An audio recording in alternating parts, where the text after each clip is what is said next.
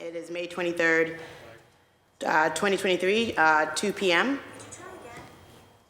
For the record, my name is Ruth Louis-Jeanne, City Councilor at Large, and I am the chair of the Boston City Council Committee on Civil Rights and Immigrant Advancement.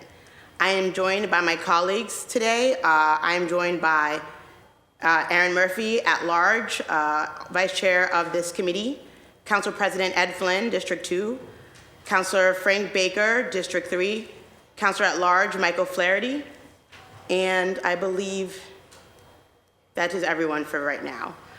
This hearing is being recorded. It is being live streamed at boston.gov/city-council-tv and broadcast on Xfinity Channel 8, RCN Channel 82, FiOS Channel 964. Written comments may be sent to the committee email at ccc.civilrights@boston.gov and will be made a part of the record and available to all councilors. Public testimony will be taken during this hearing. If you wish to sign up for public testimony here in the chamber, please sign in at the sheet near the door. If you are looking to testify virtually, please email Shane Pack at shane.pack@boston.gov for the link, and your name will be added to the list. Again, that is Shane, SHANE, .pack, PAC@boston.gov for the link, and your name will be added to the list. Again, you are welcome to submit written testimony, you are welcome to submit video testimony, and all of that will be added to the record. Today's hearing is on docket number 0928, a hearing regarding the federal court order to pass a new council district map. Docket number 0930, message and ordinance amending city council electoral districts. Docket number 0935, documents regarding redistricting and litigation. Docket number 0936, documents regarding minutes of the Committee on Redistricting and messages of disapproval. Docket number 0937, documents regarding redistricting archival records.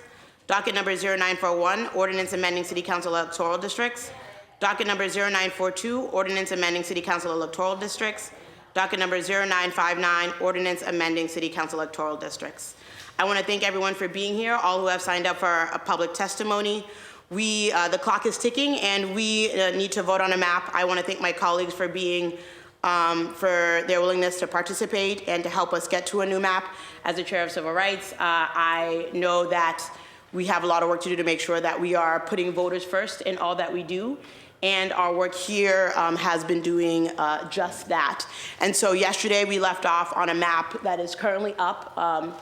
The link here, districtr.org/plan/185436 is where we left off yesterday. I want to thank again central staff for how accommodating they've been for this last 2 weeks of a juggle of trying to get things scheduled, and to members of the public.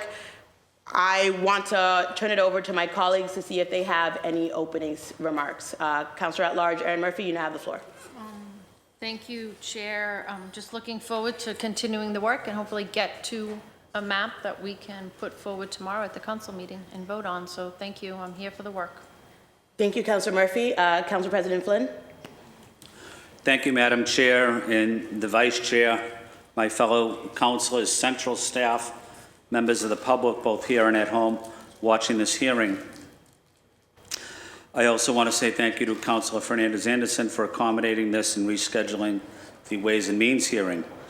As we worked in the past few days on a new redistricting map, I want to emphasize the importance of cooperation, compromise, and respect.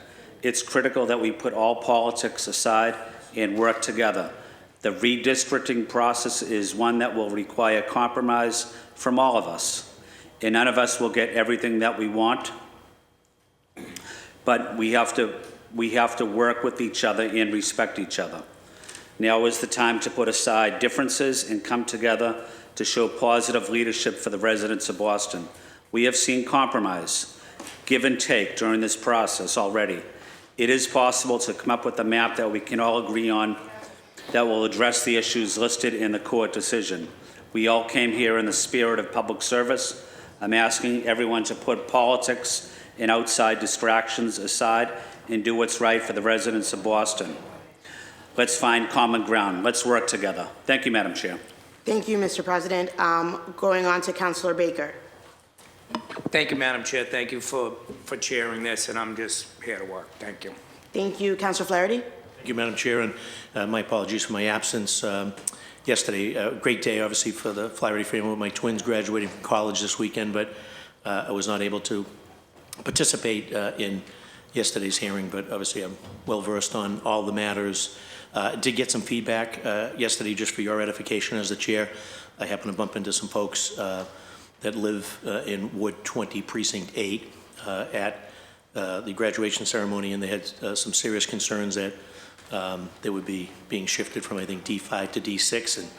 And one of the individuals had informed me that the precinct, Ward 20 Precinct 8 is also the home precinct of the Suffolk County District Attorney, and in light of sort of what had happened last week, I just want to make sure that this body doesn't do anything, any additional to that precinct, but more importantly to the Suffolk County District Attorney. So I just want that on the radar for folks as we're looking at these precincts and where they're moving and why they're moving, and just want to make sure that, as the Council President alluded to, making sure that there's no sort of political agendas and any sort of political nefariousness at play to move 28 out of D5 into D6 as some form of payback or retribution. So I think that needs to be stated, just in light of where we are right now, and in light of the fact that a number of folks from Ward 20 Precinct 8 have contacted me as recently, literally as yesterday. I bumped into some folks at the graduation ceremony. So and then lastly, at some point, whatever we decide to do before we vote, I just want to, again, through the chair, make a suggestion that we contact through our counsel to let them notify plaintiff's counsel before we make any final sort of, before we take a final vote, just to make sure that the plaintiffs have been consulted through defense counsel, corporation counsel, and the two firms that were representing us on the matter. So thank you, Madam Chair. Thank you, Councilor Flaherty. And I want to thank all my colleagues again. We are here to respond to the federal court order and draw a new map. We are getting closer, and so I want to thank you all for being here. We are going to turn it now to public testimony. I'm going to start with those who are on Zoom first. Oh, I don't know if you were referred to.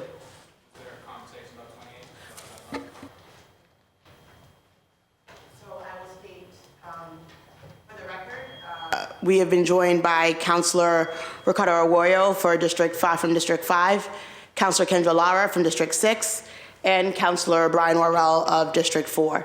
You have the opportunity to make an opening statement. Thank you very much. I think one of the things that gives me concern about where we are currently is we haven't had the time to do a racialized voting pattern study on these maps. And the numbers on these maps are pretty clear that there are some racialized voting patterns within these districts. One of the things that I have lifted up, and I will continue to lift up, is that the dilution of the vote of Mattapan in District 5 is something that I, as a counselor, can't abide. It's a neighborhood of interest, a community of interest. It's about 70% in the district.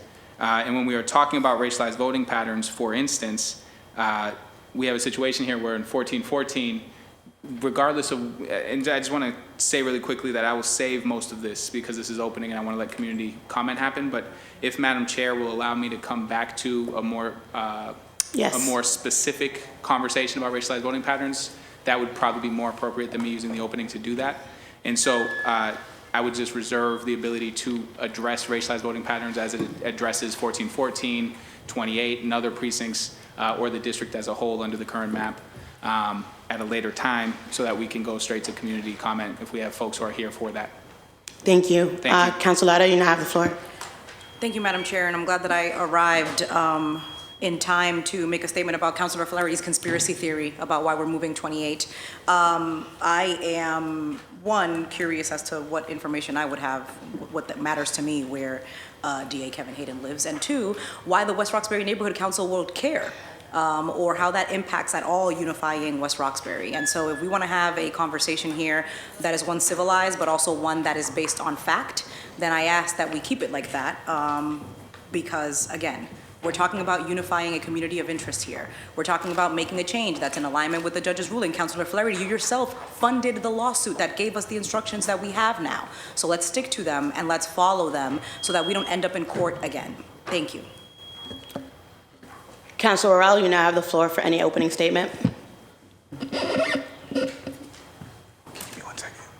Okay. We have also been joined by Councilor Mejia and Councilor at-large Julia Mejia and Councilor Tanya Fernandez Anderson from District 7. Councilor Mejia, you now have the floor. Thank you, Chair. Thank you, colleagues. Looking forward to diving into the conversation. And, you know, we want to talk about conspiracy theories. I'm seeing a lot at play, and I'm happy to know that our constituents are paying attention to us and how we move or don't move, or who we're moving with and how all of that looks, because there's a lot to be questioned here today. And I'm looking forward to observing the work that gets done in this chamber. Thank you, Councilor Mejia. Councilor Fernandez Anderson, opening statement. Thank you, Madam Chair. I guess just for clarification and trying to understand, is this a hearing or working session or both today? It's both, so that we can make sure we were on a tight timeline, and so it's styled as a public hearing, but also a working session so that we can work, and also so that we can hear from members of the public. I guess then my question is, when we get to the working session part of it, are we able to make suggestions or not? You are able to make suggestions, just like yesterday, you made some suggestions at the end of the hearing that moved certain precincts. What we had originally put 4-6 into D7, we removed that and put another precinct in for population balance. So yes, you're able to make recommendations. Okay, and I thank you for that. If you disagree with the suggestion, will you allow, in a working session format, to move pieces, so for clarification, for questions, or to adjust pieces in order for us to work collaboratively and get to a result? Working collaboratively is the goal. We have also been joined by Councilor... Sorry, yes to that format? Yes, yes to being able. We have also been joined by Councilor Braden. Councilor Braden, if you have any opening statements. No, Madam Chair. Thank you. Happy to join the conversation. Thank you. And back to Councilor Morel, if you had any opening statements you wanted to share for the... Thank you, Madam Chair. And I think we left off at a good place. Right now, we see that all the districts are within population. So I like where we're headed. And it doesn't look like we're too far off on a map. So looking forward to the public testimony and get into this working session. Thank you. Thank you, Councilor Morel. If we can now turn to public testimony, we want to make sure that the public's voice is heard. We have folks signed up for public testimony, and we have folks signed up for in-person testimony. We'll start with those who are here virtually first. I believe first on the list is Rachel Polliner.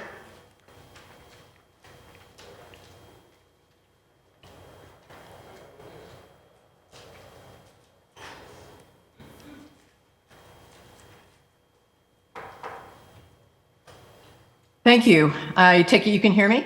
Yes, we can hear you, Rachel. You now have the floor for 2 minutes for public testimony. Thank you. I live in West Roxbury, near the border of Roslindale, Ward 20, Precinct 11, near Precinct 8. I'm a leader of Progressive West Roxbury-Roslindale. I sent written testimony yesterday. Those comments still stand, and I hope you'll read them. But after watching yesterday's hearing, I had to testify again. I felt so ashamed for our city. White councilors' requests were incorporated, councilors of color's requests were ignored, and Councilor Fernandez Anderson restated her request at the end of the meeting, quoting a white person as supportive of her request, then it was incorporated. As John Cushing testified yesterday, I too got calls over the weekend, though when people call me, they know to expect a geography lesson. They said they'd been pressed to ask that Ward 20, Precinct 1 or Precinct 8, depending on the person, be in District 5. Isn't it a good thing to unify Roslindale? My answer, sure it is, if that were possible. There is no map that unifies Roslindale. By advocating for Precinct 1 or 8 to be in D5, you are asking to shift D5 a bit westward to be a bit whiter, a bit wealthier. Well, Precinct 1 and 8 have been added to D5. The areas around Hyde Park Ave and Cummins Highway have been moved out. Is that what you wanted? No, they said, of course not. I wasn't told there were other impacts. That is what happens when changes are made quickly without community outreach and education, pitting neighborhoods against each other. In this case, Western Rosendale residents have been used as pawns against Northern Rosendale residents and against Mattapan residents. As I wrote in testimony yesterday, precincts 1 and 8 have loads of policy issues in common with their neighboring precincts in D6. Though we know West Roxbury does not have Rosendale's welcoming, creative atmosphere, yet at least some of us are working on that. With more neighborhoods than council districts, it simply will not be that all neighborhoods get unified. In the next go round, I, for one, would be happy to discuss whole new configurations that share the lack of unity more fairly. Since population was already balanced in our area, please return D5 and D6 to the enacted map array, then place your focus back to the issue the judge raised in as restrained a way as possible. It just isn't fair to do other changes without more lengthy community involvement. This task should not be used to misrepresent choices and polarize people. To Councilor Flaherty's point, unless D.A. Hayden runs for city council, what precinct he lives in is irrelevant, isn't it?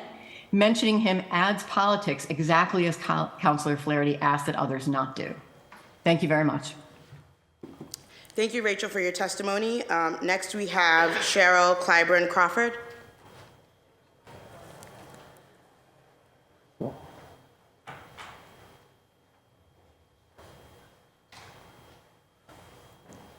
Cheryl, you now have the floor for 2 minutes of public testimony. Okay, give me 1 second. I'm going to come on screen. Am I there? Okay, great. Good afternoon. Good afternoon. Good afternoon, Chairman, Chairwoman, Louisiana, and to all assembled here today. I'm Cheryl Clyburn Crawford. I use the She series. I am the Executive Director of Mass Vote, a statewide voting rights and issue advocacy organization. I and my family are lifelong residents of Boston. I currently live in District 4. I offer testimony today that I hope will ensure equitable representation for all of Boston voters, especially our historically disenfranchised communities, in particular, our opportunity districts. I think we need to revisit what opportunity districts are. And the standard definition is a district that gives people of color an opportunity to elect the candidate of their choice. And we did that 10 years ago with District 5. In a city that is majority people of color, this should not still be an issue. Instead of destroying what was created 10 years ago, regressing, we should be building upon it. Instead, we find ourselves fighting to keep what we had. 10 years ago, the council in D4 did not want to make the changes, but who would want to give up perceived power? And as was said earlier on today, no one is going to get all that they want, and no one should. All we are saying is, please share the pie. This is not about who is already in the seat, but what makes sense as a whole. This process should be based on traditional redistricting principles like population balancing and, when possible, creating opportunity districts, not destroying them. Neighborhood unification as much as possible. I believe Mattapan would be better served to have 2 district councilors representing them. The changes proposed, we spent some time looking at how could we make this possible for all of us. And the changes that you will see as we propose our findings, it's a current working, the changes that the councilor made on this working map will allow communities of colors to stay together without destroying the efforts that we have made over the last 2 redistricting cycles. The most egregious change the working map is attempting to make is to remove 1414 out of District 5. It was with precision 10 years ago that this opportunity was created, and our grassroots organizations rallied together to support the city councilors in creating such an opportunity district in D5, as well as providing opportunities for economic empowerment. We know that there is a preliminary election scheduled, and we are trying to adhere to the timeline. However, we cannot afford to rush a process that will be in effect for at least the next 10 years.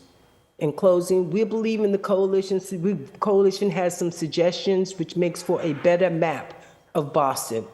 And this map would achieve the court's request by making minimal moves with a focus on districts 2, 3, and 4, while preserving the opportunity districts achieved last cycle, particularly in District 5. The coalition's suggestions will balance the population between districts and keep communities of interest together. These suggestions also make changes in as few precincts as possible from 2022 enacted map. We at Mass Vote urge the council to adopt the proposed changes, starting with keeping 1414 in District 5. We know this is incredibly hard work, and I want to thank our city councilors for their considerations. Thank you. Thank you, Cheryl, for your testimony. Next up, we have Casey Leonardon. Casey, you now have the floor.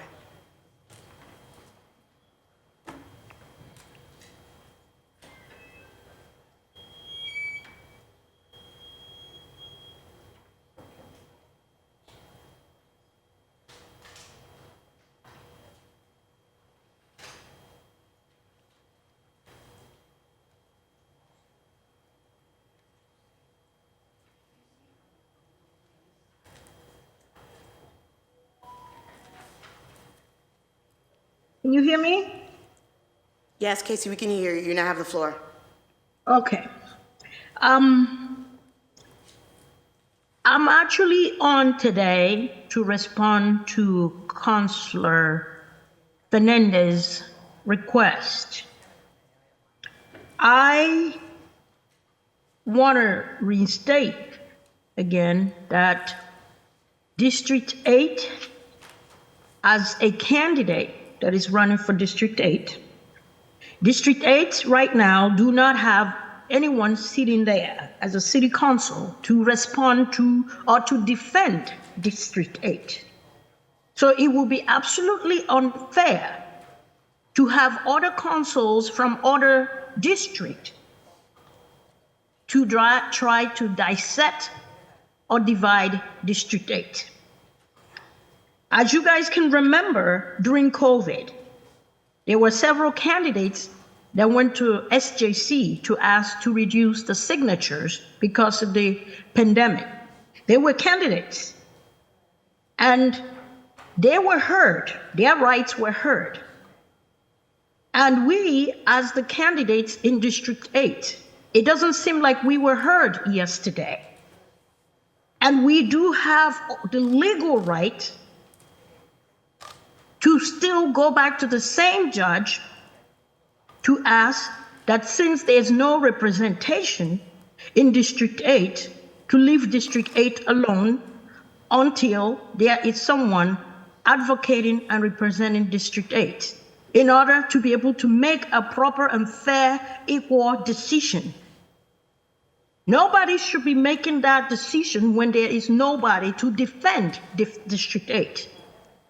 And because of that, I am still respectfully asking the councils to not move any part of District 8 from District 8, especially Mission Hill, which is a historical area.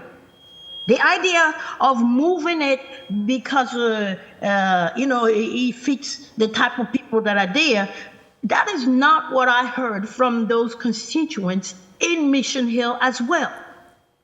It's not at all. What they want is to have a better representative, because they've had representatives that are mostly pretty much all white people that are always represented that seat. They want to be heard. They want to be properly represented. And that is what we're working on this election. Not they want to be moved to District 7. District 7 got enough people. They got representative. It should not be moved in there. I am for progressive. I am for tearing down the wall, like the other lady said. Give that piece of pie. Everyone should have the right to see that green grass. Asking to bring minority people with minority, that's exactly the definition of segregation. That's exactly the definition of racial staring. And I'm a person of color myself. a Black woman. And I am to give opportunity so that people can have their piece of pie. I want to be able to see a person of color to sit on the grass of the Reflection Water in Prudential. I want to see a person of color to be able to sit in Boston Garden without feeling like they don't belong there.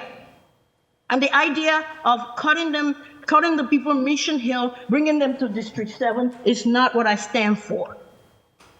So I ask that the councilors remember and respect the fact there are candidates running for this seat.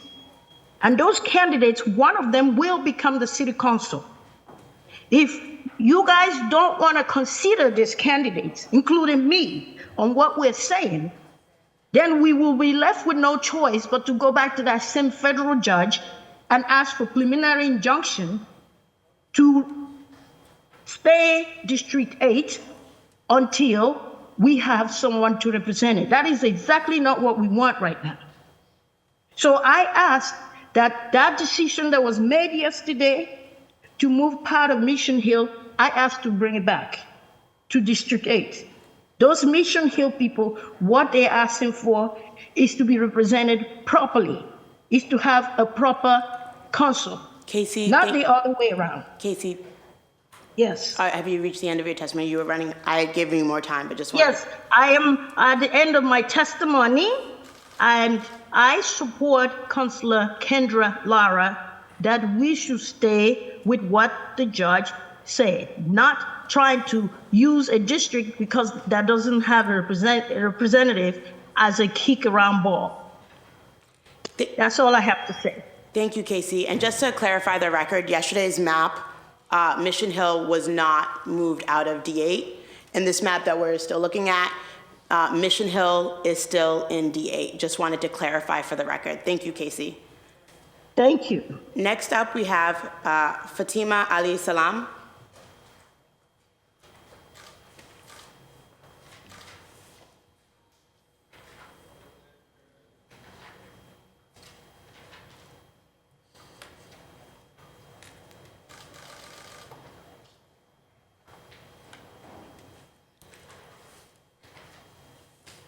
Hi, Fatima. You now have the floor for 2 minutes of public testimony. Thank you very much, Chairwoman. Good afternoon. My name is Fatima Ali Salam. I'm the chair for the Greater Mattapan Neighborhood Council. I'm also most of my life has been spent living in Mattapan. I grew up here. Parents live here still, and my husband and I raised both of our children here, and we remain here. One of the reasons I thought that it was important to testify today is that over the weekend, and including Monday, I've received both so many calls and emails from residents on a couple of different topics. One, most were surprised that Mattapan is getting so much attention in this redistricting process. They thought that it was exclusively around districts 2 and 3, and maybe part of 4. But not that the whole city, all of the districts were being looked at. They were concerned that there were changes happening along the different gateway areas, beginning from Mattapan Square, moving all the way up. They saw what I saw readily, that they were surprised that there was even discussion around their moving from District 5 to 4, or in some cases, vice versa. In particular, I got calls and emails from those who live in District, in Precinct 1414, and part of the area regarding Clarkwood Street, which is actually a D5 area, is part of 1414, parts of Morton Street, to the one that is closer to Blue Hill Avenue going up, and also near Flames area, the Flames restaurant area. So people were surprised.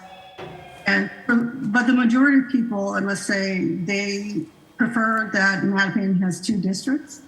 They're not sure exactly where everything will land, and they understand that nothing is perfect, and they don't expect to land that way. But for the most part, people do respect the current boundaries as they are. and they wish to leave the voting, whoever is inside those seats, leave that at the voting tables during the primary and the final election. With that said, one of the things that, as someone who has spent the last 4 years walking my neighborhood during the pandemic, especially, and getting to know so many residents, I do want to emphasize that most people come to find out Mattapan is a very diverse neighborhood. You have I've found at least 8 different languages spoken here. There are at least 7 or 8 different nationalities that are growing here. There are many types of businesses that people have, and some really interesting economic development happening. Mattapan, though, of course, is part of the city of Boston. But one of the things that we are striving to is to receive equitable public services and representation, both at the city level, state, and federal. But in closing, I would like to say that the emails that I've been getting and calls, especially when you look around areas which have been under discussion of recent 1414, in regards to areas of Wellington Hill area, including Clarkwood Streets and part of Norfolk, also Hosmer Street. I'm not sure why it's getting so specific, but it is getting very specific. So in closing, if people would please take that into consideration. I do listen to when residents directly call me and ask me to express their desires. Thank you. Thank you, Fatima. Next up, we have Pastor Geoffroy Fleurisson. You now have the floor.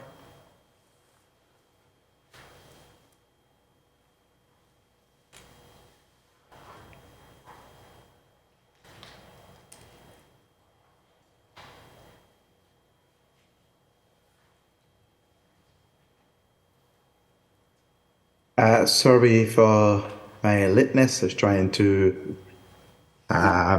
connect with my phone. Thank you so much, Chairwoman. I hope that you can hear me. We can. And you have 2 minutes you. for public You have 2 minutes for public testimony. Thank you so much, Chairwoman Louis-Jean, and good afternoon to you all at the City Council.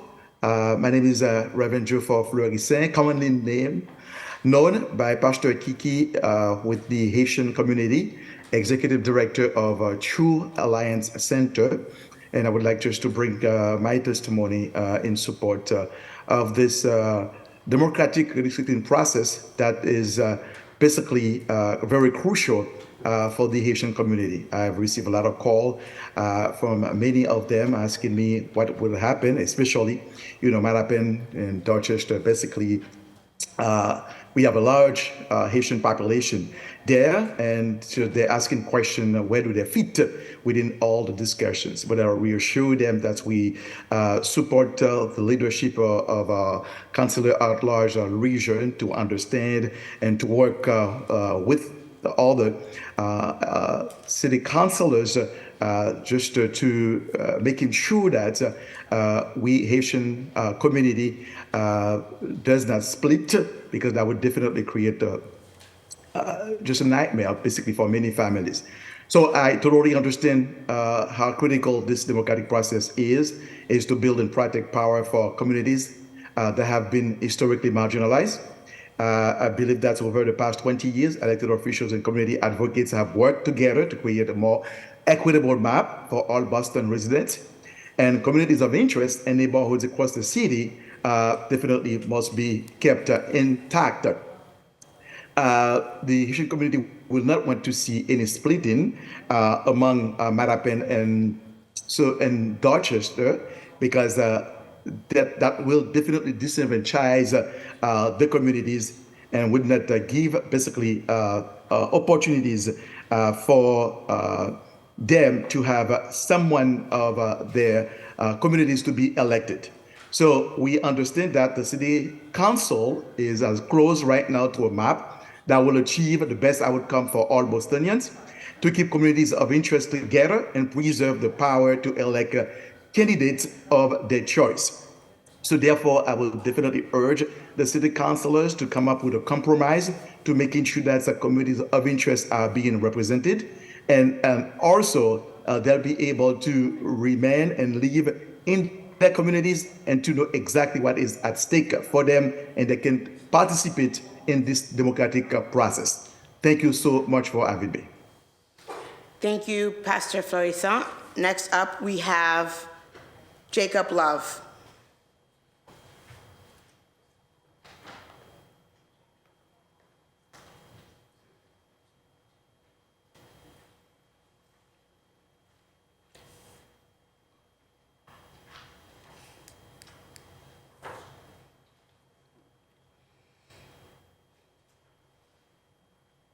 Hi, Jacob. You now have the floor for 2 minutes of public testimony.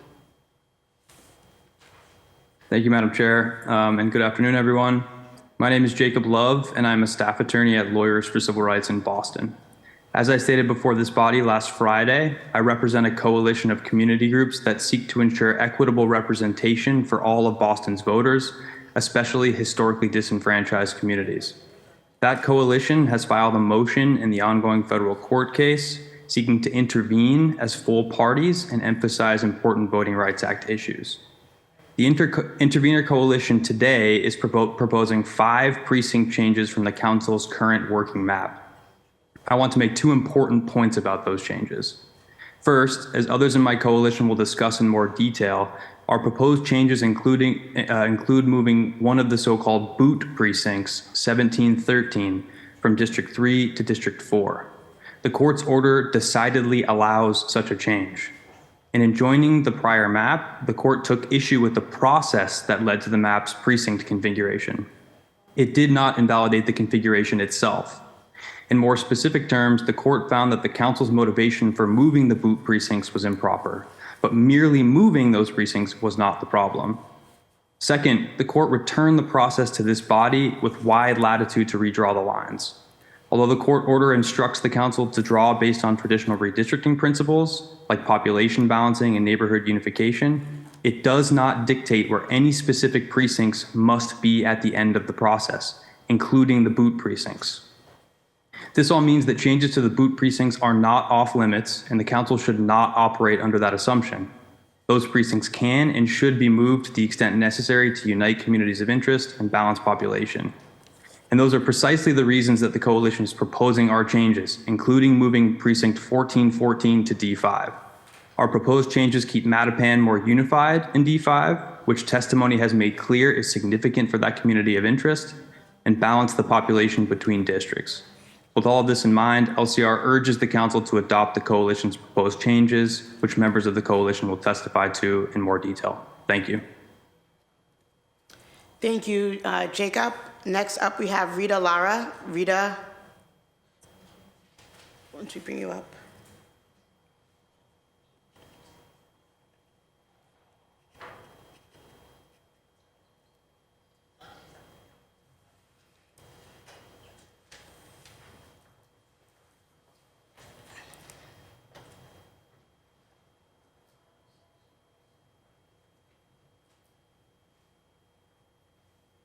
Hi, Rita. Hi, thank you. Hi. Hi, Rita. You now have the floor. Thank you so much for the opportunity to speak today. I'm a resident of Boston, and I've been engaged in this process and thought that we had a thoughtful process.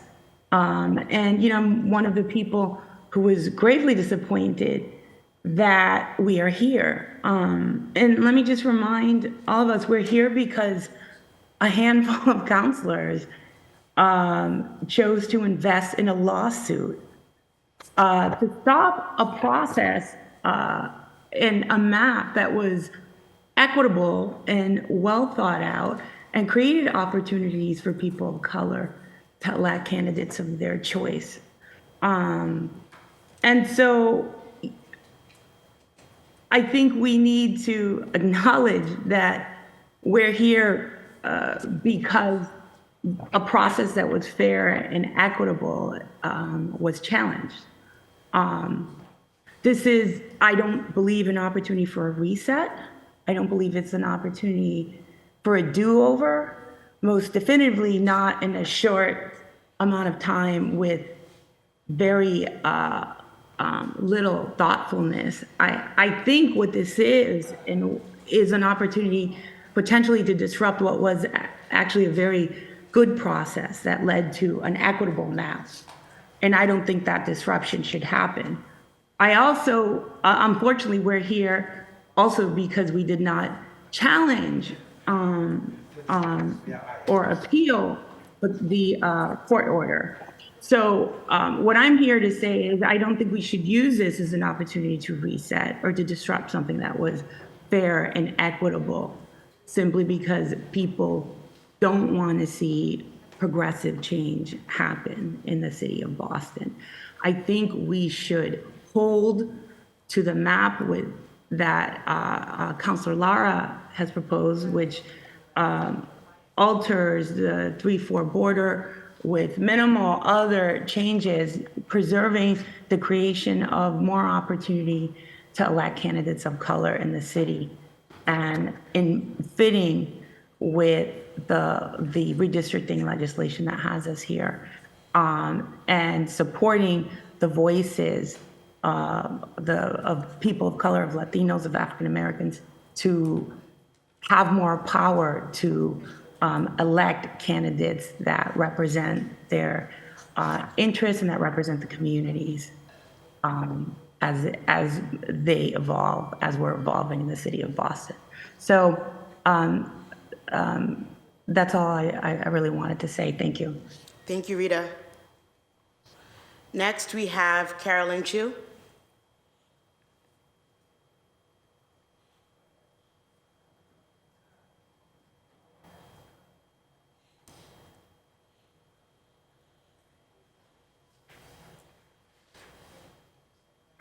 Hello, and thank you for having me today. My name is Carolyn Chu. I'm a resident of 166 and work in the Fields Corner area.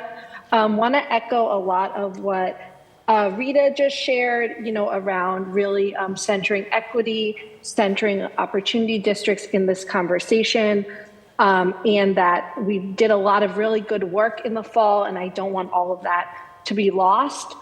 So just to emphasize some of the points, it's really important that District 5 continues to be an opportunity district, and as Cheryl Crawford earlier talked about, that we don't go back, and part of that is keeping 1414 in District 5. Also want to emphasize the importance of keeping 8-1 and 9-1 with Chinatown in the South End, and emphasize what Jacob Love said around 1713, and that we do need to deal with the D3, D4 border, and that would be a intuitive precinct to move into District 4. But I'm also here, and we just submitted a letter representing both the organization I work for, the Asian American Resource Workshop, as well as Viet Aid and the Asian American Legal Defense and Education Fund, to say that we submitted, again, the map of the the core Vietnamese precincts in our neighborhood, and to keep that community together. We want to make sure that 16-1 and 16-3 move into District 3 as a way to make the community whole. And the letter should have been submitted now, so you all can see the attachments. But just want to emphasize that, for the Vietnamese community to have an opportunity to elect a candidate of their choice within a coalition district, as we know a district like District 3 is, that it is important that 16-1 and 16-3 are moved into District 3. So I think that is all my points. Thank you. Thank you, Carolyn. Next up, we have Shalaye Camillo.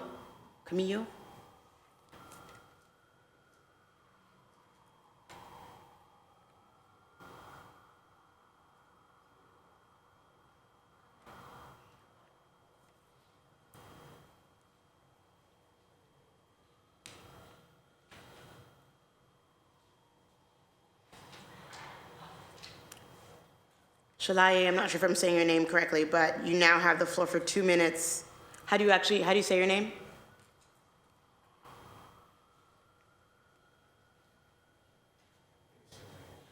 Oh, Shalaye? Can you hear me? We can hear you. You now have the floor for 2 minutes of public testimony. Hi, my name is Shalaye Camillo. I live in 1414, District 5. And I just wanted to come on and quickly say that we would like to keep District 5 where it is, in 1414 where it is. Just like the last panelist said, we want to keep District 5 as an opportunity district, and I agree. So I just wanted to come on and say that I don't know how we kind of got thrown into the dispute between 2 and 3 and what was going on, and I don't really understand that, but I want the lines to remain as they are and the boundaries to remain as they are. Thank you. Thank you, Shalaye. Next up we have... Shalaye. Next up we have Innocent Cedeno.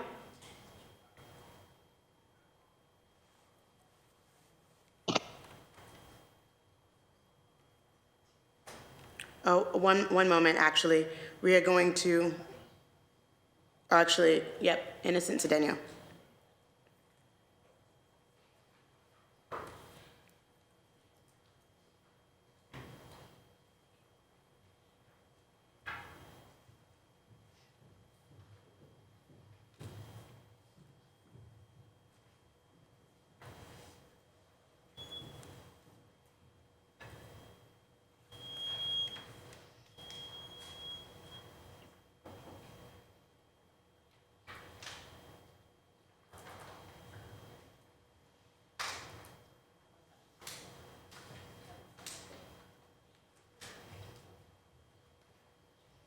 Yes, hello? Hello, Innocent. We can hear you. Hi, Sam.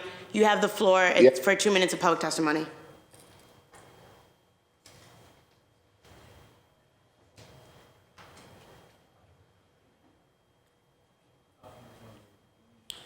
Sam, you're on mute, so you need to unmute so we can hear you. Okay, you can hear me now? Yes. Yes, so I'm just concerned with the boundaries as it is, because we do need that representation, because we've been, I say that the district's been neglected as far as having good representation. So I strongly suggest, because of allowing the map that yourself, the councillor at large, would see. I'm sorry if it's my first time, and I need to educate myself more of the boundaries and the district, so that we could identify, I could identify the boundaries better. But I vote for to keep the District 14, because it's been like that for 2012, so I just support your boundaries, and I look forward to educating myself and being more advocate to help sustain and keep the boundaries as they are, so that we can keep the diverse community at Mattapan and Dorchester. Thank you. Thank you, Sam. Next up, we have Linda Freeman.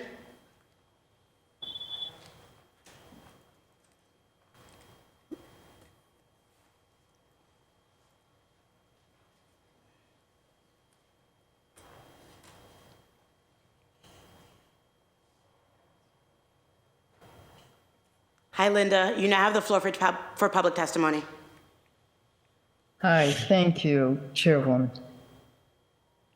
Hi, I'm Linda Freeman, and I'm a member of United for Justice, and I live in Roxbury neighborhood in D7. I'm disheartened to hear about the speedy process, but I understand the city is having to make a fast decision as to not impact the upcoming election. We're also aware that the judge stated issues in D2, D3, and D4. In spirit of protecting our neighborhoods and the city as a whole, and in spirit of making minimal changes to the enacted back from November. and also in the spirit of protecting Mattapan, Roxbury, Chinatown, Little Saigon, and Fields Corner neighborhoods. We're supporting the coalition's recommendations around amendments to the map to balance a population between districts and keep communities of interest together. This proposal changes as few precincts as possible from the 2022 enacted map. This proposal also rejects Mayor Wu's map, which redraws the entire map to split up communities of interest without resident input. Not here to move in a way that will bring harm to our communities. We're here to move forward. What we mean is we do not accept a proposal that will move the Copley area into District 7. We want to ensure the Black community is both protected and can continue to do the important work around land use, housing, development, and so much more moving forward. Moving Mission Hill into the district makes more sense to support the makeup of the community. As Councilor Anderson has already stated, the district already includes some of Mission Hill. This would make our communities more aligned in interests with Mission than with Copley. We ask that you support the proposal presented by our District 7 councilor in keeping Roxbury whole and aligned with Mission and keeping Copley out of District 7. Thank you for your time. We hope the City Council takes these recommendations seriously to support our neighborhoods and the city as a whole. Thank you. Thank you, Linda. Next up, we have Kathy Harrison.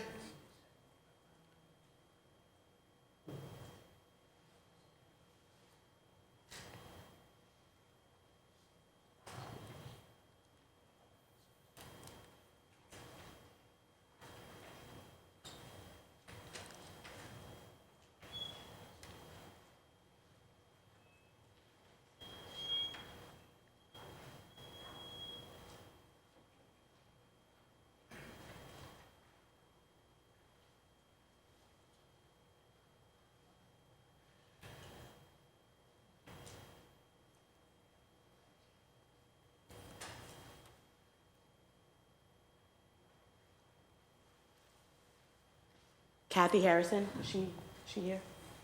Kathy Harrison, please accept the request to be a panelist so that we can have you for public testimony.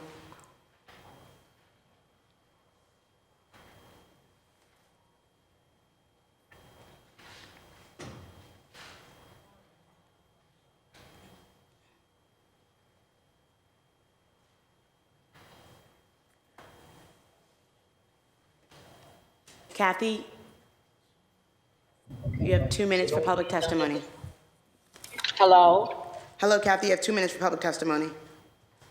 Okay, my name is Kathleen Harrison, and I live on River Street, and I believe it to the best interest to unite Wellington Hill, which is a Black neighborhood, because they share the same interest as District 4, and I believe it should be in District 4.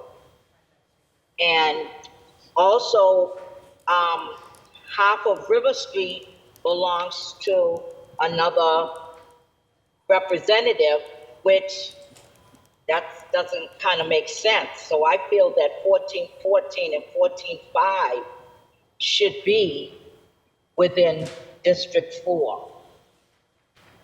Because the map proposed clearly speaks to the principle of redistriction can process.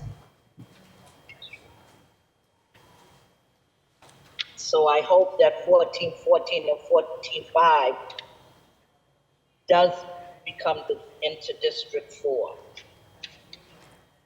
Thank you, Kathy. You're welcome. Next up, we have Stefan.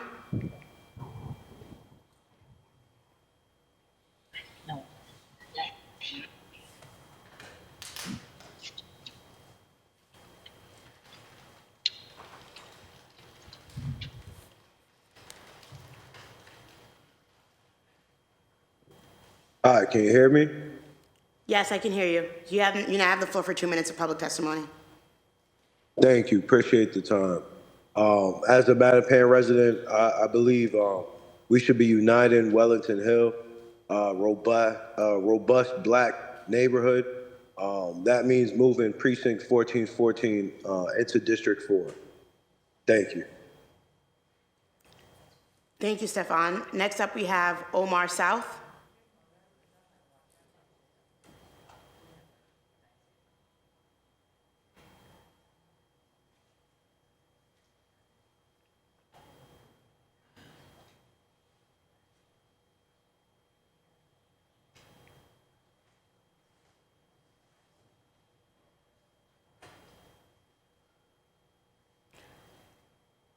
Hi, Omar. You now have the floor.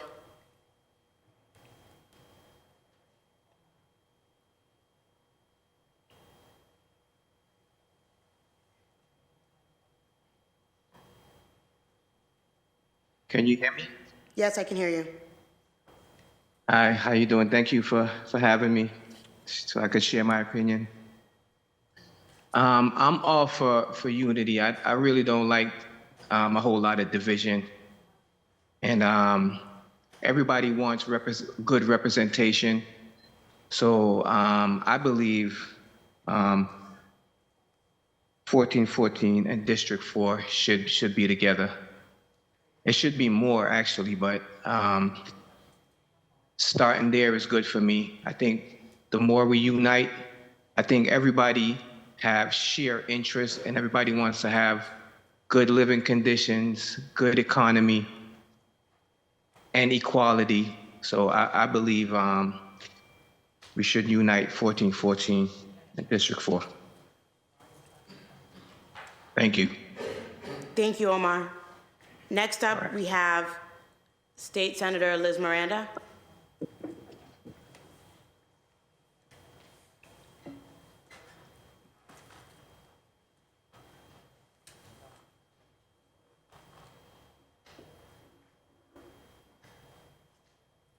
Senator, you now have the floor. Hello, everyone. Hello. Thank you, Council Louis-Jean, for taking me out of turn. It is Senate Budget Week, so I'm running back and forth from chamber. And I want to thank all my colleagues on the council for your work on this very timely and sensitive task. Redistricting is an incredibly difficult process to make everyone happy. And I know that the voices and needs of the communities of color are being centered. It is vitally important that we work together to produce the results that meet our constituents' needs, as well as the legal requirements and the framework that's been handed to this council. I agree with the work of the council has been doing to get a consensus and believe that the body is making and will make that happen. It requires a delicate and a concentrated effort to determine how we build political power in communities of color in districts 3, 4, 5, and 7 that sometimes may be into conflict with one another. It is clear that the chair is considering the needs of those residents, and I know that the chair is aware of the gravity of the task at hand. Her experience as a Black woman and attorney who grew up in this community, particularly Mattapan, positions her well to shepherd this process. But it is critical that our counselors come together to ensure we meet this important deadline while preserving and strengthening communities of shared interests who've historically been disenfranchised by maps that exclude them from meaningful participation. I'd like to thank all my colleagues in city government, the chair, Ruth C. Louis-Jean, the NAACP, and the entire coalition for working to try to restore and build consensus, particularly of the Dudley Street Triangle. Communities like 8-5, 13-1, 13-2, and 13-4, which is considered the DSNI land trust area within D7, a critically important community of interest. I thank you all for your work.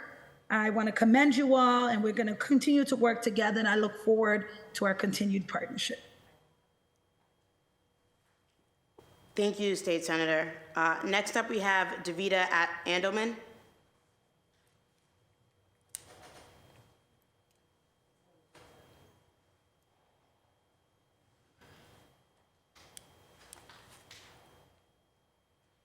Davida, you now have the floor.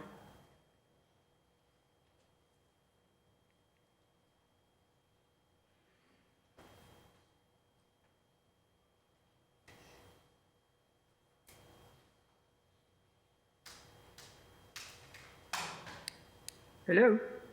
Hi, Can you hear Davida. me? You now have the floor for 2 minutes of public testimony.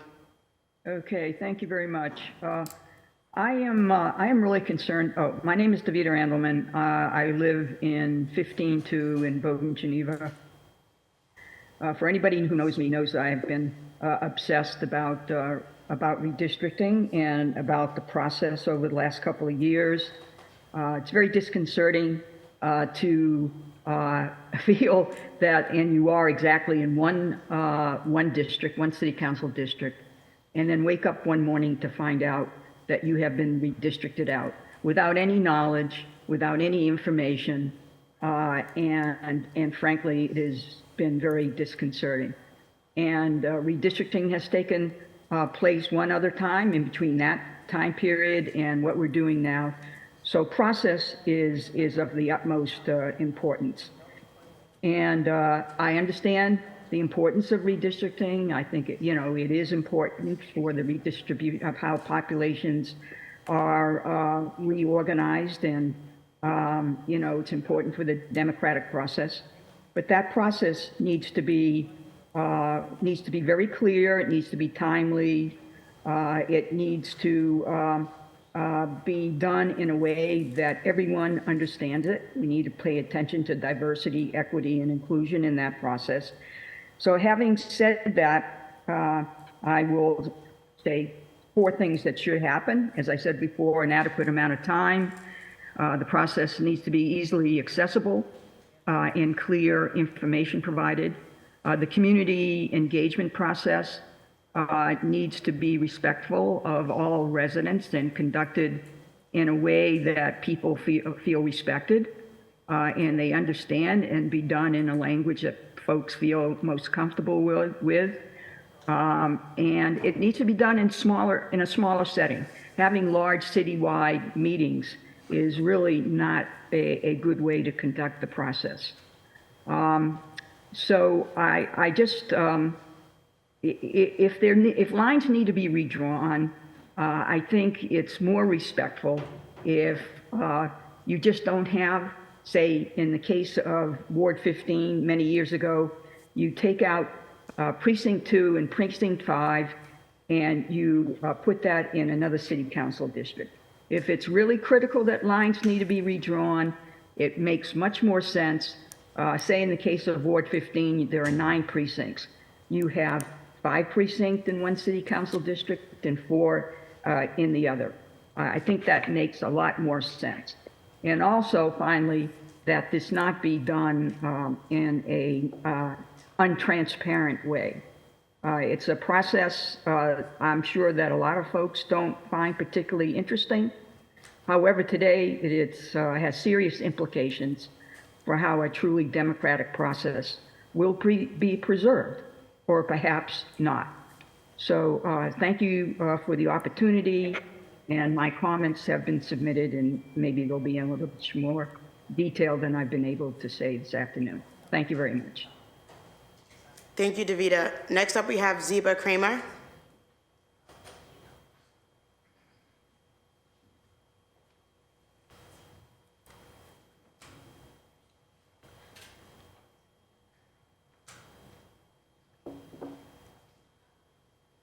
Hi, everyone. Can you hear me?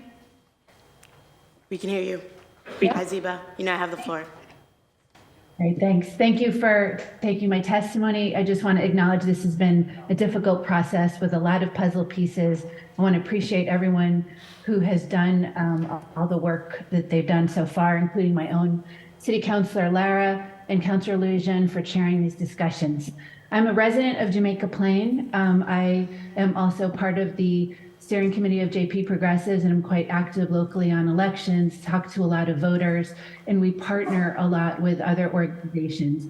I worked hard in 2020 and last year as allies to the Coalition of Interveners. We also participated in the Drawing Democracy Coalition and community process around the redistricting of the state. level. So we've been having these conversations. I feel like we've been steeped in them, care a lot about democratic processes. And I think that the process of collecting community feedback in the last round was really robust, and want to make sure that that is maintained and centered. And that's the sort of closest thing we've had to the input. So given this, I want to support the changes of the coalition of interveners that they've put forward, and making sure that sort of that includes ensuring the importance of focusing any changes onto the map to the specific handful of precincts that were mentioned by the judge, and specifically districts 2, 3, and 4. Some of the specific interventions are keeping precinct 14, and D5. I grew up in the South End, so I'm also particularly attuned to the importance of keeping 8-1 and 9-1 together in the core Chinatown precincts in the South End.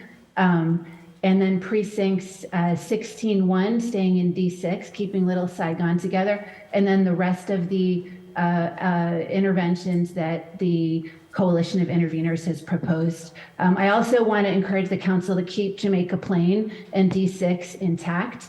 We've formed a strong community of aligned voters, and we've been able to have success in electing the representative of our choice. Councilor Lara would like to retain that opportunity. And since it wasn't mentioned by the judge's decision, we think that that's particularly relevant. So just appreciate all of you for your work, and thank you for hearing my testimony today. Thank you, Ziba. Next up, we have Eric Esteves.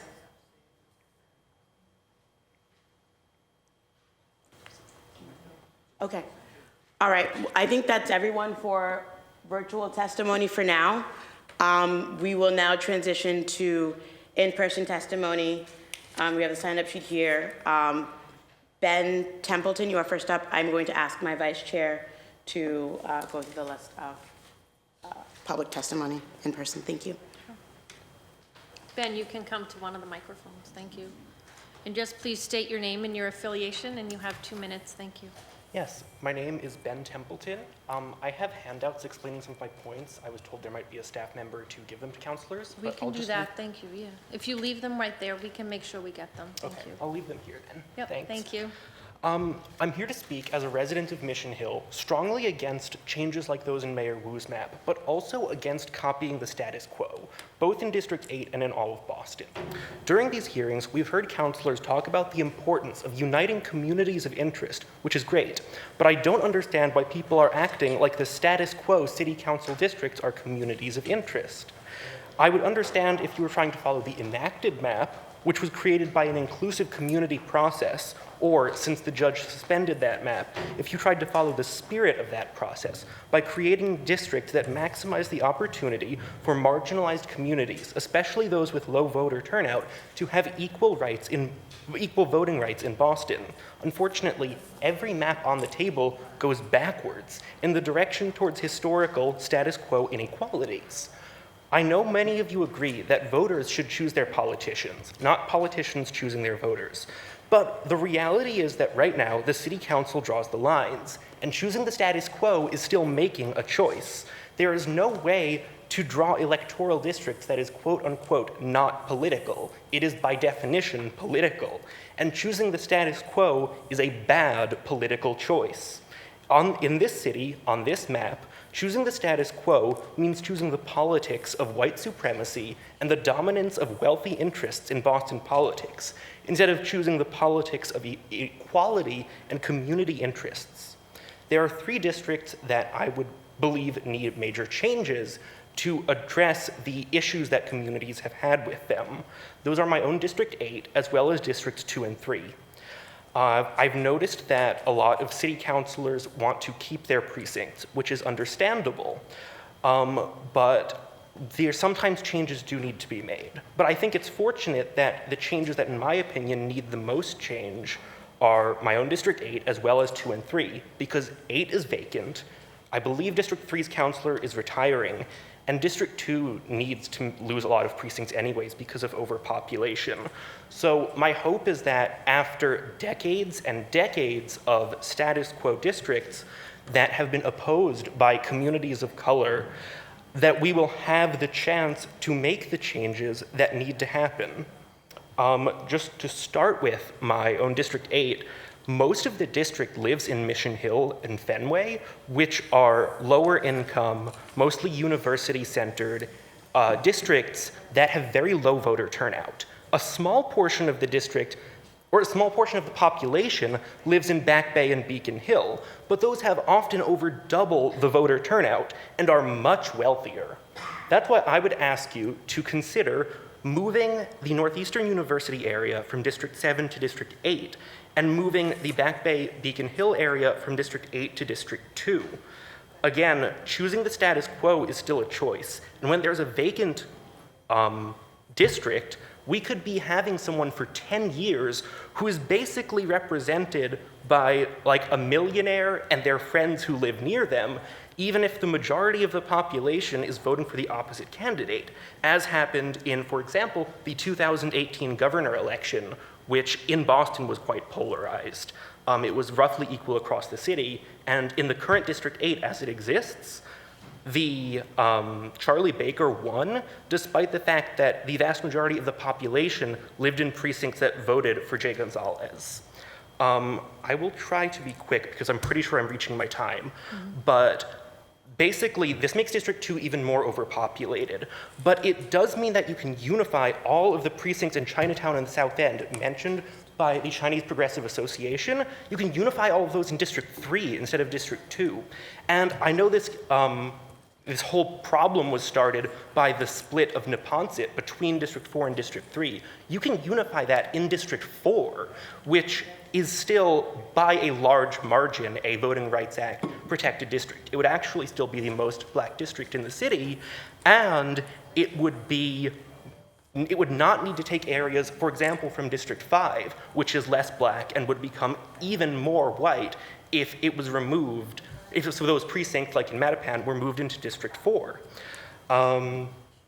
So then you could unite immigrant communities like the area around Fields Corner and those Chinatown and South End precincts, all of them in District 3, giving those immigrant communities the ability to elect a candidate of their choice and have those white voters who are very wealthy and very high turnout in Back Bay, Beacon Hill, and South Boston, all in District 2, rather than strategically distributing them as happened in the past in a history that we know, a city that we know as a history of systemic racism, allowing them to control many more districts than their actual population numbers because of the lower voter turnout of communities of color and working class communities. My plan is physically on the handouts. This is, of course, just an example map. I'm one random person, but it just proves that it is possible to follow all of these things. And I believe that if it is possible, the council should, because I don't want 10 more years of status quo. And the plan is also online at, or example is online at districtr.org/plan/185401. Thank you all for your consideration and time. Thank you. Thank you, Ben, for your testimony. Luis Elisa, please.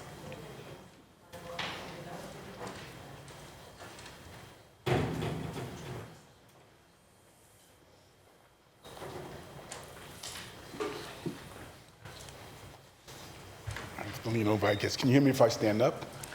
Yeah. You'll be good, I think. You All have right. a nice loud voice, but thank you, yeah. Good afternoon. My name is Louis Elisa. Yes. I'm a resident of Roxbury, Ward 12, Precinct 9. I'm here again today because I was here yesterday, but I had more time to think and listen to hear what was being said.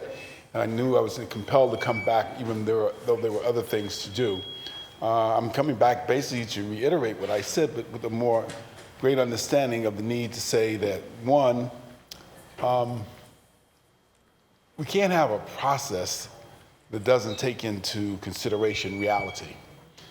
I want you to imagine for a second if you took your car into inspection and you got a rejection sticker because your lights weren't adjusted properly. They reject you and they send you back with a sticker that you have 2 months to fix.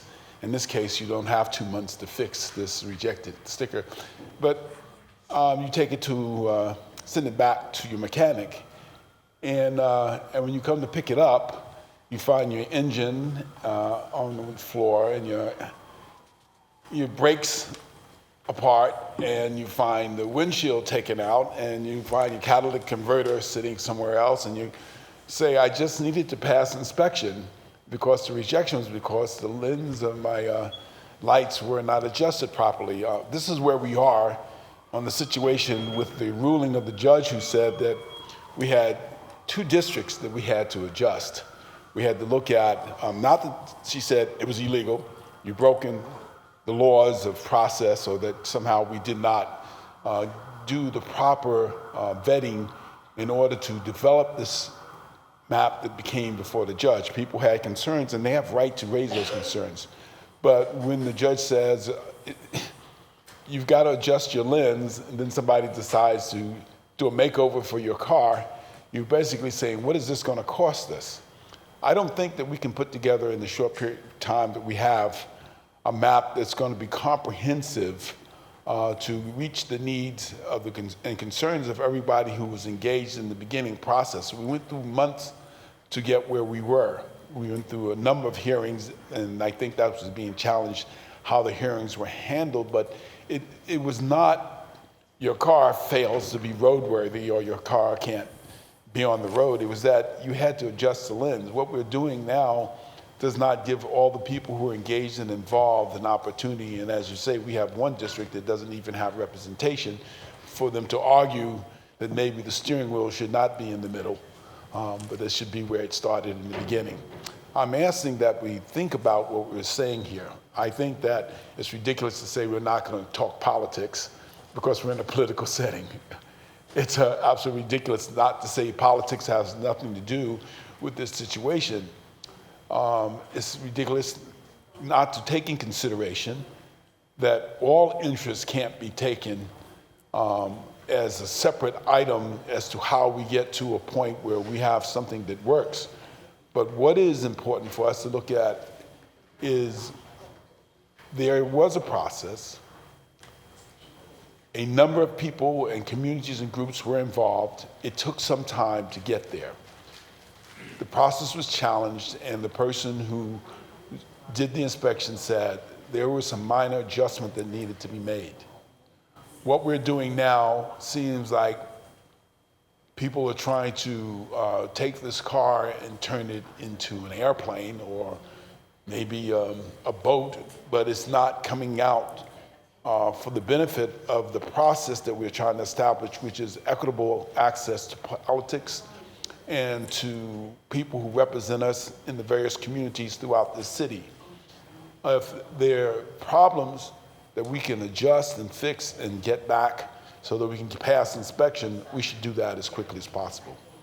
If we are concerned about the quality of life of all residents of Boston, not just our own enclaves and our own groups, then we have to take in consideration that the adjustments that needed to be made can be done without completely dissecting the car or having a tabula rasa and starting from the beginning and say, let's get it back on the assembly line to rebuild the car. We want something that'll run, that'll work, that takes in consideration the concerns that were addressed originally and adjust it to the point that you can see clearly how to get down this road for community access and involvement of all residents within the city of Boston. I'm just urging us to use our thinking caps for thinking and not for steaming up and not for creating an idea that no matter what we do now, if we make a real radical change, then we'll be depriving the people who are part of the process to get the car off the assembly line in the beginning and get it to the point where it was roadworthy, and to get it into a judge or to the testing area to see that there had to be a simple adjustment. We're taking away from them all the opportunities, all the benefits, and all the work that they've done. I'm asking that we look at it from a political perspective, from a human perspective, from a community perspective. I'm representing the Garrison Trotter Neighborhood Association. I heard from 11 of my members last night. We've been around for 44 years, working with the city of Boston and the communities within the Roxbury area. I'm working with Roxbury United Neighbors, which is a collective of 40 community organizations, and 3 people I heard from that group asked why were we doing this. I'm going to ask that we look at Councilor Laura's map sincerely, as it requires the least adjustment to this vehicle to get it back on the road. That with other concerns we may have for whatever personal reasons or political reasons, since this is a political body, that we put them aside for now for the good of the public, for the good of all the public. Will Roxbury lose in any other configuration in terms of access to resources? Yeah, somewhat. Will Dorchester be hurt in any other configuration? Mr. Yes. Aliza, So just so I'm you now know, asking- it's yes, been I'm about ending. 6 minutes, so I've given you more, yeah. Yes, I have okay. to be fair to the ones coming after us. Thank you, ma'am. I wouldn't want you to be less than fair. So I will end now by just asking that we all be fair to the process that preceded us, that got us here in the first place, to those who were part of the original map. And now, as we come back and ask for the concerns of the community to be taken into consideration, that we be fair in what we're asking for, so that all communities, particularly communities of color and communities of interest that were there in the beginning and went through the process, that their concerns be taken into consideration in voting and in further discussion of how we move forward. Thank you. Thank you. Vanessa Snow?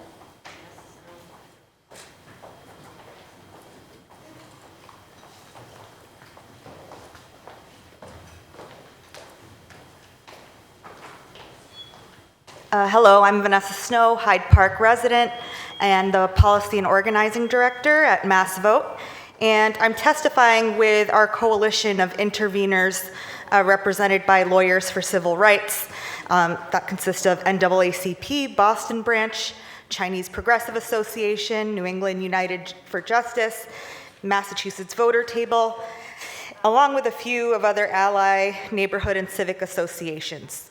Collectively, we are proposing 5 changes to the map that's currently on the drawing table. The City Council is close to a map that will achieve the best outcome for all Bostonians. To keep communities of interest together and preserve the power to elect candidates of choice, we recommend 5 precincts be moved from the current working map. Keeping precinct 1414 in D5 to ensure greater representation for residents along Blue Hill Ave as redevelopment moves forward. Keeping Mattapan in D5 provides more representation for the immigrant and BIPOC communities of interest in that district. Keeping 8-1 and 9-1 and core Chinatown precincts and the South End together in the same district keeps communities of interest together, ensuring residents in these precincts have equal representation and opportunities for economic empowerment. Precinct 1713 should move to D4 to achieve a population balance and ensure that Precinct 17, Ward 17 can remain whole in this process. Precinct 1601 should stay in D3 to keep Little Saigon together and ensure that the Vietnamese community has a strong representation in their neighborhoods and can remain whole. And lastly, we move Precinct 1603 from D3 to D4 and Precinct 61 and 37 from D2 to D3 to balance the overall population. These are a few of our reasons, and as well as a table breaking down these changes has been emailed by our attorney, Jacob Love, to the council for your review. Thank you very much. Thank you so much, Vanessa. Next, we have Clifton Braithwater, and Braithwaite, and Mimi Ramos will be right after. But you can go ahead, Clifton. Thank you. Good afternoon, Council. We have a rare opportunity to make change in Boston. I had the pleasure of being a part of Michael Curry's campaign when he was running for the NAACP, and I was a part of the process, sitting in the room and learning what redistricting and all that's about. I believe in each one of you councilors that are up here. Councilor Laura, everybody in the community said your draft is one of the best. I just want us to come to an equilibrium, because the people of Boston deserve great representation. And there's some good people out here. So I won't be long and boring. We believe in you. We'll support each one of you. As a community leader, I just want us to break the nonsense and come to a conclusion for the people. Because if we are disorganized, you can imagine how the community's feeling because they're really lost and don't understand a lot of this process. So without further ado, I'd just like for the people that I love and respect to come to a conclusion. Let's tighten up, and if we have to retap this another time and really work on the districting lines, because it did take a long process when the NAACP and a bunch of different organizations came together. And I'll end on this. I believe in you.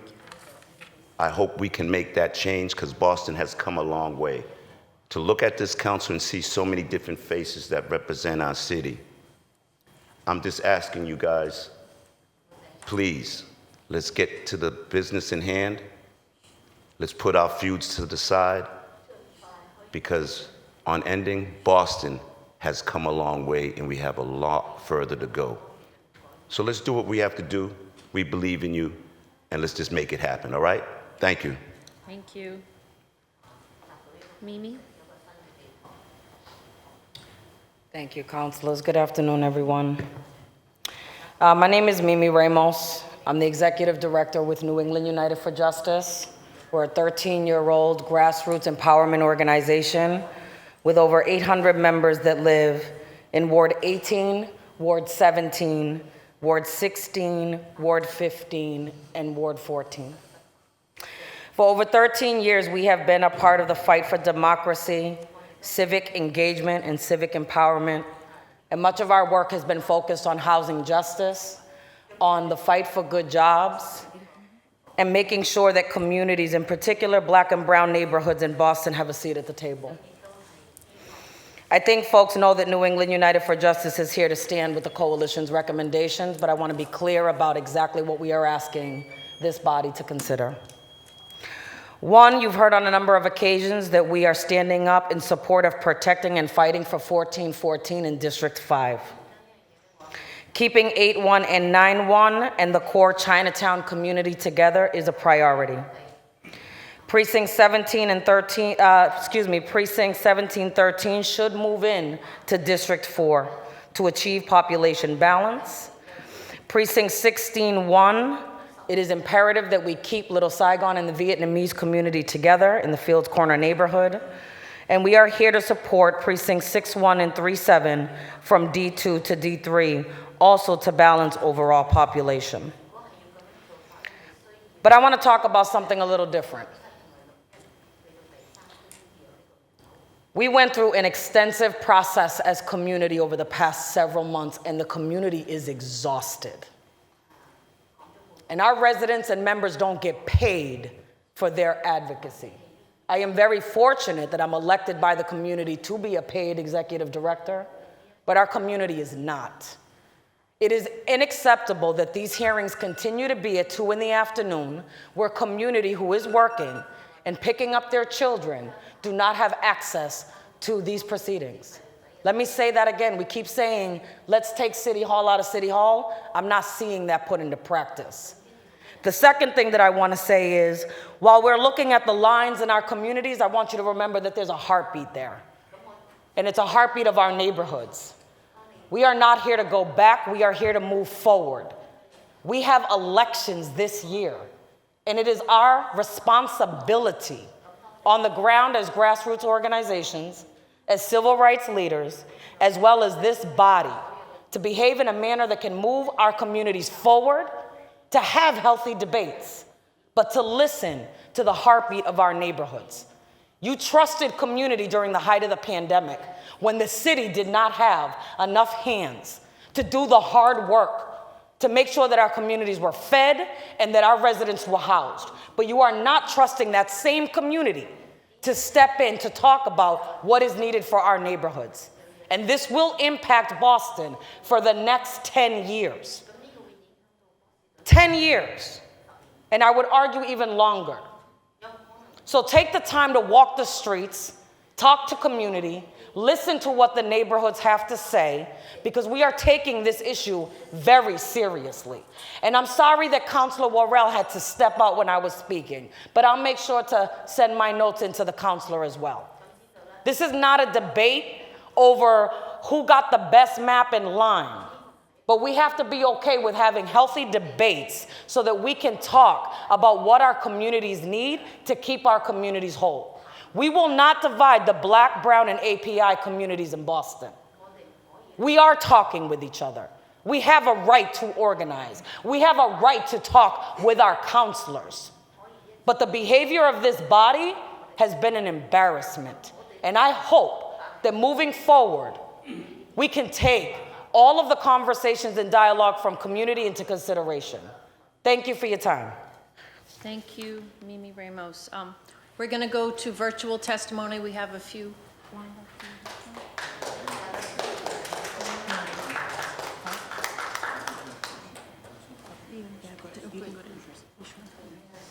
While we get our virtual keyed up, we can have Diane Wilkerson, please.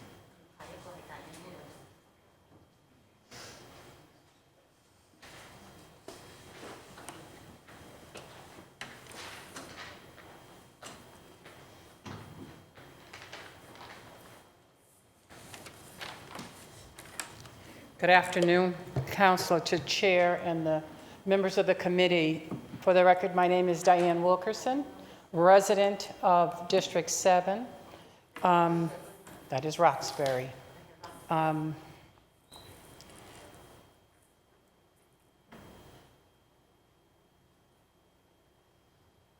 do want to just share with you that my first involvement with redistricting in the city of Boston was in the process in the late 80s that resulted in us adopting district councilor seats in the city. I was involved in the state legislative redistricting in '93, literally 2 months after I arrived to the Senate. I lived in a building, this is a real life story, at 3 Douglas Park, an L-shaped building where the front part of my building on Tremont Street was in Senator Bulger's district, and the left side of the building was in my district, which I did not know until I moved into the district in the middle of a campaign, that I literally had a different Senate district at the end of my hallway. So I've seen bizarre redistricting like no one else has seen. I was sitting in the courtroom in 2002 when the then former Senate Speaker of the House, Finneran, testified. Was in the courtroom the day the judge ruled that he had perjured himself in his redistricting testimony and was forced to resign. I spent the good part of, with many other people in the coalition that you heard from today, in the courthouse, listening to the hearing, the preliminary injunction. And actually that's significant because that's why we're here today as interveners. I've never been involved or seen a legal process where the plaintiffs and the defendants were one and the same body. But we witnessed that and watched city councilors from this body testify as plaintiffs, although they were also defendants in this lawsuit. Bizarre, bizarre. And so going forward, we have done what we feel we needed to do to make sure that we actually have representation for a community, a Black, Brown, and Asian population of people who are here. Opportunity districts are really my point that I wanted to share with you, and that is this. There is no process in which a court will allow us to undo opportunity districts. You don't go backwards. You have to be mindful of the numbers. There was a comment at the beginning by one of the counselors at the need to do a racial polarized voting assessment, which I know has not been done because we haven't had the time to do it. I think if you look at those numbers, you will understand why we felt the need to intervene. I am confident if this body moves forward with the plan to fix D5 and D4 by packing more Black residents into District 4. For what? This is not a process that you move people because people want them in the district. It's supposed to be what we need. We're trying desperately to hang on to District 7 as a majority people of color district. And all the while, this council has been focused on packing more Black people into District 4. It makes no sense.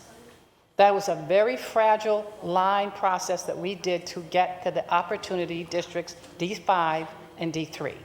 They are in jeopardy depending on what you do with this map.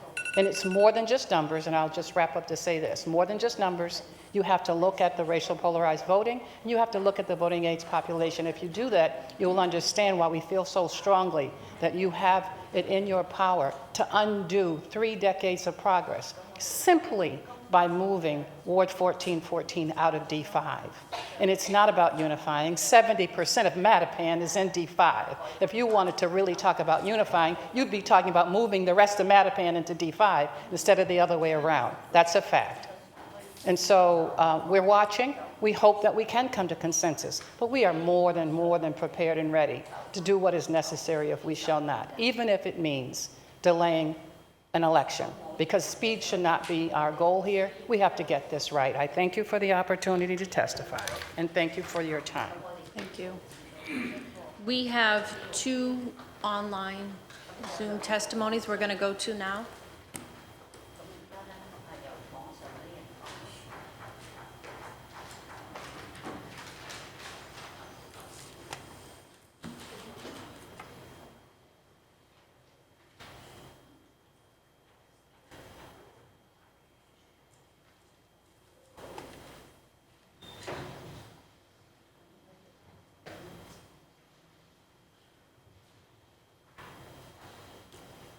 Thank you. If you can hear us, could you please state your name and your affiliation, and you can start.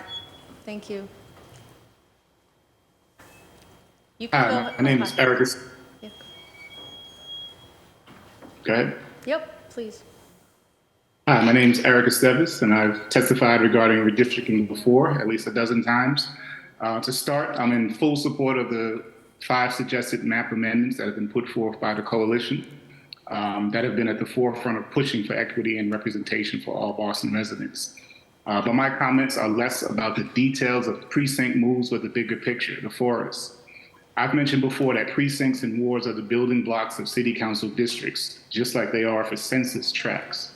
It's a fact that the city of Boston failed in its job of re-precincting the city in a way that provides a fairer and more equitable way to build wards that can be rolled into subsequent city council districts. Fact. It is this failure to recognize, forecast, and reconcile population growth and development patterns in the aftermath of the census that led to districts 2 and 3 being far beyond the standard 5% deviation of population. Those population imbalances of 18% and 8%, and the nonsensical shape of the precincts that were based on old populations that formerly contained parking lots as opposed to housing that triggered this musical chair process. But separate and apart from that,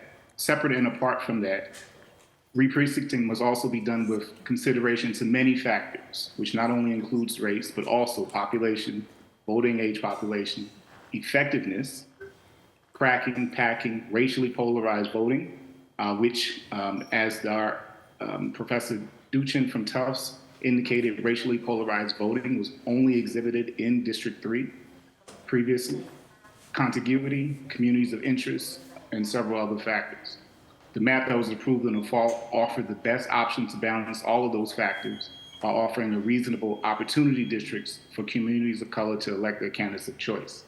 However, due to what I consider a poor defense effort, the federal judge frankly placed value on the concerns of the highest turnout precincts over all else, which is directly counter to the whole point of redistricting.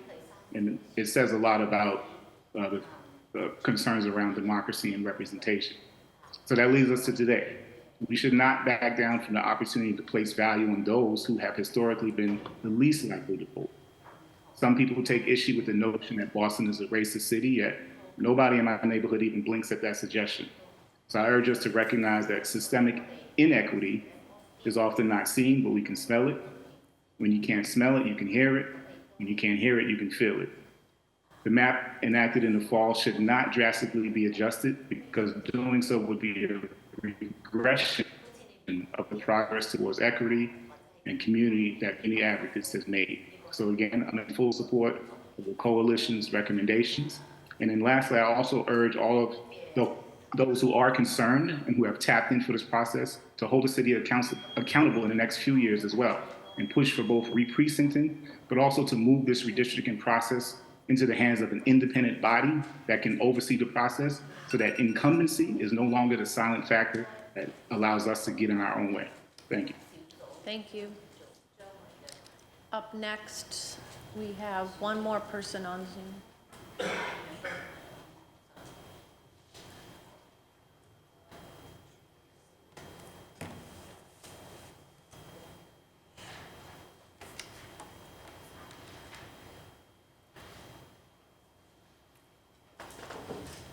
France Neff, if you can hear us, you can identify yourself, please, and your affiliation, and you have 2 minutes. Thank you.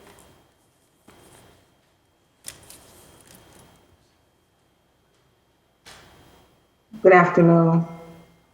Thank you for giving me an opportunity to speak. I just wanted to share that I support the map that unifies or reunites Mattapan, which is Councilor Roots' map, because it identifies the borders and boundaries in D4 that have been historically part of D4.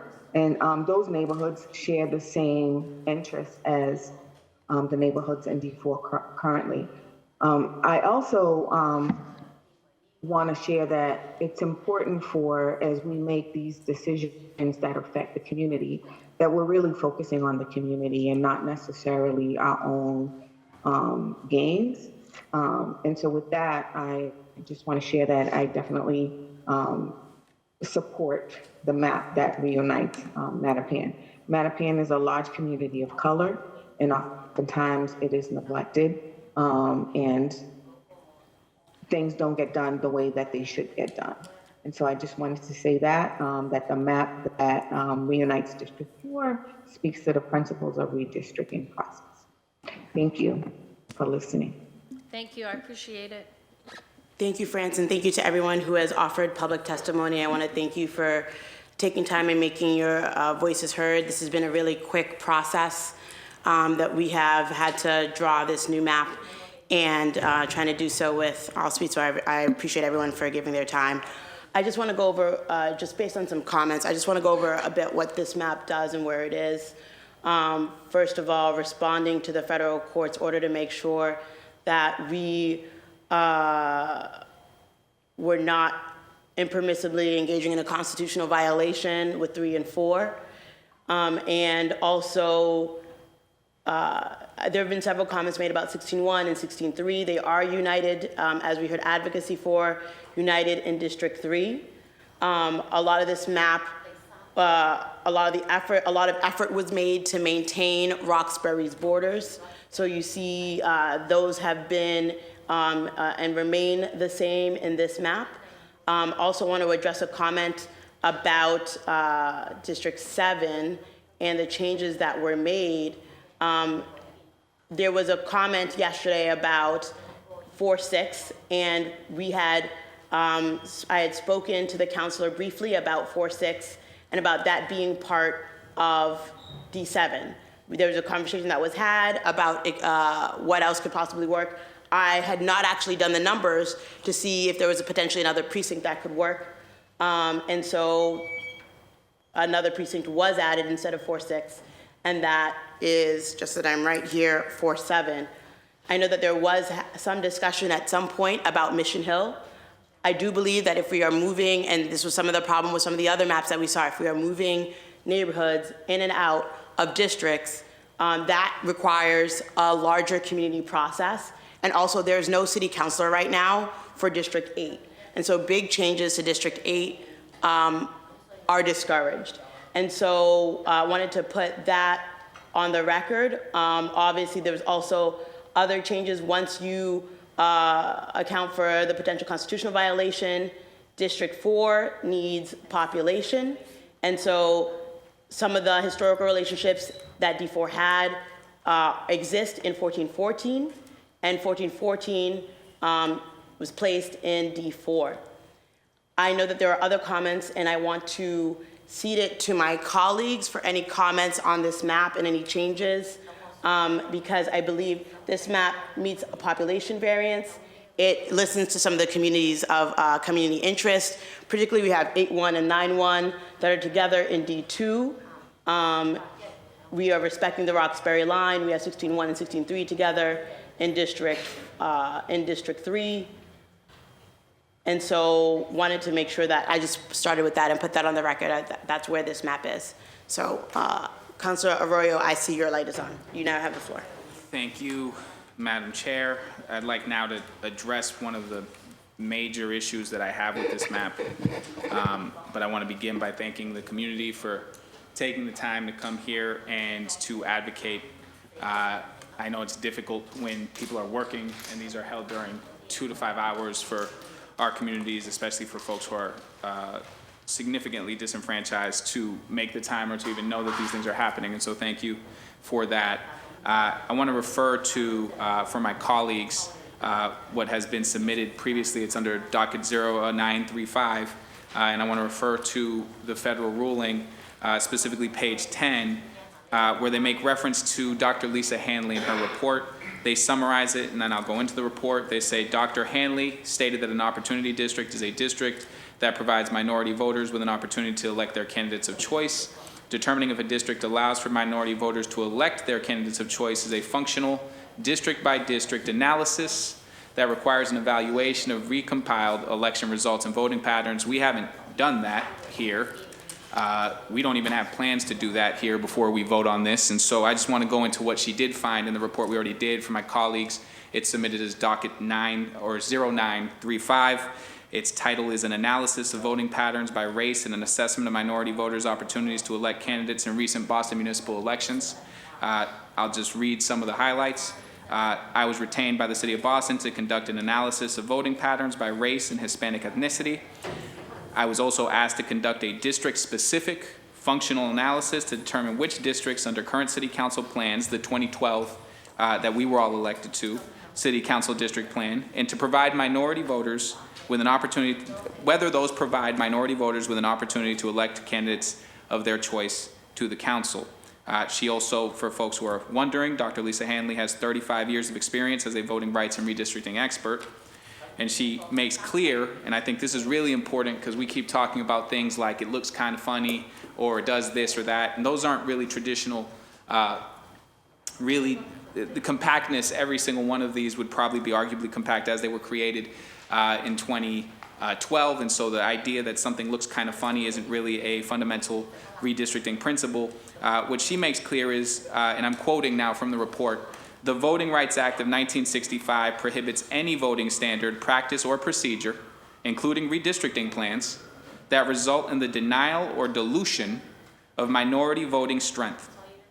And so let's see what she found in her analysis. If you go to page 6 of her analysis, she says what she looked at. She says, I analyzed recent 2015 to 2021 Boston municipal preliminary and general election contests, most of which included minority candidates. The following is a list of election contests examined, and she looks at mayoral primaries, mayoral generals, and city council district seats primaries and generals. And the reason she does this is she says that at large you can vote for 4 people, which in her words presents complications for conducting a racial voting block analysis. In the case of a district race, for folks who don't know, you have to choose one candidate. And so what did she find? I'm going to speak specifically to my district. In District 5, she actually comments because she went from 2015 to 2021 on elections I was in, but also elections I wasn't in. She says in 2019, 8 candidates competed in the 2019 preliminary election for this open seat. This is for District 5. For folks looking, this is page 10. Voting was polarized. A plurality of black voters supported Jean-Claude Sanon. A plurality of Hispanic voters supported Arroyo. And a plurality of white voters supported Maria Esdel Farrell. And so they found that in 2019, the voting was polarized. But that's not the only time they found racially polarized voting. They also found it in 2013. For folks who don't know the history of District 5, after this map was passed in 2012, we had our first, I believe, Haitian immigrant to ever make it to a final in District 5. It was also the first time a person of color ever made it to a final in District 5. That person was Jean-Claude Sanon. And then under this map, we elected the first person of color, who is myself. And I want to be clear that District 5 does not belong to any one individual. I do not think of District 5 as mine. I think of District 5 as belonging to the constituents and the residents who live in District 5, which is comprised of all of Hyde Park. All of Hyde Park exists in District 5. And then 70% of Mattapan is in District 5 as it currently stands. And then Rosendale is currently split between 3 districts as it's currently comprised. It's split between District 5, District 4, and District 6. And we'll get to that in a second. But when we look at the racially polarized voting under this analysis, again, we have not done any analysis of these maps, but under the analysis that was done, which is submitted again as a docket, they found racially polarized voting exists in District 5. And here's what they came to the conclusion of. Voting is often racially polarized. I'm quoting. Voting is often racially polarized in Boston municipal elections, particularly in the preliminary elections. District 5 has been successful in electing a Hispanic preferred candidate, albeit only because this candidate garnered some support from white voters and, to a degree, black voters. A district-specific functional analysis of the proposed plan indicates that this plan will provide minority voters with the same opportunity to elect their preferred candidates to city council as they currently have under their present plan. Here's what we've done since. This judge order talks about 1912 and 1807. I hear a lot about, whatever conspiracy theories were getting thrown over there. Essentially, what we're talking about is under no circumstance is there a map here before us that unifies all of Rosendale. I don't have that map. It doesn't exist.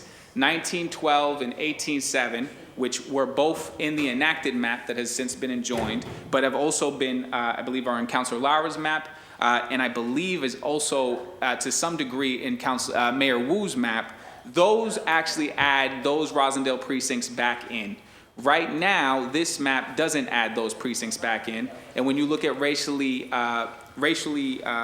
voting patterns, you're going to see racial polarized voting patterns. You're going to see that there's some differences there. But we've heard a lot of discussion today about 1414 and 28, and I think this is worth looking at the numbers, because when we had Professor Duchin here, and apologies to her name, I think everybody essentially slaughters it, so my apologies to Professor Duchin. But when she was here to present to the council, she looked at exactly what Dr. Lisa Hanley looked at, which was these voting numbers. And so let's see what happens here. In 1414, in the mayoral election, Councilor Janey, at the time acting Mayor Janey, had 120 votes in 1414. Campbell had 38. In 28, Anissa Zabi George, Michelle Wu had 220 votes. Anissa Zabi George had 126. So those are your 2 top finishers in both sides. In 2013, back to the district race, that first race, these numbers are pretty stark. In 1414, Sanon won 202 to McCarthy's 102. In 28, Sanon got 110 to McCarthy's 381. In 2015, 1414 again went for Sanon. 28 went 27 votes for Sanon, 171 for McCarthy. In 2019, in the preliminary, Mr. Sanon beat myself. It was me and him were 1 and 2. In 28, Sanon got exactly 2 votes. 2 votes in the preliminary in 2019 to my 83. And so folks who want to make this about whether or not I believe that 28 is better for me personally or 1414 is better for me personally, that's not what I'm up here representing or what I'm trying to represent. What we actually have is a situation where there is a very clear, Dr. Lisa Hanley has described it, racialized voting pattern within District 5. And what this map does is it literally only removes from District 5 Mattapan precincts. That is all it does. It solely removes from District 5 Mattapan precincts. It removes nothing else. And then it does that in a way where the racialized voting patterns that are already been evidenced in that report by Dr. Lisa Hanley are further strengthened, not just by the subtraction of those precincts, but by the addition of 21 that currently resides within Councilor Lara's district in District 6. And so what you're doing is you're making a situation where Mattapan's voting power, which has been pretty clearly indicated by, one, the results of elections, but also Dr. Lisa Hanley's study, and has been noted in the findings that we got from the federal judge, where we have a situation where Mattapan's voting power in District 5 is severely weakened, and where racialized voting patterns, which this committee isn't even going to try to study, isn't going to have an expert in here to try to analyze, and where the numbers actually show that it exists, and where the previous study actually shows that it exists, it only further makes that worse. And so what we're talking about is for the next decade, and I want to just commend the council in 2012 for getting here and putting a map forward, and a map that did this.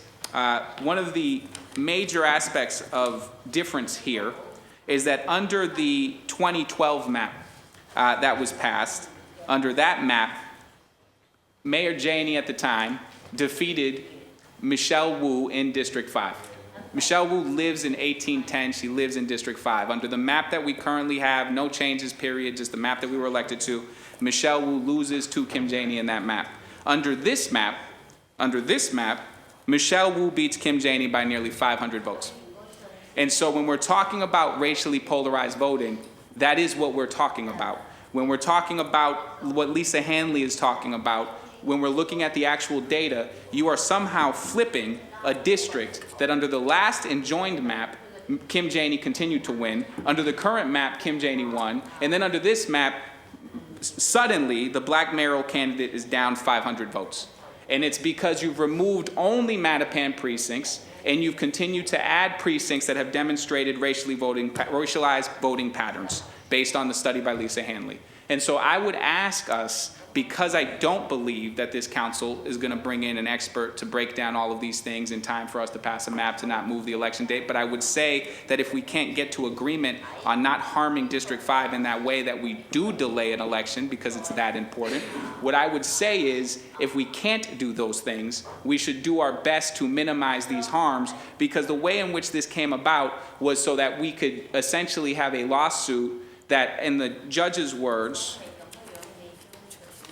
dealt with white voting populations in the lower Neponset area, and we're essentially protecting all of that. We're acting like we can't be touched whatsoever for any reason, even though half of Lower Mills is currently in District 4, so putting 1713 into Lower Mills makes perfect sense from a unification standpoint, and then creating that population imbalance doesn't allow me, if it's the stated purpose of this issue to try and unify Rosendale, you could trade 1713 for 1912 right now, and we could add more Rosendale to District 5. But that's not really what we're trying to do. And so from where I'm speaking to, what I'm trying to make sure is clear is that I think all of the evidence we have available to us shows that there's racialized voting patterns, including an expert who says there's racialized voting patterns in District 5 specifically. And in this map, all we do is make that problem significantly worse. And I've heard multiple people testify to Mattapan and making sure that Mattapan's not diluted. And I want to speak to the last mayor who was here for redistricting, who also happened to live in District 5, who submitted a letter that is also a docket here, whose issue with this map, and this was his district at the time. This was District 5. He lived in this district. His issue with this map was that they were watering down and diluting Mattapan's ability to make elections and select candidates of their choosing in District 5 by continuing to jam it into District 4 when 70% of it could be in District 5. And so his issue, and what he sent a whole letter to the city council about in trying to have that vetoed map, was that he believed that Mattapan could exercise significant choice in District 5 if they remained in District 5. To simply reverse that work for no reason, for significantly no reason that has been provided that makes any sense, because Rosendale's not unified. There's no map here that does that, so that's not a real reason. And then Mattapan is simply the only one that's shedding when there's a number of different directions this could go. There's no good reason why 1713 is not in District 4. There's no good reason for that. And so when we're talking about these things, I think it's important to understand that in good conscience, I could not support a map that creates that kind of racialized voting pattern for District 5 as just a resident, a lifelong resident of District 5, in the history of what they were trying to do with District 5, to simply reverse that work and try to say, well, in the past, you know, Mattapan had more precincts in District 4 than they do now. That was a decade ago. For the last decade, Mattapan has had the ability to exercise their voice in District 5, and they have done so. In their very first election, their finalist was for the first time ever a Haitian immigrant, and under this map, for the first time, they elected a person of color. And we're simply going to reverse that when we know that there's racialized voting patterns for I don't even know why, when the population imbalances are between District 2 and District 3. And somehow Mattapan finds itself in the crosshairs for reasons that I don't fully understand. I have not had that articulated to me.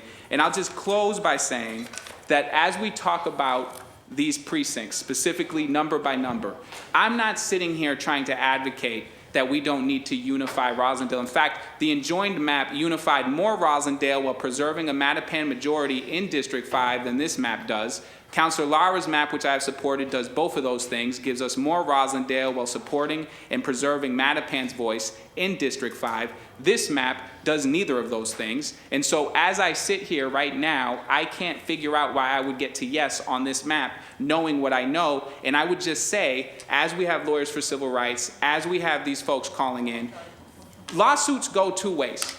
And if we're talking about racialized voting patterns, of which there is evidence, and we're talking about trying to reverse what the last mayor who had to do redistricting was saying could open up legal challenge, and we're talking about what they say, literally in Lisa Hanley's report, which is that you cannot dilute a voting interest, and you haven't even done a study to figure out whether or not we're doing that, when, by the way, the last study said, yes, this would do that. I don't know how this would survive that. And so I am trying really hard to keep the body focused. I'm not trying to make it about me, because this is bigger than me. I see this district as one of the most diverse districts in the city of Boston. District 5 has had a number of changes in the last decade. It has many communities of interest. There's a strong, as the chair knows, a strong Haitian American population there, but also Mattapan has asserted its voice in District 5. To dilute that doesn't actually unify District 5 when Mattapan, when 70% of Mattapan is in District 5. All you can do is make it so that 50% is there and 50% is here, and it weakens them in both. And it doesn't make a lot of sense that we would continue to keep those Rosendale precincts in District 4 when, if the whole reason we're doing that to Mattapan is because we're allegedly trying to unify Rosendale, and it doesn't make sense to then pack or put all of those precincts specifically when you're talking about the Mattapan precincts that we already have here, who have had shared unity with those other precincts down near and around them, out of that district. I think I've said what I've needed to say on that. Thank you. Thank you, Councilor Arroyo. And I will just state that we have some data from Lisa Hanley, but not the data necessary to really delve into what happens to the candidate of choice for communities of color in District 5. So if there is if you accept that there is racially polarized voting in District 5, I believe that under this map, Black and Latino voters, if they are cohesive, will vote together to elect the candidate of their choice. So, Councilor Arroyo, I'm just going to move on to other. I'm going to move on to other councils. Councilor. You're referencing literally misinformation, so as a point of order, I would like to correct the record, because this report exists. It's not. Councilor Arroyo, you have the floor. Thank you very much, But only Madam Chair. for a minute, because I have to move on to other. Thank you, Madam Chair. It's not my opinion that racially polarized voting exists. That is what Lisa Hanley's report found. I quoted her report. She found that racially polarized voting existed in both 2013 and 2019, demonstrably in those election results. That was her finding. Secondly, yes, she found that racially polarized voting exists. Yes. Secondly, what she found is that Black and Latino interests do not vote together in that data, that Black interests vote for Black interests in terms of how she broke it down, and white and Latino votes go together. And so when you were talking about taking out Mattapan and saying that Black and Latino voters vote in the same way, what I am saying is that that report by Dr. Lisa Hanley actually shows that that is not true. But that's what I was saying, Councilor Arroyo. Yes, Even if that's not, that is part of the, I don't want us to go down this road, but in order for you, it's the legal question of what constitutes a minority opportunity district and what constitutes the ability of communities to make a claim that they are a minority opportunity district. Is it your stance that District 5 is not a minority opportunity district? I am stating that in order to be able to say more about the district, you have to be able to say that they vote together. Yeah. to elect the candidate. I'm just trying to figure out what I'm hearing, because nobody is challenging that District 5 is a minority opportunity district. If that's your stance, then you should say that clearly. It's absolutely a minority opportunity district. And then I don't understand how we're going to actually say that what a report says, when it's the only report that's been done, that we haven't even bothered to try to do another one, when that report says there's racially polarized voting and then makes these findings, that we're just going to say, well, those findings, well, okay, whatever, and then keep moving on. Like, that doesn't make sense. That's not what I'm And saying. this map makes it Councilor worse. Arroyo, what I'm saying is that I actually agree with you that Black interests and Latino interests are not voting together. Okay. Thank you. Thank you. Councilor Mia, you have the floor. Thank you. So I really do appreciate Councilor Arroyo breaking all that down for those folks who are tuning in, because I think it's really important. I'm just going to add a little perspective to what I am seeing here at what is at play. And I said this yesterday, is that we are playing a game of chairmanship where we are identifying and switching things in the interest of not what is best for this community, but what is best for certain people. And I'm going to name it. And I think that it's really uncomfortable to sit in this space and see sometimes my colleagues being disrespected and disregarded, and in the interest of who? Councilor Louis Jean, I'm just going to name that. It just feels a little bit unbalanced to me, and I feel like there's some stuff here that we need to unpack in terms of the rules of engagement that I'm seeing here. And I feel like having heard from communities in terms of kind of like the direction that they want to move in, I'm just curious about what your willingness is to listen to the people as we continue to move forward through this, because what I don't want, and what I am seeing happening here, is because a group of my colleagues filed a lawsuit against us, right? Now he's switched up who's going to be the chair of this. Yes, I understand and I respect your legal status, but to me, it's not a matter of just because you're a woman of color that we're just going to all fall in line here. I'm going to be honest, and I'm going to push back. And I want us to be really mindful of all of the dynamics and all the politics that are at play right now. And who is carrying water for who here? That's what I want to get at. I really want us all to be super honest about how we're all moving in the best interest of the people who put us in positions that we are here to advocate on behalf of.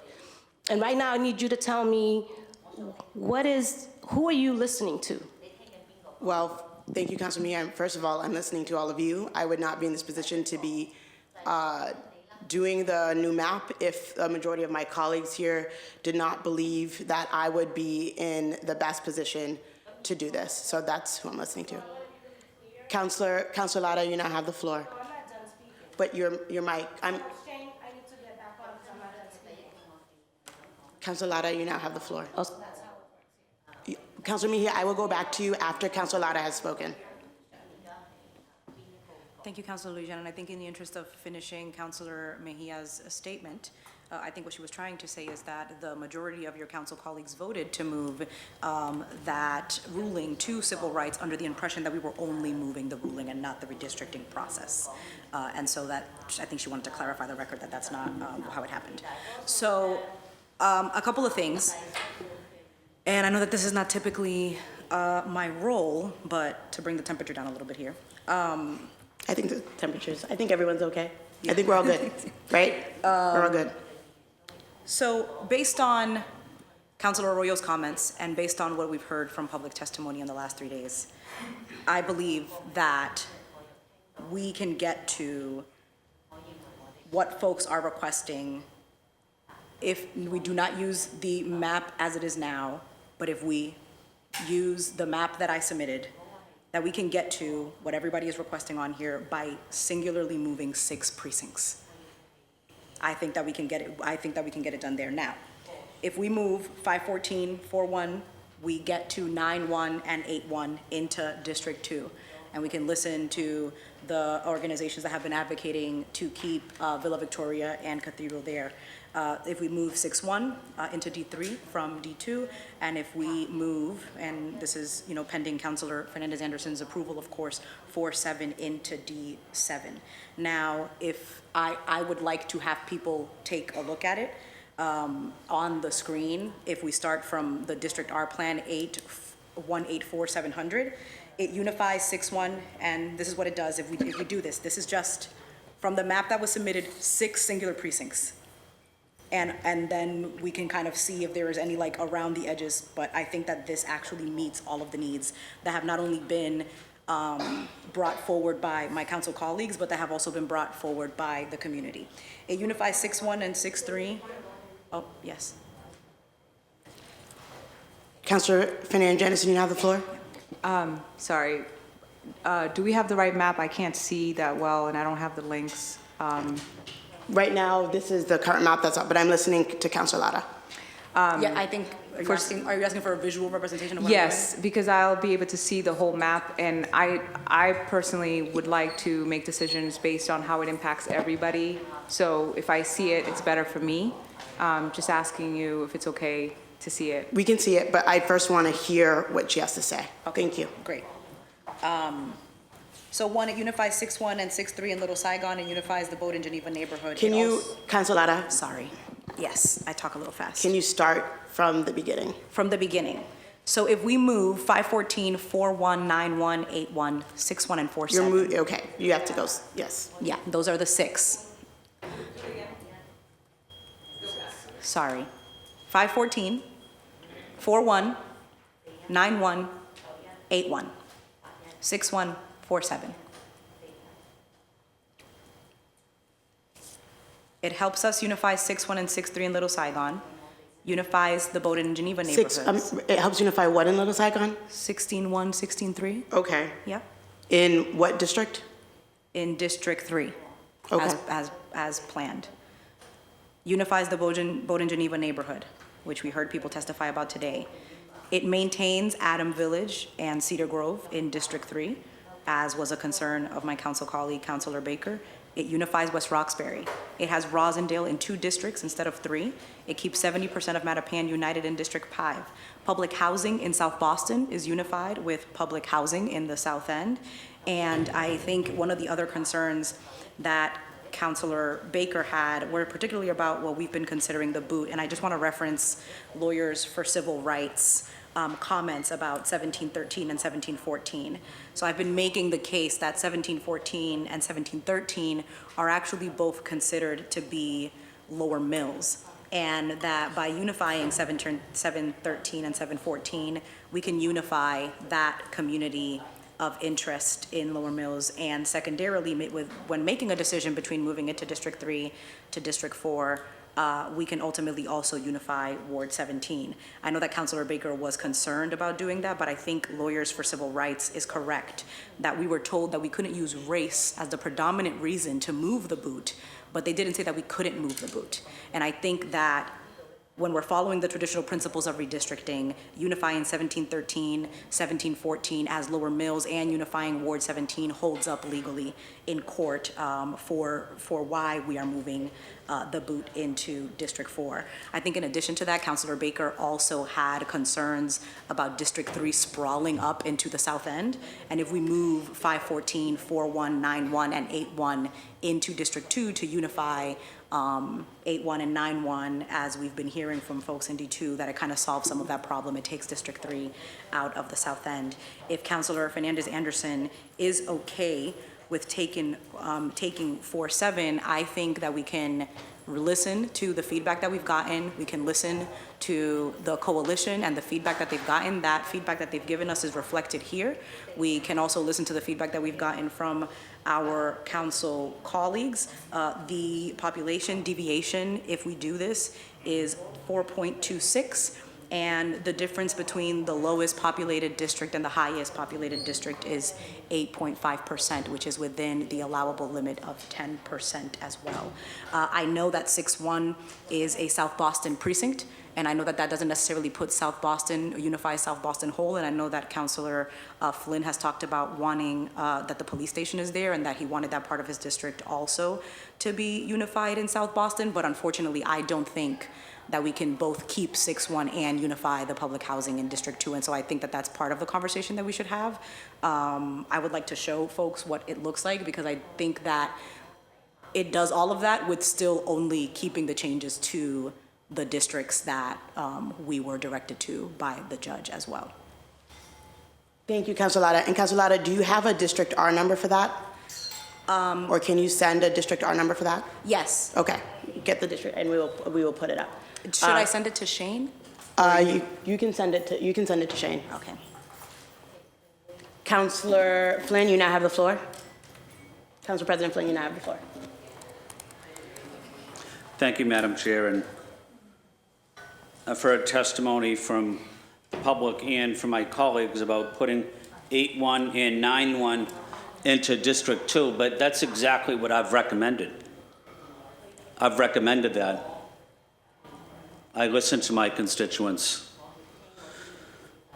8-1 is Cathedral, Blakely, BHA Apartments, 9-1 Villa Victoria, along with West Dedham Street, which has a BHA development. So I am the person that recommended putting those two precincts into District 2. I just want to be clear about that, and I appreciate people's testimony advocating for that, and it's good, it's very good testimony, but I was the one that wanted to make sure that 8-1 and 9-1 is a critical part of District 2, large immigrant community, large person of color community as well, Asian, Latinx, African American play a critical role in the South End. 6-1 is also a critical part of South Boston as well, a diverse community. The goal of the residents in public housing throughout South Boston was always to ensure that South Boston Public Housing, BHA, was united. They have a lot in interest. During the pandemic, I focused a lot on food access, making sure immigrant communities had access to food during difficult times. I have several public schools in the public housing developments, including the Condon, including the Perkins. Mary Ellen McCormick, West Broadway, also West 9th Street and Lynchell Colony. They're important neighbors in South Boston. They bring out the best in us, and they're a critical part of South Boston. I don't want to exclude and divide the community. The public housing developments in South Boston predominantly are people of color. They are part of South Boston. They are residents of South Boston. I don't want to separate them from the community, and public housing tenants deserve to be treated with respect and dignity during this process. West 9th Street, BHA, is also there, and that's a diverse district. That's a diverse housing development made up mostly of seniors and persons with disabilities. So, Madam Chair, thank you for giving me a couple minutes to respond.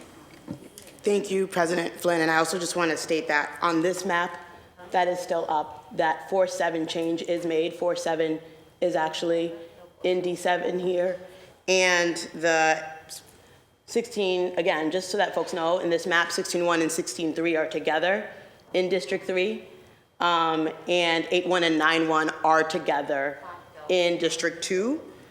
So the differences are 17-13 and 6-1. Councilor O'Reilly, you have the floor. Thank you, Madam Chair. And just wanted to see, has anyone submitted a map? Because I keep on hearing that 70% of Mattapan is in District 4. Has anyone presented that data? Because the map that I'm taking a look at now has 40.2% of Mattapan's population inside of District 4 and 59.8% in District 5. Yes, so I do agree that there's more of Mattapan inside of District 5, but according to my records, and it could get even more generous if you're taking a look at the BPDA's map, it will be having more of a percentage in District 4. But has anyone submitted that data to the chair showing that 70% of Mattapan is in District 4? I don't have that data, and I also just want to make sure that, like, we've heard public testimony regarding the Mattapan question. on both sides, talked to former city councilors who represent D4. So there does seem to be what is natural, that the desire to keep Mattapan in two districts, in District 4 and in District 5. Councilor Latta, you have the floor. Thank you, Madam Chair. I would just like to reiterate the request of putting the District R map on there to take a look at it. Sure.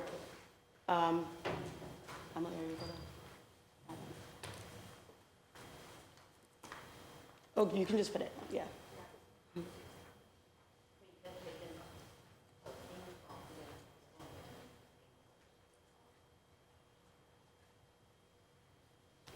But do you have the ultimate District R? Like that with the compilation of these changes? That is, yeah, I made the Okay. changes. They're Okay. there. Yes. I believe so, if I'm looking correctly. Can you Okay. zoom in? Zoom into? Sorry, South Boston 6-1. I'm just making sure that it's there. Yes. So it's in D2 on this map. Correct? It's in D2. Yep. It's in D2. Okay, great. So, okay, I get, so I would just, let's just do them on here so that people can see how it moves.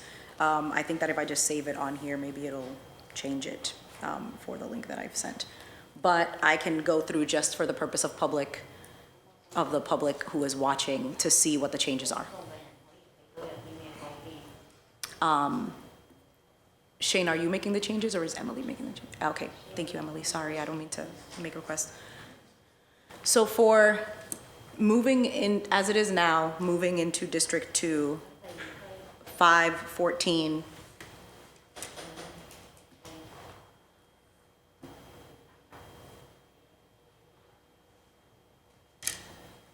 (4-1),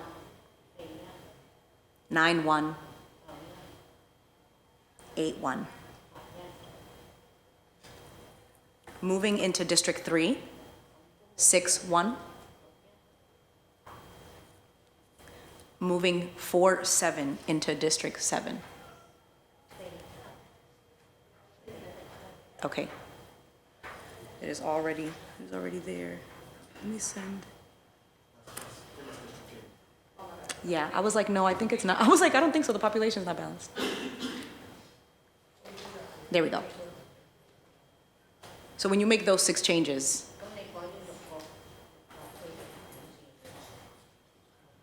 I think that meets all of what we're hearing from folks. It's District 2 is at 8.5. Oh, so there's a change here that I am not changing. Oh, 313 in District 1?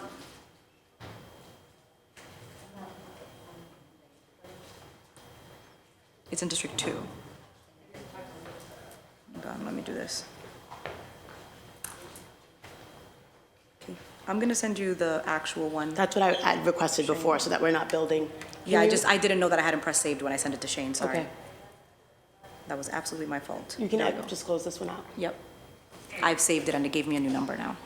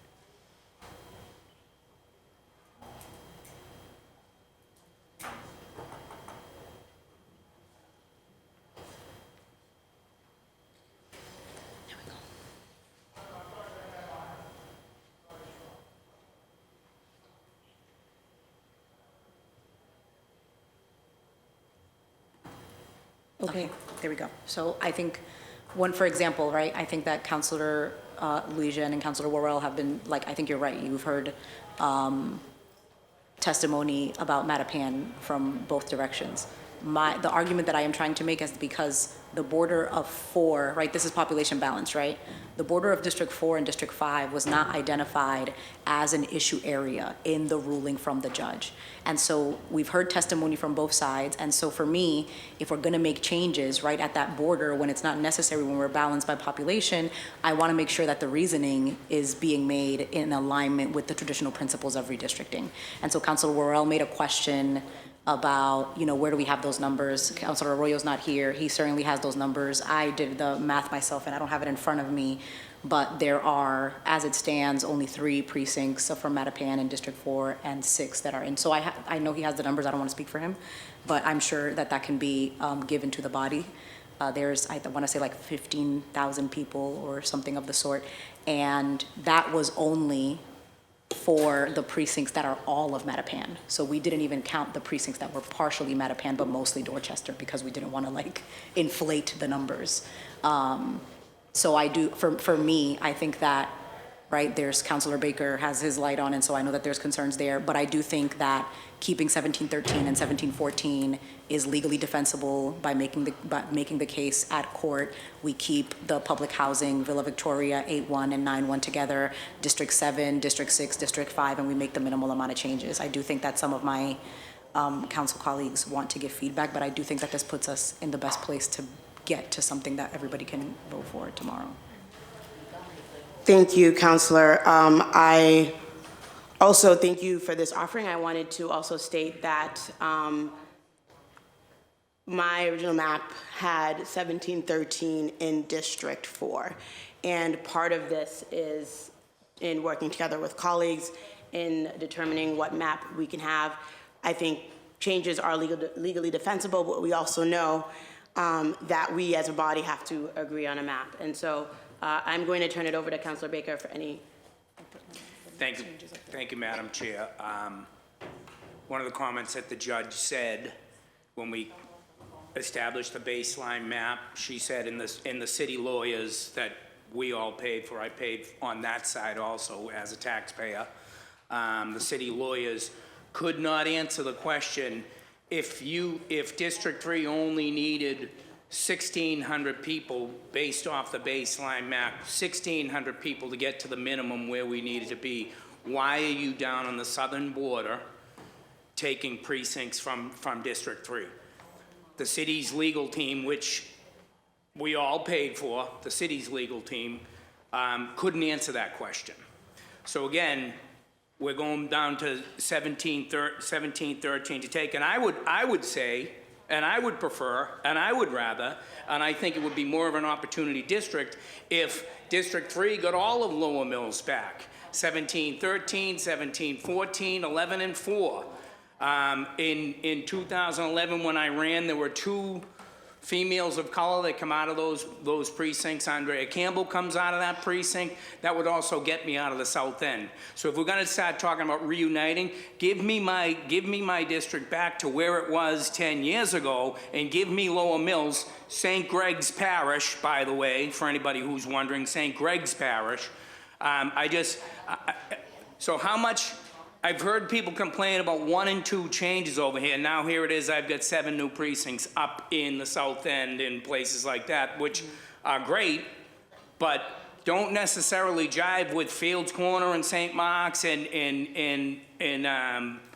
you know, Adams Corner and even Lower Mills for that matter. So what I'm asking is please leave my southern border alone. I'll grow to the north where you guys want me to grow in the north, but I don't think I should again have to take the lion's share of all this here. No need to go at 1713. That should stay in District 3. It completes Dorchester Ave. It completes the Neponset Greenway and also the Neponset River. Boundaries, clear, defined boundaries are part of this process. And Dorchester Ave is my boundary, and I want to complete it through Lower Mills, and then on the other side complete it with the Neponset River. Thank you. Thank you, Councilor Baker. Council President Flynn, you have the floor. Council President Flynn, you now have the floor. Thank you.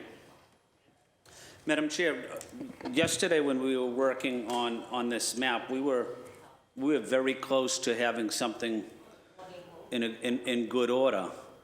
And it seems now that we're hearing people across the state really on social media. But this really is a decision that should be made by city councilors with input from residents. But we had a plan yesterday that we were ready to discuss today, and all of a sudden that plan seems like it's slipping away. I just want us to get back to us working together, listening to each other, respecting each other, compromising. If you have one or two precincts that you're willing to give up or take, that's critical. Every district councilor should be on board with that. Come up with one or two precincts that you're willing to give up and to take. And it's about a give and take. It's about compromise and working with each other. Focus on what's working and not the negatives all the time. But we need to come together. We have less than 24 hours, and it's time to put politics aside and do what's best for the people of Boston. Thank you, Madam Chair. Thank you, Council President Flynn. Councilor Mejia? Thank you, Chair. I just want to state for the record that, in regards to my colleague stating that we paid our city taxes for representation, I would have to beg to differ on that point. I really don't feel like the city really represented all of us in that situation, and there were a lot of decisions that were being made without us in that lawsuit. We weren't even asked to testify. So that whole lawsuit really did not give councilors of color in particular an opportunity to talk about the decisions we made and why. So I just want to make note for the record for those who are listening that while those tax dollars we did pay, but it feels like representation without real representation there. So I just want to note that for the record. And Councilor Flynn, I really do appreciate this whole notion that we were close to something yesterday. I didn't walk away feeling like the same way I didn't walk away understanding how we switched musical chairs with the chairmanship of this redistricting conversation. I'm still at a loss in terms of whether or not we are really even close to finding our way. This exercise is asking us to really put our political differences to the side and lead with the voices of the people that have elected us. And I think that at the end of the day, I'm not here to carry anybody's water, and I'm here to do the people's work. And that is the conversation that I'm entertaining right now in terms of the decisions and the suggestions that are being made by my colleagues. Thank you. Councilor Lara? Thank you, Madam Chair. I just want to thank Councilor Baker and President Flynn for their comments. I think we are working together. I think the District 2 reflects very much what I've heard from both President Flynn and his constituents here on the Boston City Council, and it's not any way different from where we were yesterday either. So I think I agree, and I think that this is in alignment with what you were hoping to see. And I think in terms of Councilor Baker, your comments, I understand the want to have 1714 and 1714 and 1713 there and not wanting to sprawl up, but unfortunately there are opposing interests because you can't go into South, there are your council colleagues who are on the floor here who want to keep South Boston unified. And so that really limits us into what direction we can move if you need to grow. And so this is not meant to be a slight, and I understand all of your, all of the arguments that you're making in support of keeping 1713 there, but what you've mentioned, when I think about the traditional principles of redistricting, it doesn't at all stop us from moving 1713 and 1714 over, or making sure we have an opportunity to unite a community of interest similar to Rosendale. The South End is not in any map going to be whole or unified, but there is an opportunity for South Boston to be as unified as possible. And so making the consideration of keeping one community whole instead of keeping two communities fractured is kind of where I'm at now. President Flynn and Councilor Flaherty are talking about wanting to collaborate. If you don't want to move into the South End and you feel like you want to move into South Boston and they're willing to split, then I think that we can have that conversation here on the floor. But right now, I think that this is the direction that we have to move in, and I think that it keeps all of the communities of interest together. And I also think that it's not just in alignment with what people are looking here for their districts. I think I would like to hear from councilors, you know, like 8, 9, 7, like what are the pain points of what's here, and how we can rectify them. Because right now it feels like we're really close. I don't actually feel like we're really far away. I actually feel like this is really close to what y'all are asking for. So I would just like to hear, if we're following the traditional principles of redistricting, what changes would you make that are in alignment with those principles, and what is the argument that we're going to make ultimately about why we want to make those changes based on what is here. I think that Councilor Flaherty submitted a map, I submitted a map, Councilor Jen submitted a map, Mayor Wu submitted a map for this body for consideration, and the fact that we were able to make 6 precinct changes and kind of get to a place where it feels good, I think is good for the body. And so I'm hoping that people give it a chance, and if there are actual pain points or changes that you would like to see, that you are clear about them. But Councilor Baker, I understand. I just don't think that we can do everything for everybody. Thank you, Councilora. And I just want to also just thank my colleagues. I do think that the work that we have been doing throughout the week is reflective in sort of building towards a consensus on a short time frame.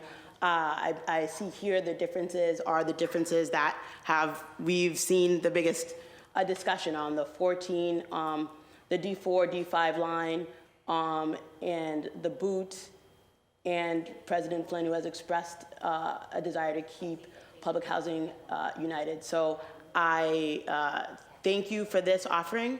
I know that others will have thoughts and opinions to speak on.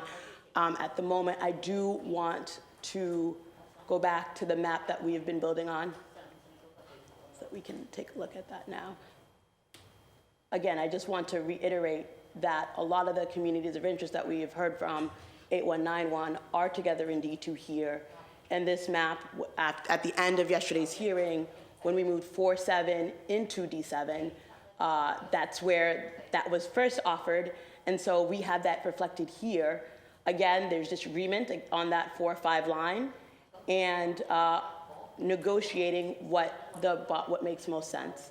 And so I wanted, I don't know if there's anyone else, Councilor Braden, if you have. I had a question, Madam Chair.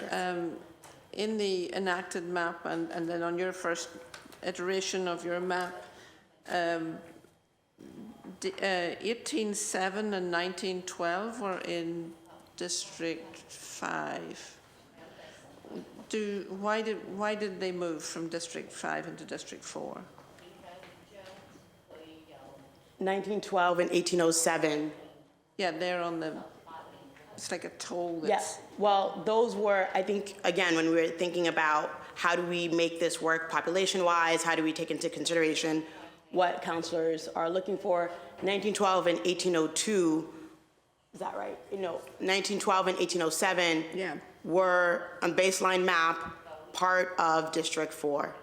And so you see a reversion to that here.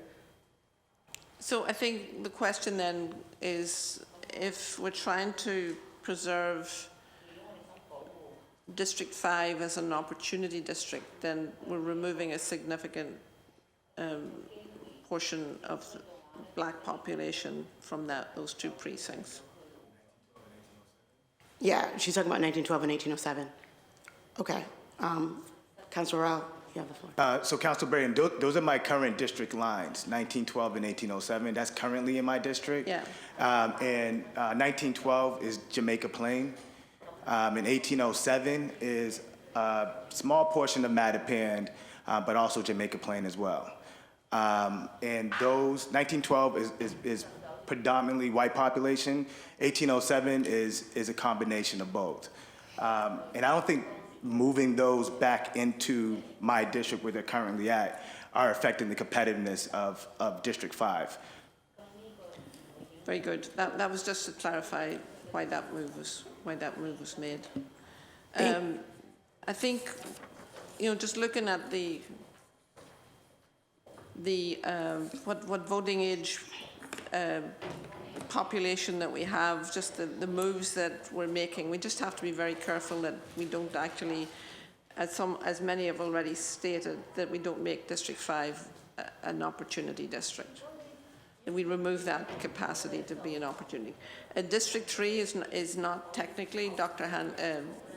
Hanley said that District 3 is not effectively an opportunity district, because even though it's a majority-minority district, there isn't voter cohesion there, so they don't have an effective opportunity district in District 3. So I think we have to just be very careful that we don't further degrade our opportunity to have two majority-minority black districts and two opportunity districts in Boston. Thank you, Councilor Braden. I don't know who had their light on before, Councilor Fernandez-Anderson or Councilor Flaherty. Councilor Fernandez-Anderson, you can go. You have the floor. You were last? Okay, just wanted to make sure. Councilor Flaherty, you have the floor. Thank you, Madam Chair. Just looking at my notes here, did I hear, was there a constituent or one of the folks testifying earlier today, it referenced, correct me if I'm not wrong, and again, through the chair, it goes obviously to my colleague from District 7. Was someone suggesting that we swap 4-7 with 10-5, so that 4-7 would go to D8 and 10-5 would go to D7? And if that's my accurate understanding of what that the resident was suggesting, I guess, what does that look like in terms of all the numbers? Councilor Flaherty, I did not hear that swap. Did anyone offer that swap? Councilor Arroyo? I only remember one person, I think it was KC, who spoke about not going into Mission Hill. I'm not sure if 10-5 is a Mission Hill precinct or not, but I remember them saying don't go into Mission Hill, so that's my memory of that, but I don't know if there was someone else. Yeah, no, it was the constituent that referenced Copley and I guess not wanting D7 to be in Copley. The name is escaping me now. I did not jot it down, but. Okay, Councilor Flaherty, did you have something that you wanted to say on that? No, so the question is, if we're looking at the map, if we swapped 4-7 with 10-5, I just want to know what would that do to the numbers here? It'd basically be a Copley swap for the back of the hill. And do you have the ability to do that on the computer? I believe part of the issue. Did you do it? Yeah, I think it's going to be a population issue, and I also think it's going to be the not wanting to split a neighborhood already into more than 2 councilors. So,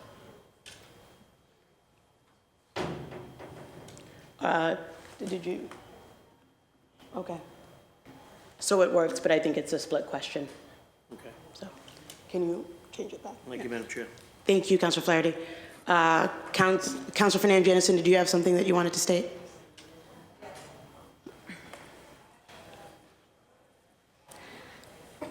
So, thank you, Madam Chair, for the opportunity to speak.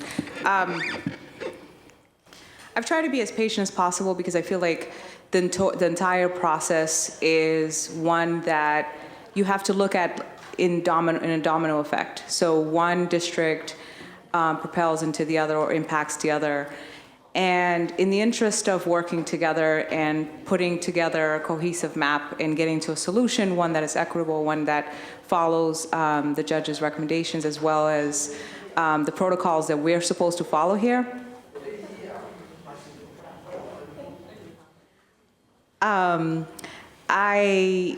I've been trying to reserve my comments because it's difficult, because I know that within the process, and I'll give you an example. It's almost like as you evolve or develop as a person, you couldn't judge yourself at 20 because you know at 30 it's something else. And then you couldn't judge yourself at 30 because you know at 40 is something else. And so it's interesting that we become really reactionary and emotional about protecting our communities, and keeping our neighborhoods together, and that's plausible. That's obviously, I commend that. What has been severely disappointing is that I've observed everyone, and I've observed the process, and I've observed how I've been treated, and I've observed how others have been treated. And so all is forgivable because tomorrow or next week or next month or next year, we're all a different person. But looking at the whole map, like you couldn't just ask me, what do I think about 4-7? If you say 4-7, I'll say, well, 4-7 and 4-12 consolidates with 4-8, and that's keeping a community together, or a neighborhood together. St. Botolph will then be more consolidated. But then if you say to me, taking 10-5, as Casey, one of the public testimony constituents, referred to, is going into Mission Hill, and that would be splitting it into now 3 different councilors. I already have some of that. I already have some housing in Mission Hill. I already have a part of that. However, the issue here is that everyone is okay with taking something, but then when it comes to giving something, it becomes a problem. And so when you look at, for example, like all of the at-large councilors here can easily just, say this, that, and say, we're doing what the protocol states. But if the point is just to get your votes tomorrow, then we're expediting a process that has not been fair to everyone. I don't understand, if we're supposed to keep these precincts that were historically belonging to a certain district, why are you making those moves between D5 and D4? I don't understand that. I don't understand if we're supposed to keep precincts that are historically in a certain district. In that district, we're supposed to be able to conserve that. Why are we making those moves between D3 and D4? That I have a problem with. And then the changes with Rosendale, obviously, that's an issue for me. And then when you go into D3, if D3 needs to gain, and all of this is because D3 needs to gain and D2 needed to shed. But then certain communities here in this process have been heard. The court case recommended a certain thing. People had money to fund the court case. And had that been in a disenfranchised community, that might have not been the case, because we know that historically, communities of interest raise less money. So if they have money, they can go to court. And if they can go to court and have influence, then they can get heard even in this process. Even as counselors, when I said to you, can you please, is this a working session? You said yes. Can you please move so I can see it? Also, I still can't see it. The map is like way too far away. But I said, can you please move it? And you said no. And then someone else said it, no. And then I repeated myself, and then I quoted Jonathan Cohn. And then it was like, well, maybe. But then today, my colleagues say, move things, and you do it. And that hurts. That hurts. So I honestly do see that some communities can advocate strongly and some can't. And even in this district, me as the person that I am, even in this process rather, me as a person that I am, I still can't advocate. And I can because I know I'm impactful, because I can organize, because I'm a city councilor. But still, in this process, some people get heard more than I do. And I'm shocked. And I have to say, the reason why I haven't been saying anything is because, again, you have to give people a chance to say stupid things, and then you have to give people a chance to say smart things, and then you have to be forgiving with the process, and then you have to wait to see the full picture. So I'm trying to be as forgiving, as patient as possible, but this is highly offensive. Thank you. Thank you, Councilor Fernandez-Anderson. I may have said this when you weren't here, but I just want to clarify for the record that yesterday when you were talking about moving, I believe it was talking about moving all of Mission Hill into D7, right? And I have stated, I apologize if it was taken as otherwise, because my understanding is that you wanted to move all of Mission Hill into D7, which is actually not a bad idea, but in terms of having community process, we just haven't had that in order to move an entire neighborhood. And so I apologize. The minute that I heard 4-7, I actually don't know where it came from. And I was nervous because I didn't think it was gonna population balance, but then it did. And I was like, that is a great idea. Thank you for offering. And so I apologize if it was seen as anything other than that. I have been trying, and you know this, to really respect the Roxbury line. And I have done that when other people have said it would be very easy if all we did was go into Roxbury, if all we did was do that. And I have said, and I have talked to you about it, and I did everything that I could, as is reflected in this map, to respect that line. Councilor, you have the floor if you want to respond. Thank you. Mayor Wu was willing to go into Roxbury, was willing to split, mess up Mattapan, was willing to split the back of the hill, was willing to split Mission Hill, was willing to do a lot of damage. Like, the map was ridiculous. And that's my opinion, right? The map was ridiculous. And then when your map and Council Lara's map happens to be the two that obviously we're looking at in terms of practical moves, right? And what I'm saying is, you're saying, yes, keep Roxbury intact. I don't have all of Roxbury still. I have probably 90% of it. The District 7 does. We went into South End so that we can fix the damage with D3. If there's no need to go into Mission Hill, there's no need to go into Mission Hill. My conversation about Mission Hill was my way of being open to the compromise, to what needs to happen so every district can be okay, so neighborhoods can stay together. That was my suggestion. The District 7 doesn't have a need to go into Mission Hill. District 7 doesn't have a need to go further into Back Bay. District 7 wouldn't even be able to connect or relate to Back Bay. So District 7 doesn't have a need to go further into Fenway all the way over there to the hospitals. District 7 doesn't have a need to go to South Boston. So why is it that if you're consolidating, you're fine, I thanked you yesterday about Roxbury. This D3 is doing everything D3 needs. South Boston is doing everything South Boston needs. Chinatown is getting what they want. South End getting what they want.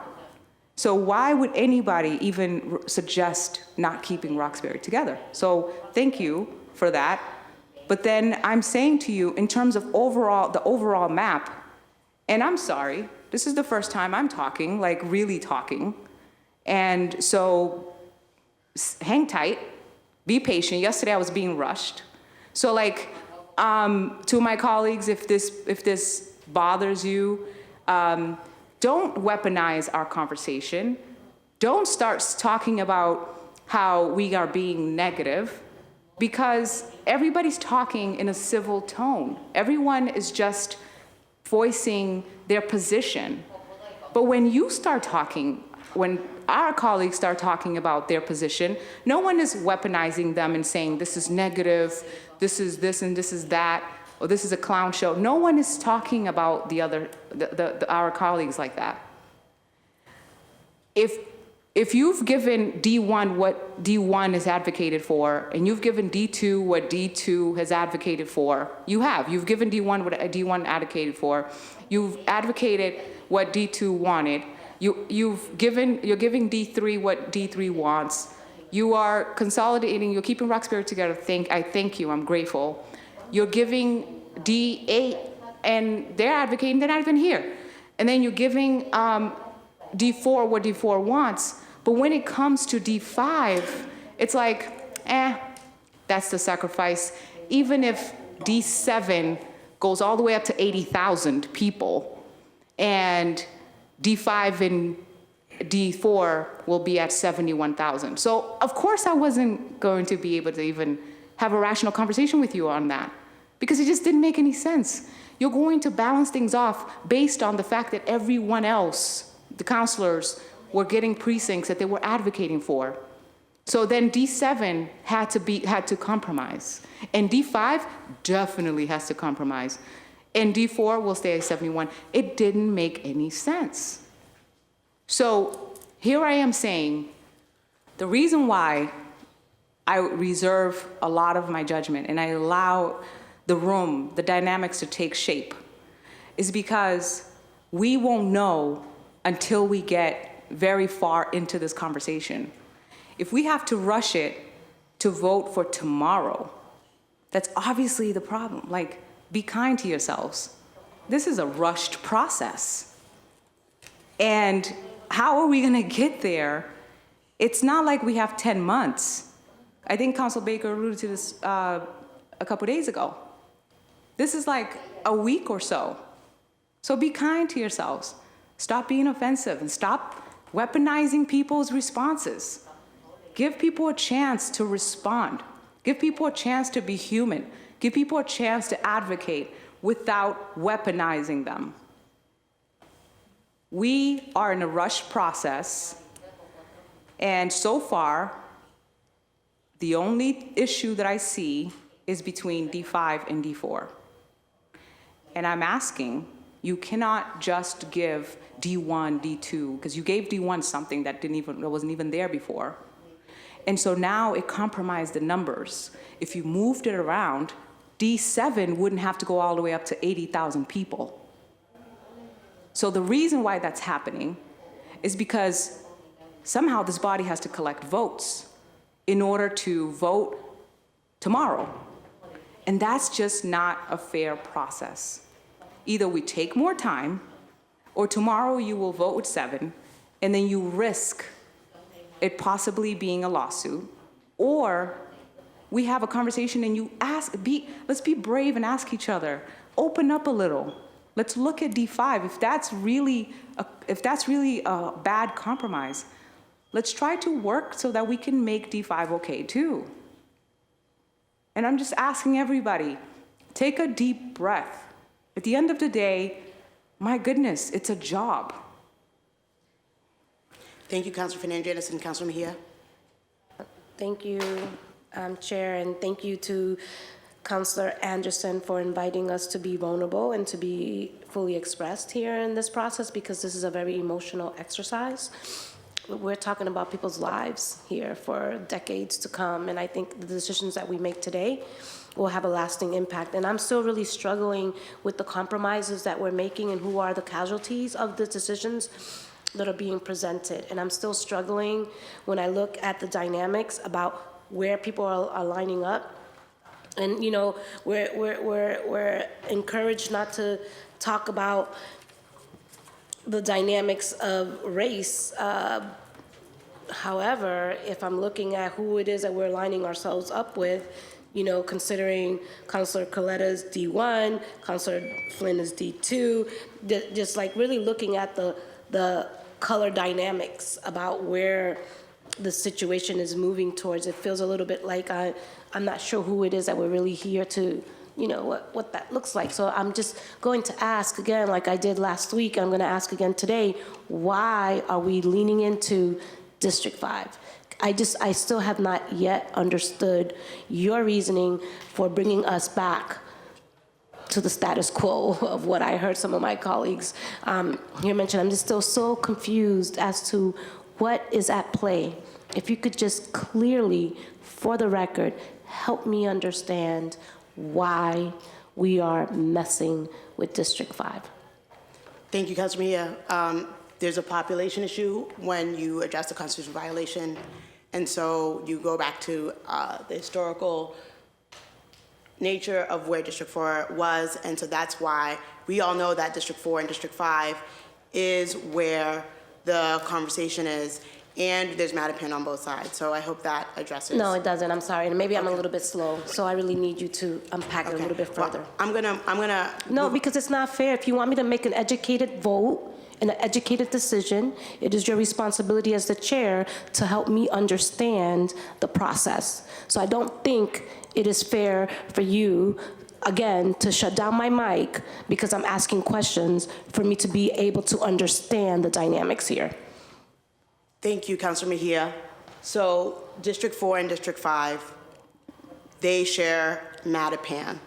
And there's been parts of Mattapan that are now in D5 that historically, since the beginning, there were districts, were in D4. Yeah, no, and so when looking to grow the population of D4, it was a natural reaction to go to what D4 had, and that's D5. So, and where I'm getting confused is the whole exercise was the fact that D2 had an overpopulation and needed to shed, and D3 needed to absorb some folks. So that was the underlining kind of guiding principles when we walked into this conversation in terms of how we were going to eat this elephant as one little piece at a time. And now I feel like we have gone totally the whole different direction. And if my colleague laid it out really clear that in the last redistricting effort, we were able to make District 5 a historically, to make it an opportunity district, why are we then undoing that work? Thank you, Councilor Mejia, for your question. Councilor Braden, you now have the No, floor. but can you answer that? Well, I'm going to go to Councilor Braden. Councilor Braden, So we're you now not have going to the floor. answer the question. Councilor Braden has the floor. Thank you, Madam Chair. One concern that I have is that by by rearranging District 5 and the District 5-4 compact and how we're rearranging precincts, that we're actually we're making District 4 more black, and we're making District 5 more white and less of an opportunity district. I think your original offering increased the black population in District 4 by 4.7%. And in District 5, District 5, the black population went down by 3.9%. And I think that the advocates are saying that they fought really hard to get an opportunity district in District 5 10 years ago, and they really don't want to let that go because they feel that we're sort of going backwards in terms of that opportunity district. So I think, for me personally, I think really this issue about 1414, we've heard many advocates this afternoon say that they want to keep 1414 in District 5. And I think that's the crux of the matter in terms of that black population. And then the District 8, District 8-1 and 9-1 in the South End and District 2, that's when they're in coalition with Chinatown, you have a broad coalition of Hispanic and Chinese residents there. And then Precinct 16-1 and 16-3, moving from District 3 to District 4 to District 3, that's the uniting the Vietnamese American community. That's good. These are the things we worked on all last fall.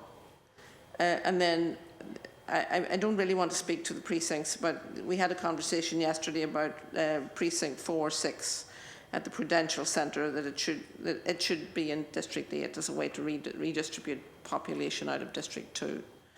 And if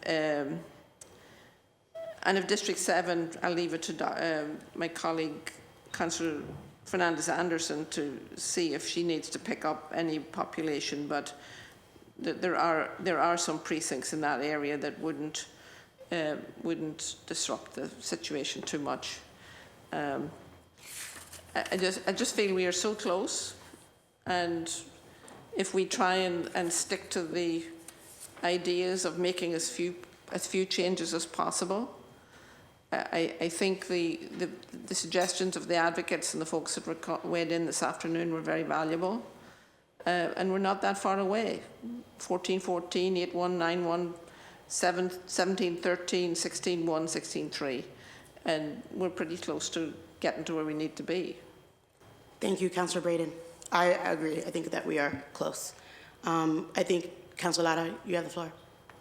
Thank you, Madam Chair. I just, given Councilor Braden's comments, and one, I agree, so I just want to echo Councilor Braden's comments, and I think the response to Councilor Mejia had a very clear question about why we're moving into District 5, and I understand the argument of, one, that it creates a population imbalance, but the map that I presented to the body just a few minutes ago does not have that population imbalance, and so there is something here in front of us that is balanced population-wise, that meets all of the requirements that we have to meet, and does not move us into districts that we don't have to move into. I think we've heard from at least 5 councilors now that are uncomfortable with making changes to the D4, D5 line. I've heard 2 councilors advocate for making those changes.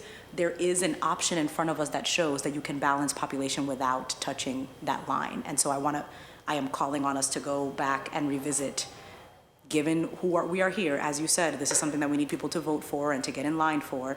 There are at least 5 councilors here who are saying, no, we can't do it. And we've been saying it for the last hearings, but I think it's been a hypothetical. And now we've been able to see a map in front of us that shows that you can balance the population.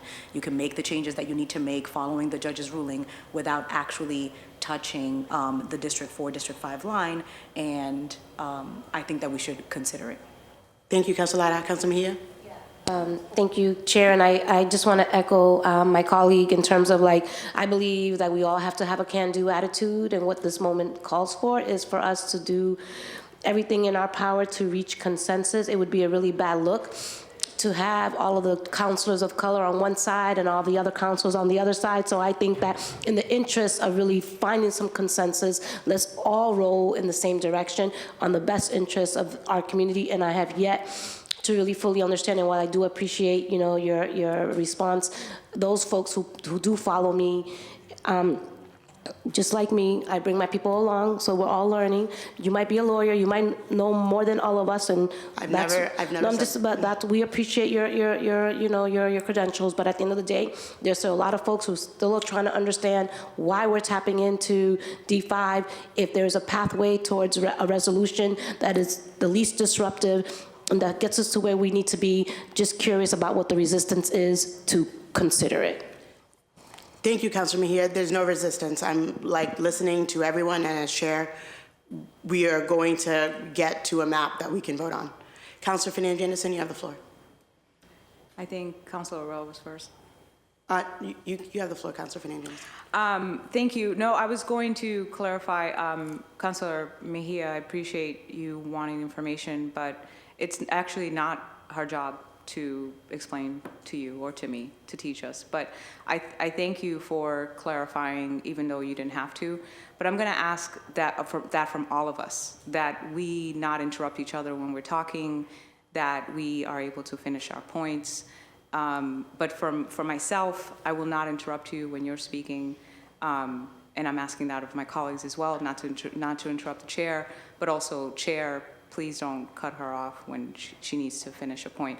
It may take a little longer, it may strike a nerve, but if we can be patient and let each other finish our points, and I think that's a better way of us communicating with each other.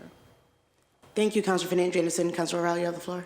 Thank you, Madam Chair. And from my data and me taking a look at these numbers, is District 5 actually decreases or changes their black population by 0.8% in this move from 14-14.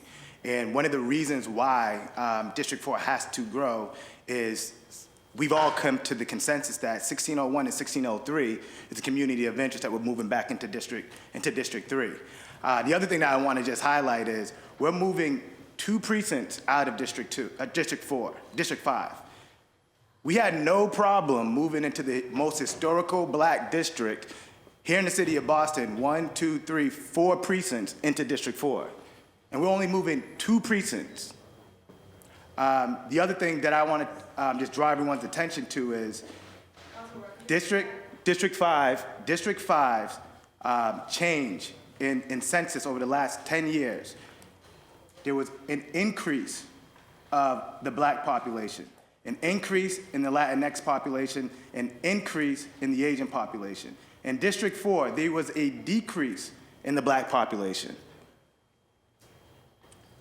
And there was an increase in the white population in District 4. Just wanted to make sure that we're taking a look at these numbers and drawing to the references and using that as also just a leveling field for what we're advocating for and talking about when we're talking about redistricting.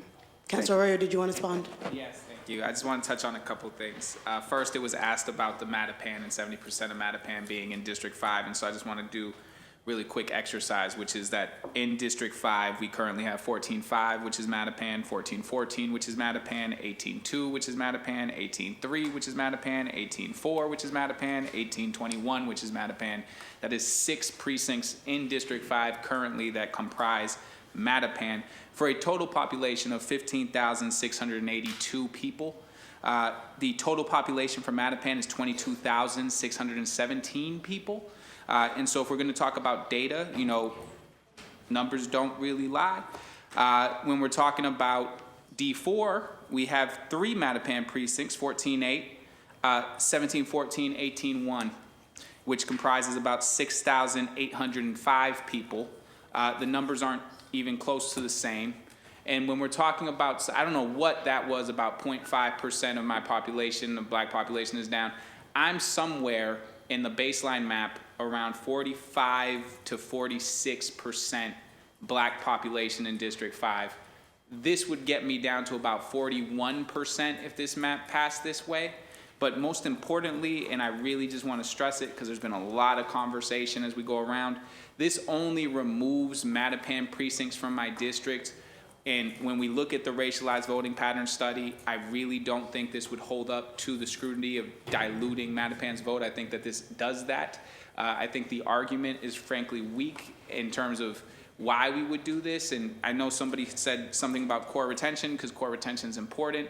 But when and it would be important here too, but when we're talking about the history of these precincts, when we're talking about, say, 21, for instance, instead of, say, 1912, which you can literally take your mouse, take 21, put that right back into District 6, take 1912, put that right back into District 5, and take 1713 and give that right to District 4, and you actually give me more Rosendale while also dealing with some of those racialized voting patterns.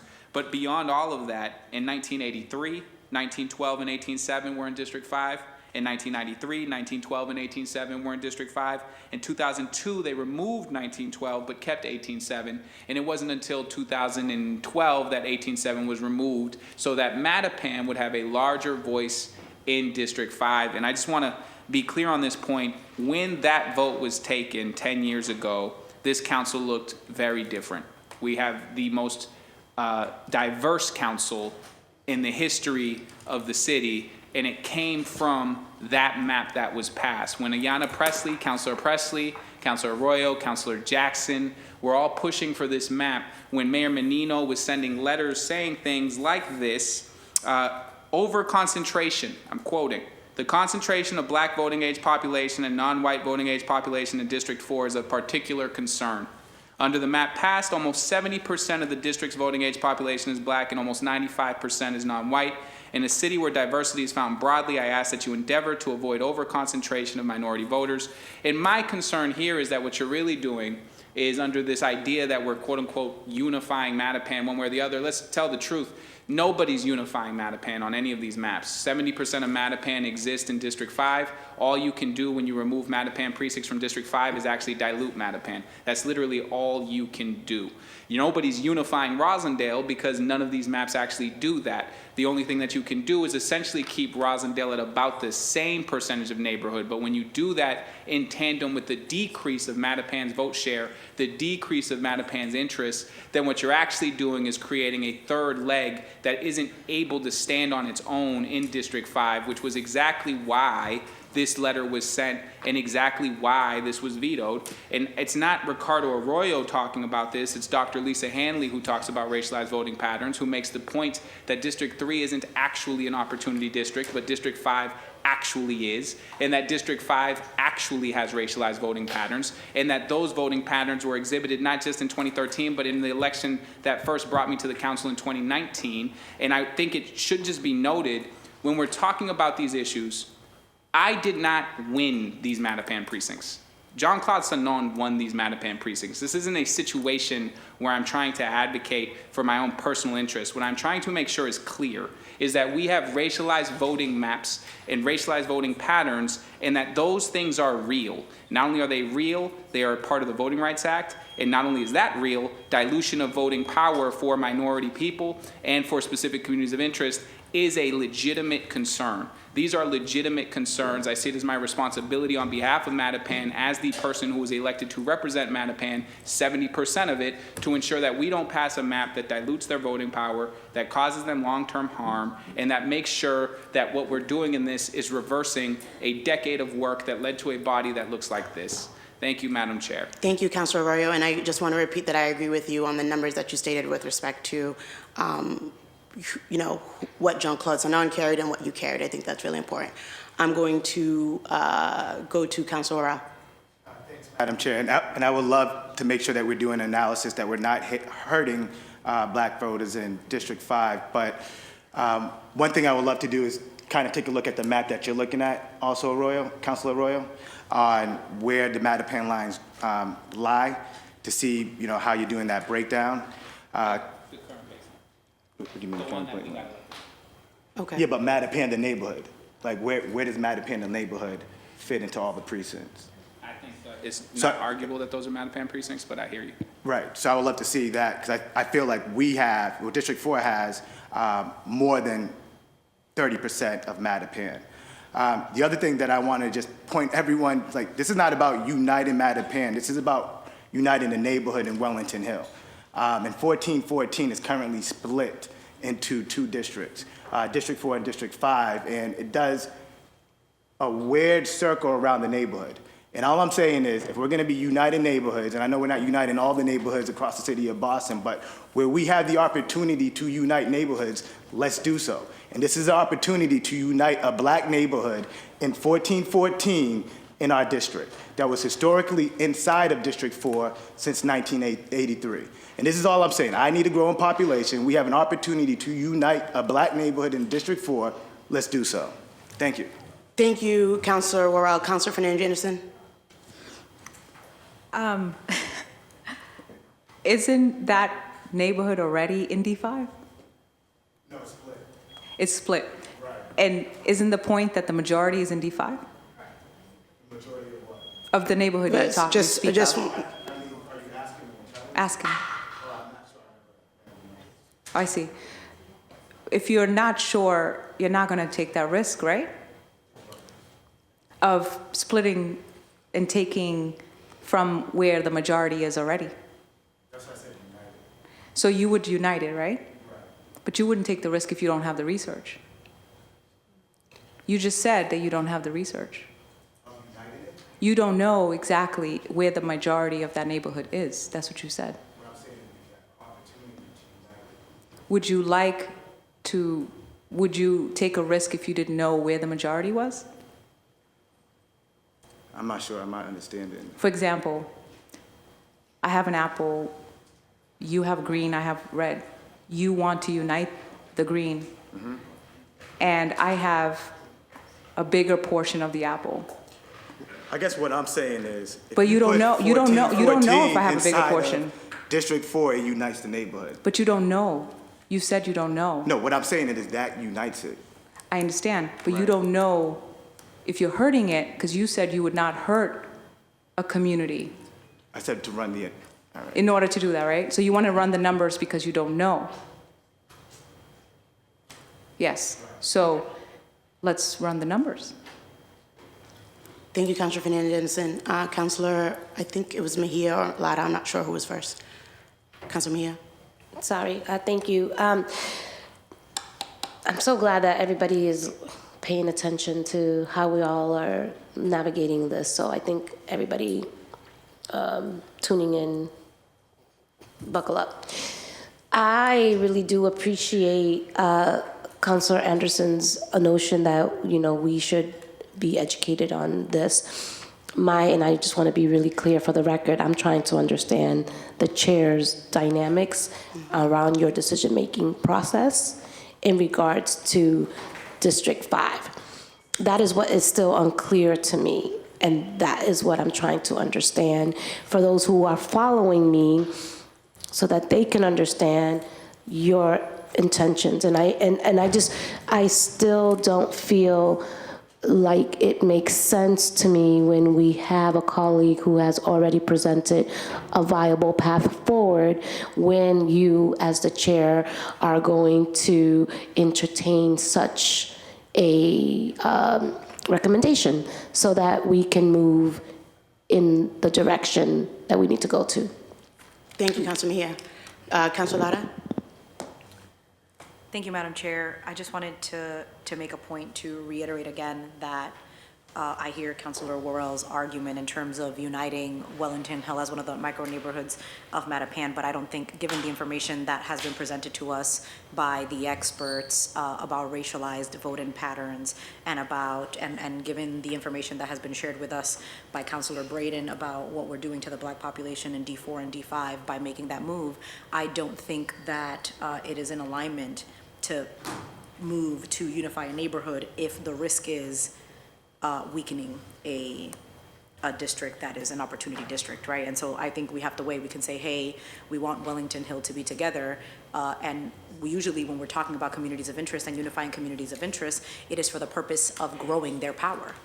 Unifying Wellington Hill here weakens the power of the entire neighborhood of Mattapan, as we've seen with all of the numbers that have been shared with us and the analysis that we got during the last re-precincting process. And so although I don't disagree that you would be uniting Wellington Hill, I think that we need to consider at what cost and if that is the most prudent thing to do for the neighborhood of Mattapan.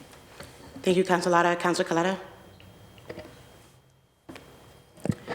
Thank you, Madam Chair. And I think the crux of this conversation has to do with, obviously, what defines a district, an opportunity district.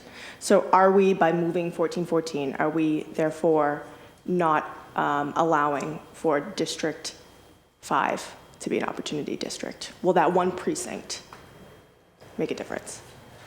So there's racially polarized voting, and if Black and Latino voters vote together as to elect the candidate of their choice in District 5, under my map, I don't believe that there would be any harm or any infringement on the ability of them to elect the candidate of choice. Okay. So thank you, Councilor Coletta. Right now we are going to transition to public testimony. We will then take a recess. Council President Flynn has ordered pizza for everyone, and then we will return after the recess. Councilor Murphy will take the lead on the public testimony, and then we are going to recess. Okay, thank you. So we have 3 people in the chamber, I believe, who signed up, and then we do have 2 people online. The first one in the chamber, Karen, is it Kloss? I can't read. Is Karen Kloss still here? Karen Chen, maybe? I'm sorry, what? I'm sorry, I can't hear you. Is it in blue pen? No, I don't think so. Jean-Claude, you're next, and then we can see if Karen's still here.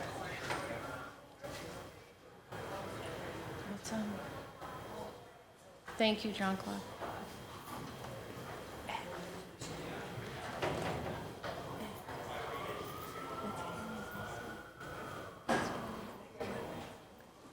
You're next, Karen Chen. Jean-Claude? Thank you, Madam Chair. Thank you. My name is Jean-Claude Sanon. I am here to inform you, back in 2008, Mattapan was dead. Mattapan did not have a successful record at all as far as voting was concerned. I was hired by then by mass vote to increase the voting power of Mattapan. And today I'm bleeding in my heart to see how you guys are treating it and how it's becoming the scapegoat of this whole scenario that is developing in here. Not understanding the hard work that I put in to put Mattapan where it is at today, the hard work, the sweat, and the equity that I have in it. And today to hear you guys wants to shred it, it's certainly a shame. I don't know whether it's because that we have been the scapegoat of the city, that we have been abandoned by most. But remember those days when they used to call Mattapan Murder Pen, and today it's Mattapan for everyone. It's being considered in the map. Everybody's looking at it. It's like it's becoming the golden eyes of the city. I think it's a shame. And I am standing certainly with Mr. Arroyo, and I'm also standing with Lara, who's proposing this. And to me, if we were to shred this out, you know what would have happened? My whole dream of becoming the next city councilor in the city of Boston would be just toast out, because I'm a part of that district that you're all trying to shred out. And there are a lot of folks who are complaining and whining because Mattapan haven't really had a real advocate who really standing by for them. Unfortunately, when you look at District 5, you have Mattapan, Hyde Park, and Rosendale. Certainly they have been prioritized more for Rosendale and Hyde Park, and Mattapan has been neglected for the most. So not because it's coming around to be a stone that everybody wants to be a part of it, and for you guys to decide to shred it, I think it's unfair. And on behalf of the people of Mattapan, I'm asking to keep it the way it is and not shredding it out. Thank you. Thank you. Karen Chen, you're next, please. Yeah, either one. Thank you. And sorry about that. I couldn't see the last name. Thank you. Yeah, thank you, Councilor Murphy. Good afternoon, councilors. We're here again, and I wish I can offer something brilliant to resolve all of this, but I would say that I appreciate all the councilors, prioritizing on community interests and listening to the public, and also be willing to make compromise to get to consensus. And I'm here again to say that, Chinese Progressive Association, as an organization with 46 years of history in fighting for justice, democracy, and equity, that in those spirit, we should keep 8191 in District 2, and that giving the testimony of communities and thinking about community interests, and that the enacted map, had 1414 in District 5, and should really have serious consideration of that. And also, I'm also here because I want to amend my testimony yesterday about the Vietnamese community. I actually meant to say Ward 16, 1 and 16-3 to be all part of the other pockets of the Vietnamese community in District 3. So, and I also want to say that we stand with the coalition on prioritizing community interests in a hope that, we'll create more economic opportunity for all of Boston. Thank you. Thank you, Karen. The last one we have signed up for in the chamber is Samuel Pierce, and then we have 2 online. So Samuel Pierce, you're next.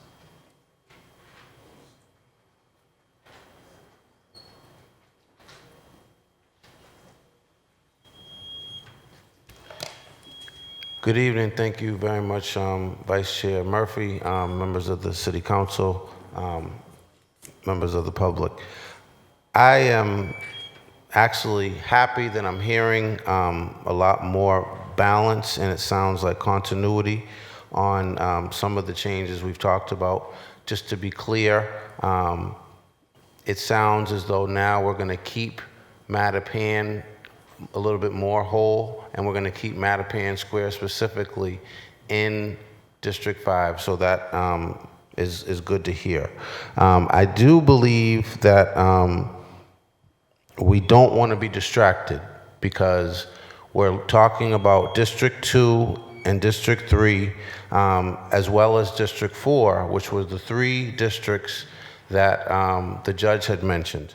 And so I would like to see as well, this is a wonderful opportunity for the public to testify. When we're talking about 1414, that's actually Morning Star Baptist Church. And so I'd like us maybe to think about having a hearing there at Morning Star, so people can comment about how they feel about 1414 and the area surrounding Morning Star where we'd like that to be. But more specifically, and what's the most important, is I actually do stand in solidarity with the Asian community as far as 8-1 and 9-1 staying in District 2. I believe that Councilor Flynn has said that he supports that as well.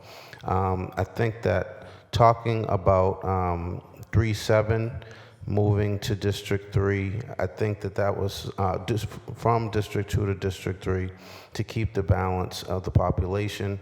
I just want to see if that was still something that Councilor Baker and Councilor Flynn would support, because I do think it's important that the plaintiffs are constantly made of reference, because we don't want it to go back to the judge and have the judge end up making the decision. As far as making sure that things are balanced, as far as some of the Christian populations, the reason why they were talking about the boot is that was the Catholic population. And so we want to make sure that the Catholic churches, St. Brendan, St. Mark's, St. Anne's, that they also have an opportunity to have a hearing and make sure that they're satisfied with the new map. I think that Councilor Worrell agrees that he would be willing to have 1611 and 1610 and all those districts return to Dorchester. So I think that we're starting to see some progress. I'm also happy that I'm hearing that District 8 hopefully is going to be left alone, because we're starting to act like the Celtics again, the new Celtics that don't pass the ball, that just do their own thing, and they're all over the place. And so again, I just want to close by saying we do want to hopefully see precincts 13 really be in play, because we care about Ward 17. And I know that Joyce, who's the chair of Ward 17, would very much appreciate hopefully there being a hearing in Ward 17 so that they can start to really think about and also advocate for themselves. So I think we're closer than ever as far as solving the problem, and hopefully after this pizza, we can all come together. So thank you, Councilor Flynn, for ordering the pizza. All right, take care. Thank you, Sam. We're going to go to testimony on Zoom, if there's anyone still there. One person, okay, thank you.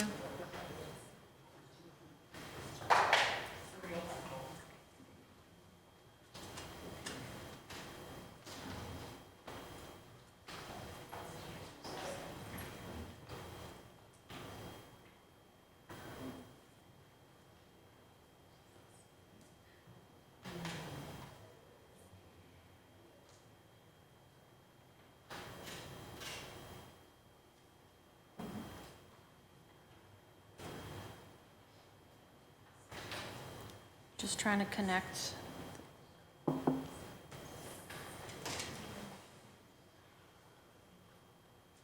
Good afternoon. Oh, good afternoon. Good afternoon, counselors. I'm Tanisha Sullivan, president of the NAACP here in Boston. We have over 112 years of active advocacy and engagement here in the city of Boston, with our primary focus being to help Boston continue to move forward, to be a city where all of us can live, work, and thrive. I'm coming in today because we are deeply concerned about what we're seeing unfold here in these city council chambers.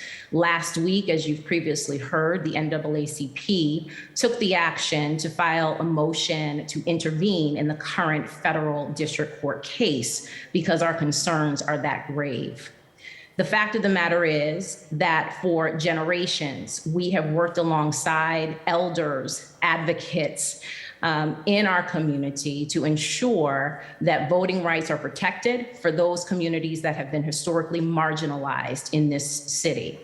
We have seen tremendous progress, specifically under the previous redistricting process, which yielded us all with now what we consider to be 4 opportunity districts, 3, 4, 5, and 7. What we see unfolding before us in this chamber is an active attempt to roll back the hands of time. It is critically important that this body continue to move the city of Boston forward, that we ensure that District 5 is not used as a political football during this process, and that we do secure maintaining precincts 1414, and I would argue 14-5 in District 5 where they currently sit. Any attempt to move both of those precincts out of District 5 and into District 4 is a direct attack on the progress that too many, preceding even me, have fought so hard for us to make. Additionally, it is critically important for this body to remember we are here for population balance. There is overpopulation in District 2. We have an opportunity to move population into District 3. We know that it is possible to do that and to prioritize that population balance without disrupting precincts 8-1 and 9-1. And so again, the goal of this body should be to continue to move Boston forward and not take actions that are direct targets on the backs of communities that have been historically marginalized in this city. We are actively monitoring this particular process, and we are prepared to continue to fight to ensure that all of our communities are able to move forward through this progress and are not unintentionally or unnecessarily harmed as a result of actions taken by this body. So I appreciate the opportunity to testify today. I thank you for your active service as counselors in this city. But again, I implore you to continue to move our city forward and not to disrupt the progress that we have all fought so hard for and that our elders and our ancestors have sacrificed tremendously to make. Thank you. Thank you. We are going to go into a recess. We will check back at 6 o'clock to let you know how long the recess will be. And that being said, we're in recess. Thank you.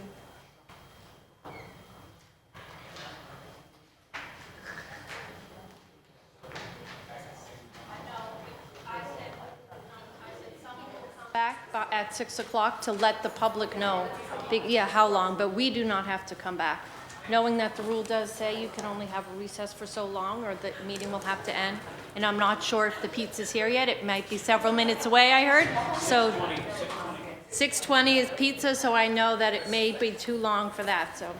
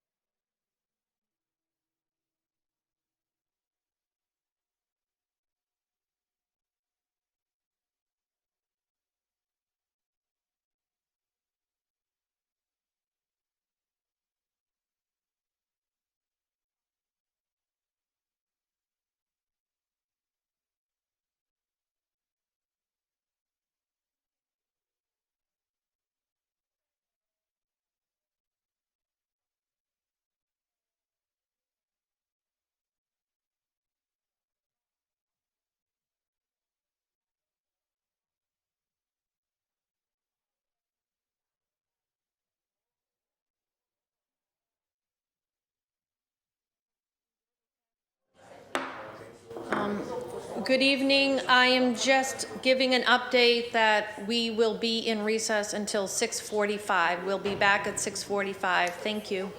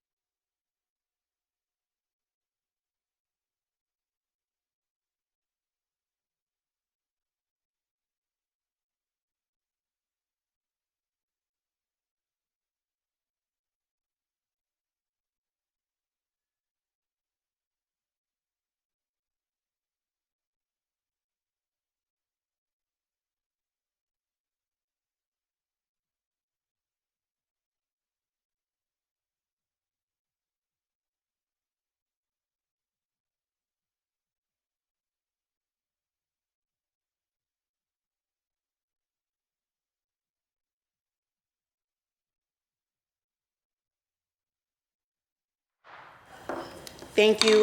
We are back in session. I want to thank all the members of the public who offered testimony about their thoughts on the maps and where we have to go. I believe we may have one person. Yep, one person for public testimony to speak.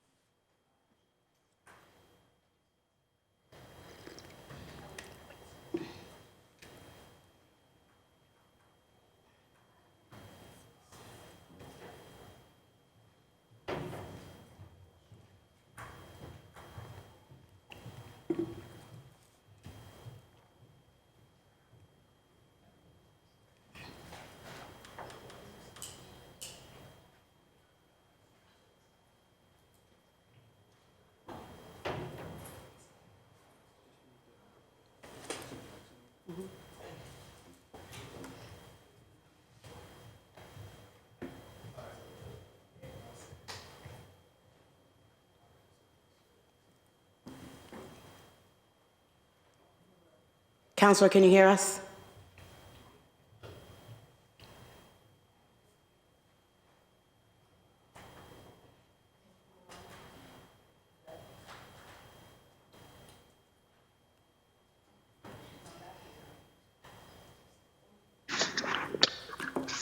Counselor Jackson, are you with us? Tito?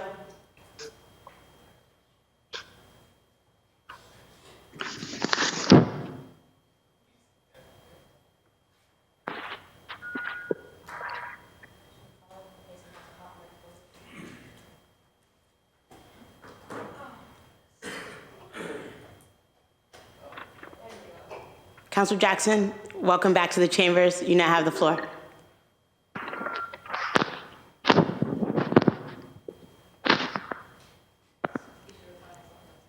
Counselor Jackson, we can see you. We can hear you.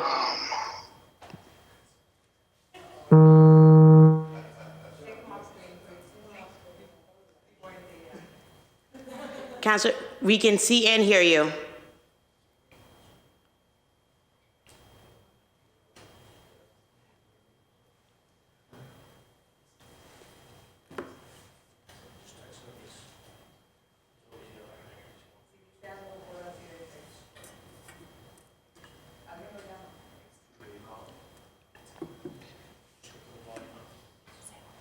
Counselor Jackson, we can hear you. We can see you. I think we can hear you. You now have the floor.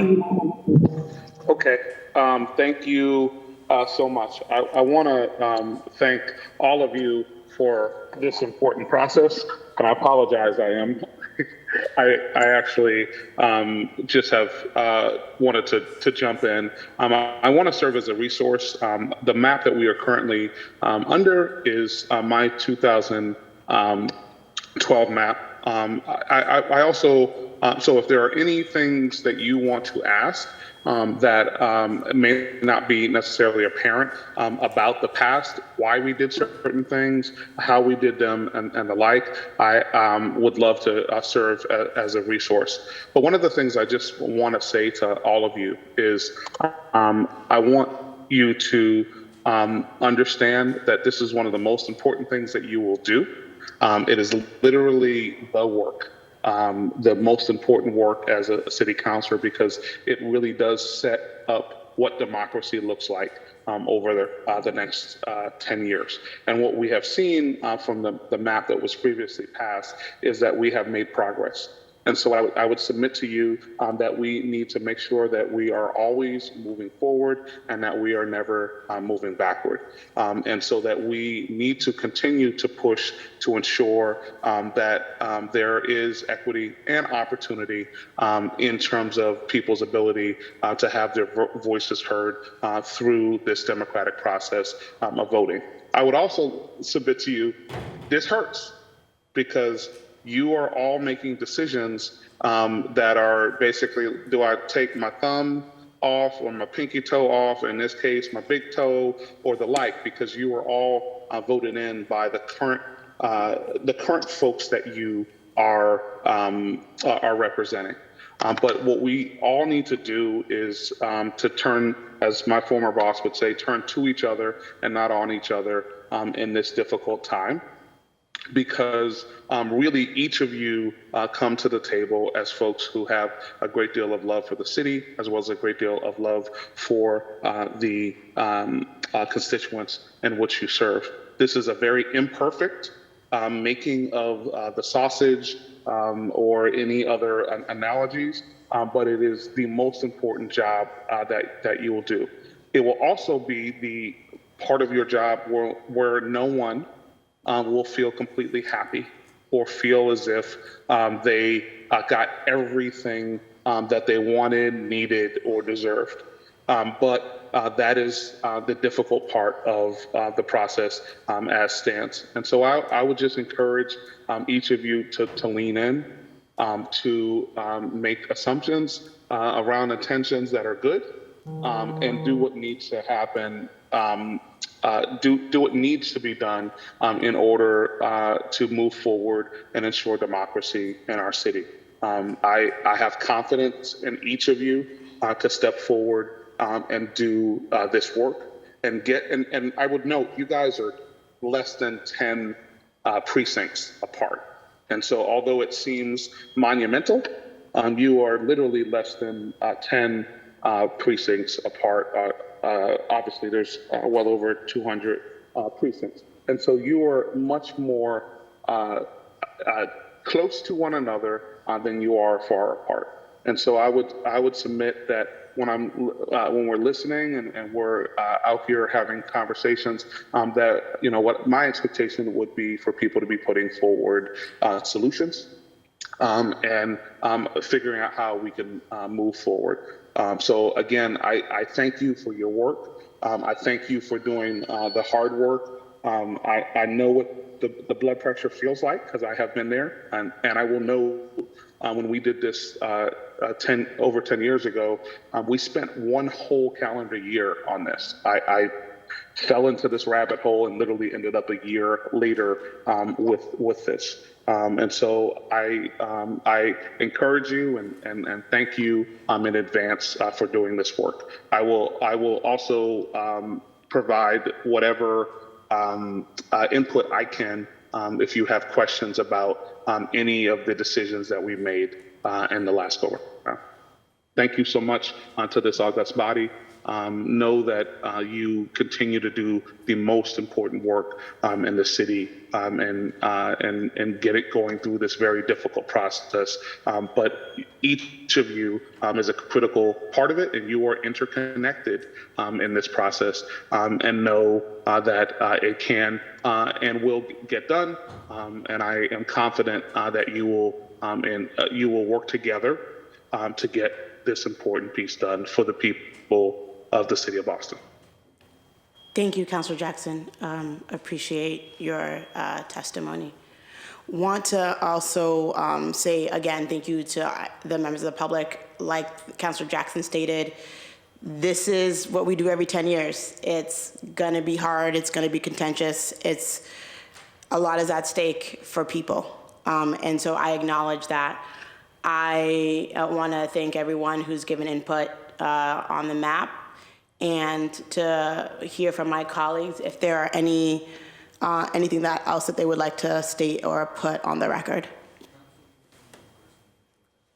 What did you say?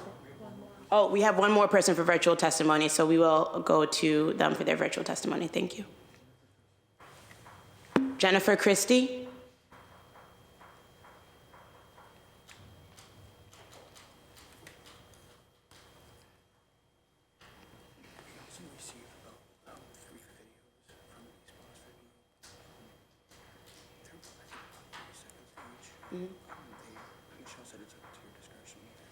Yeah, we can show them.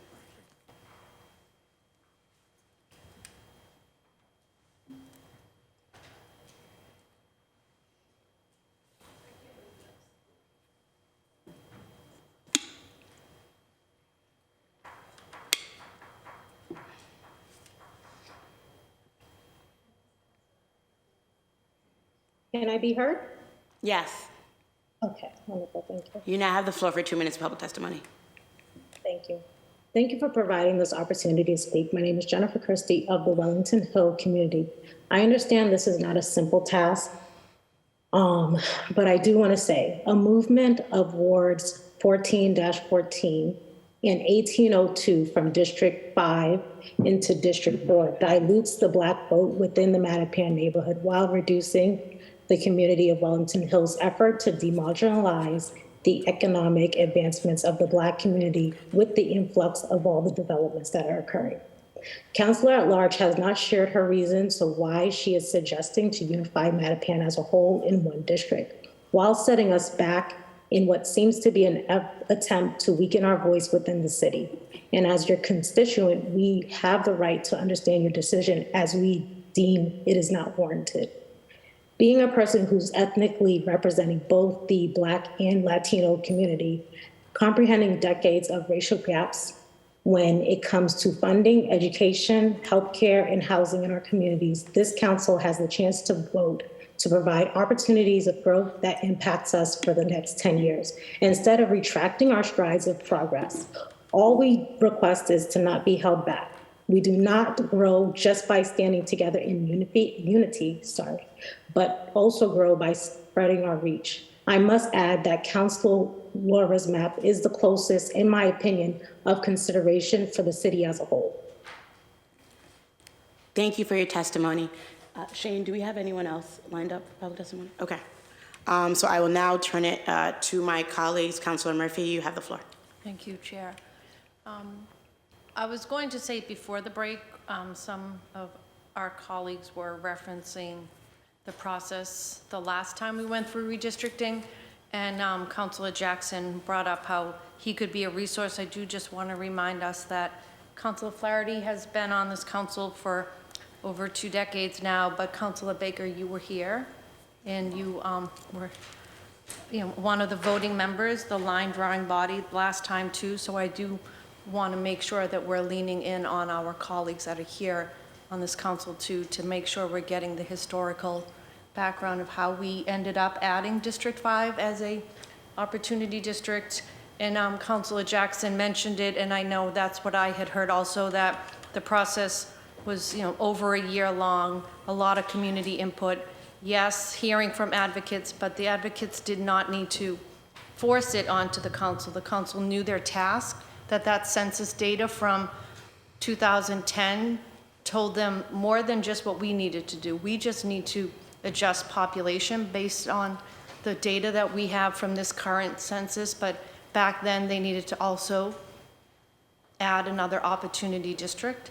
So I do just want to put that on the record, that we do have Councilor Baker and Councilor Flaherty here on the body to reference also. Thank you, Chair. Thank you, Councilor. Councilor Lara, you have the floor. Thank you, Madam Chair. I just want to take this time to reiterate again the argument that I have been making, particularly around my district, about Precinct 1 and Precinct 8 in Ward 20. The map as it is reflected now, it's still 21 is already in my district. It has not moved. 28 is still not being unified. I think that my council colleagues here are asking for the same reasons to unify South Boston and keep South Boston together and keep Dorchester at the bottom of Dorchester, and I am making the same request about West Roxbury.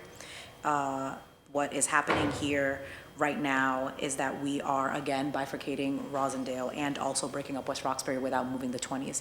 And the impact that moving 21 and 28 into District 5, I believe, even if 1414 was in District 5, based on the numbers that we're looking at, would create a Voting Rights Act violation.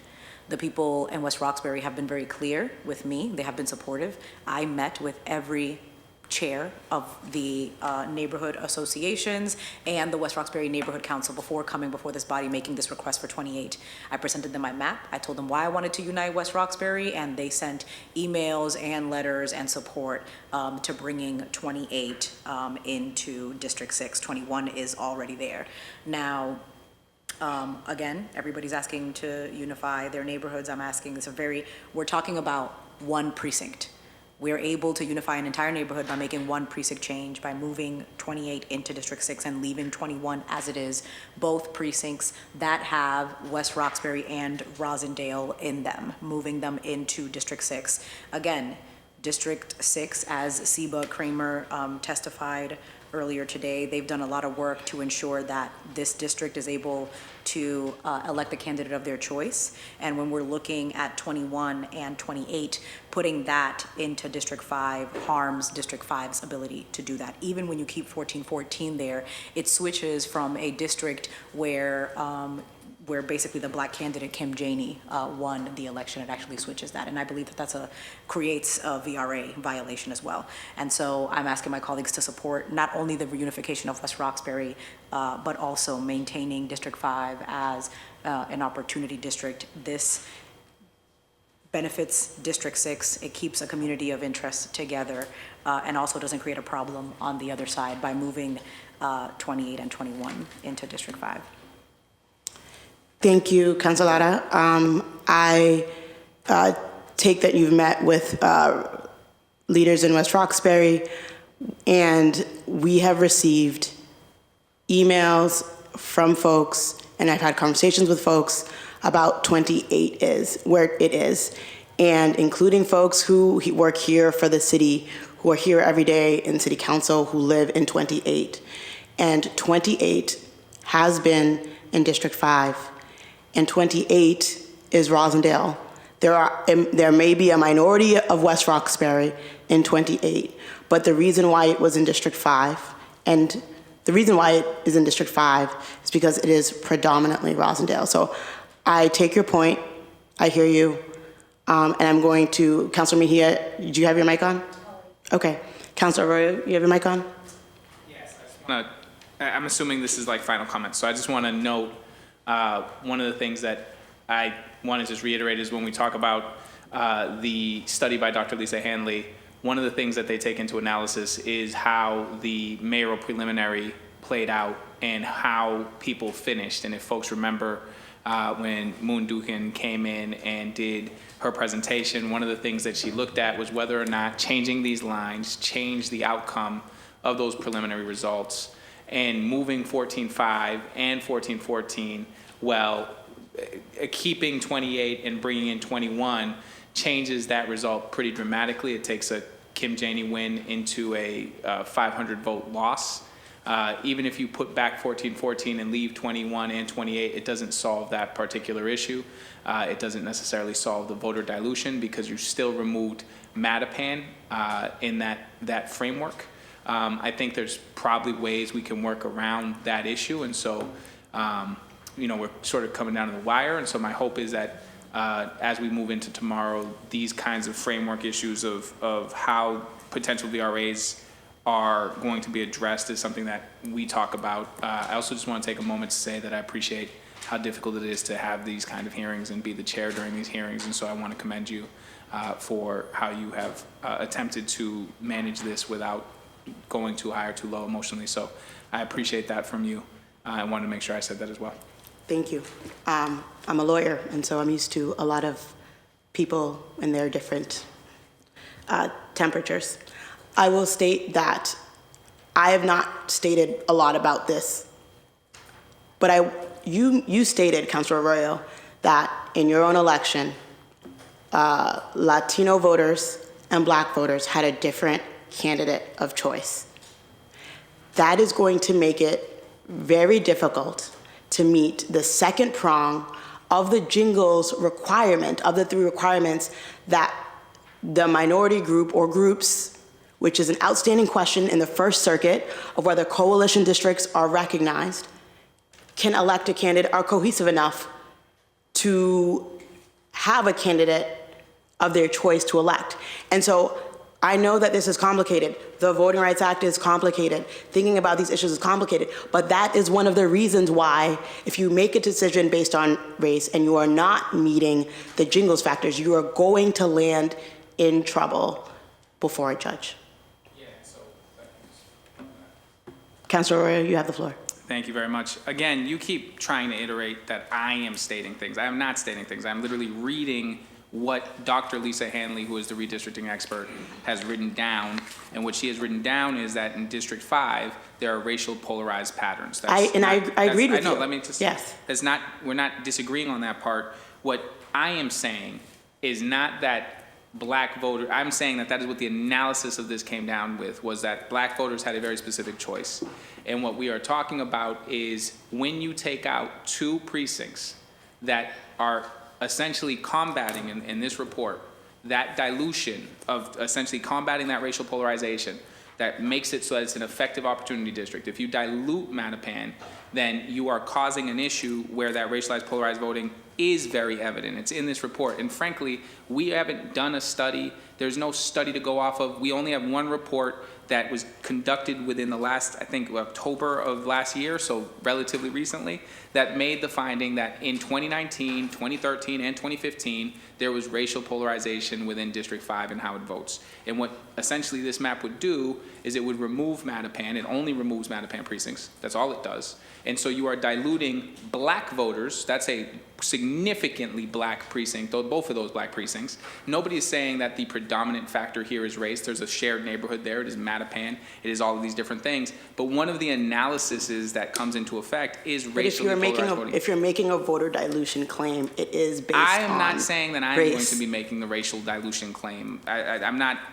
the one who funds lawsuits against the body. What I'm saying is that when we are talking about this issue, when we already have the Lawyers for Civil Rights on the screen talking about this, we already have the NAACP talking about this, it is very likely that if there is a very clear racially polarized voting pattern, which was found already, and that we pass a map that only accentuates and makes that worse in District 5 in a way that dilutes black vote and specifically Mattapan vote in a way where they can be heard in this district, that yes, I think that we have a potential and very likely VRA issue that would probably be explored in court. But what I'm saying is we don't have to go down that line at all. That doesn't have to happen. And we're acting like this is set in stone when this is not set in stone. There's a number of different ways in which you can piece this together where those concerns don't exist. And one of those ways you can do that is by putting back 1414, taking 21 and leaving it in District 6, and then if you put 1912 and put 1713 into District 3, you're back to normal. You are literally back to normal. I would have to look at what the analysis would be on the other things, but it's not like there's no combination here that doesn't let us get to this on the margins without drastically having to redraw the entire map. And the fact of the matter is this is very different than what the 2012 map was trying to do, and it's very different than what was essentially passed, and I understand that we're not going back to that map. I'm not saying anything about that. But what I am saying is that this has very clear VRA issues just on the one report that we even have on this, and we don't have another one coming. And so it's not Councilor Arroyo saying this, it's that Dr. Lisa Hanley, in a thing that was submitted to federal court and that the federal judge cited, said this. And so when we're talking, and who, by the way, that same federal judge cited that 1912 and 1817 are Rosendale precincts, 1807, sorry, 1912 and 1807 are Rosendale precincts, and that she appreciated. Essentially, she didn't use the word appreciated, but she cited that 2 things were done that she sort of noted as positive. 16-1 and 16-3 going into District 3, she noted as a positive because of Little Saigon. 19-12 and 18-7 going into District 5, she noted as a positive for District 5. We've ignored that. And not only have we ignored that, we've ignored it in a way that accentuates racially polarized voting. And so I don't want this construed as Ricardo says this or Ricardo says that. I'm literally just basing it off of what Dr. Hanley has said, what the federal decision has said, and what we can do within this body, within our power, to adjust this map in a way that eliminates that concern, because I think we are aware that these maps can be sued, and frankly, anything that has a potential VRA issue, we have already been sort of told will likely be sued. And so I'm just saying this is a fixable issue that we can fix And I don't think we're that far apart from fixing it, but I do think it's something that can be fixed, and I would rather we fix it than go into a rushed vote with no racial voting analysis, and the only one we do have says that this would accentuate that problem. That's all I'm saying. Thank you, Councilor Arroyo. And I do want to apologize if I made it seem as though it was your statistics or your data that you were reading. So I just want to read onto the record, and you correct for me if I'm not including everything that you stated. So this is talking about District 5 in her report, where she stated 8 candidates competed in the 2019, is that what you're reading from? I'm reading the entirety. Okay, so 8 candidates, this is when she talks about District 5. She states 8 candidates competed in the 2019 preliminary election for this open seat. Voting was polarized. A plurality of Black voters supported Jean-Claude Sanon, Black. A plurality of Hispanic voters supported Arroyo, and a plurality of white voters supported Maria Estelle Farrell, white. I agree with you there. I agree that that's what the expert stated. Yeah, I think that if you look at the 2013 numbers and you look at the 2015 numbers, they show that there's a Black polarization in that district as well. And so what I'm saying is the real part of this that I'm citing is the conclusion, where she's very specific to say that voting is often racially polarized in Boston municipal elections, particularly in the preliminary elections. That's a direct quote. And it says here, there's only 3 districts that they talk about, 4, 7, and 5. And I think Councilor Braden might have more information on this as well, because I believe she's the one who sought for this report. But it says District 5 has been successful in electing a Hispanic preferred candidate, albeit only because this candidate garnered some support from white voters and to a lesser degree Black voters. A district-specific functional analysis of the proposed plan, this is the plan that I think we actually voted on and was enacted, but Councilor Braden, and that has been enjoined, Councilor Braden can speak to that, will provide minority voters with the same opportunity to elect their preferred candidates to City Council as they currently have under the prior plan. And what I am saying is, this map, I do not believe would do that. And so these conclusions would likely change based on the findings that she already found, based on the changes that we're making in this map. That's all I'm saying. The entirety of this is docket 935. And so it exists on the record already, in terms of, it's in our records.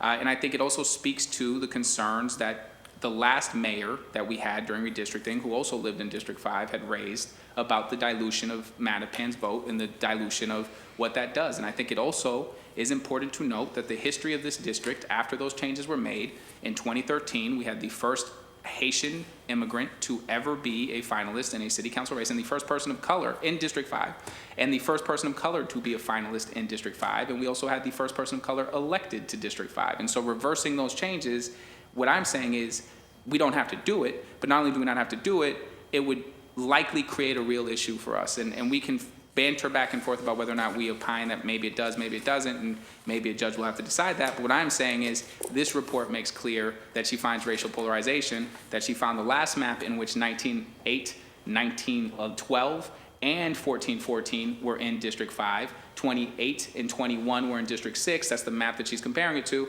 That map didn't create problems with racially polarized voting, but they also didn't swap the outcomes of mayoral preliminaries, and they didn't remove districts where very clearly she is saying in this report, Black voters have specific interests, and this actually eliminates them from the map. And so, you know, we can talk about this any other which way you want to do it. We can try to parse a sentence here or there. I'm not parsing sentences. So I'm just saying, so then I think we're on the same page. I think we're on the same page with Dr. Hanley's analysis and with the requirement, if you're really actually going to make out a claim, that you need to be able to meet the factors. I agree with your assessment of what has happened in past elections. Councilor Lara, you now have the floor. Thank you, Councilor Regen. Yesterday, when we were at the hearing and you were making the change by taking 21 and 28 from the enacted map and putting it into District 5, you read the list of 4 people who you had received. We've received public testimony from X, Y, and Z, and read a list of 4 people's names who sent you email. Among those names were Stephen Gaff, Nancy Horowitz, and so on and so forth. And so I want to, for the record, read this into... Just for clarification, it was not an exhaustive list, but there were 4, those were the 4 that I had in front of me. I'm only referencing one of the names that you mentioned. Okay, and just so that everyone is aware, everyone has a folder of all of the emails that were sent. That is correct. So for the record, dear City Councilors, I am writing to amend my testimony that I submitted prior to yesterday's hearing. Because of an unforeseen cancellation of my previously scheduled appointment, I was able to watch most of the hearing yesterday. Watching helped me understand the impact of the various proposed changes contained in the map under consideration. I was moved by State Representative Holmes' testimony in which he expressed concerns about the loss of voting strength of those communities that up until recently have been historically underrepresented in our city. I became concerned about the impact of those communities in Mattapan and in the district represented by Councilor Fernandez-Anderson. I wrote my testimony yesterday without being fully informed. After watching the hearing, I began to feel like my desire to have Ward 20 Precinct 1 returned to District 5 is small potatoes compared to the need to ensure that all communities in Boston are fairly and proportionately represented. I feel strongly that Boston has come a long way in the years that I have lived here and do not want to see changes that make it more difficult for communities of color to choose the representative candidate of their choosing. If Precinct 1 being returned to District 5 makes it more likely that the communities are disempowered, I ask that the decision to return Ward 20 to Precinct 1 in District 5 be reversed. I had a half a dozen phone calls like this yesterday. When presented in a vacuum, when the idea of we're keeping Rosendale in Rosendale, when it's presented in a vacuum, everybody in Rosendale is going to say, yeah, of course, why wouldn't you keep my neighborhood together? When presented with the impact that moving 21 and 28 into District 5 will have on these communities, this is the reaction that everybody had. Oh, I didn't know. Oh, I didn't consider that. Oh, you're right, X, Y, and Z. So although you're like, hey, we've heard about people, respectfully from people who work at City Hall, great. Let's talk about what the impact of moving 28 and 21 into District 5 does to District 5, right? We're talking about racialized voting patterns here.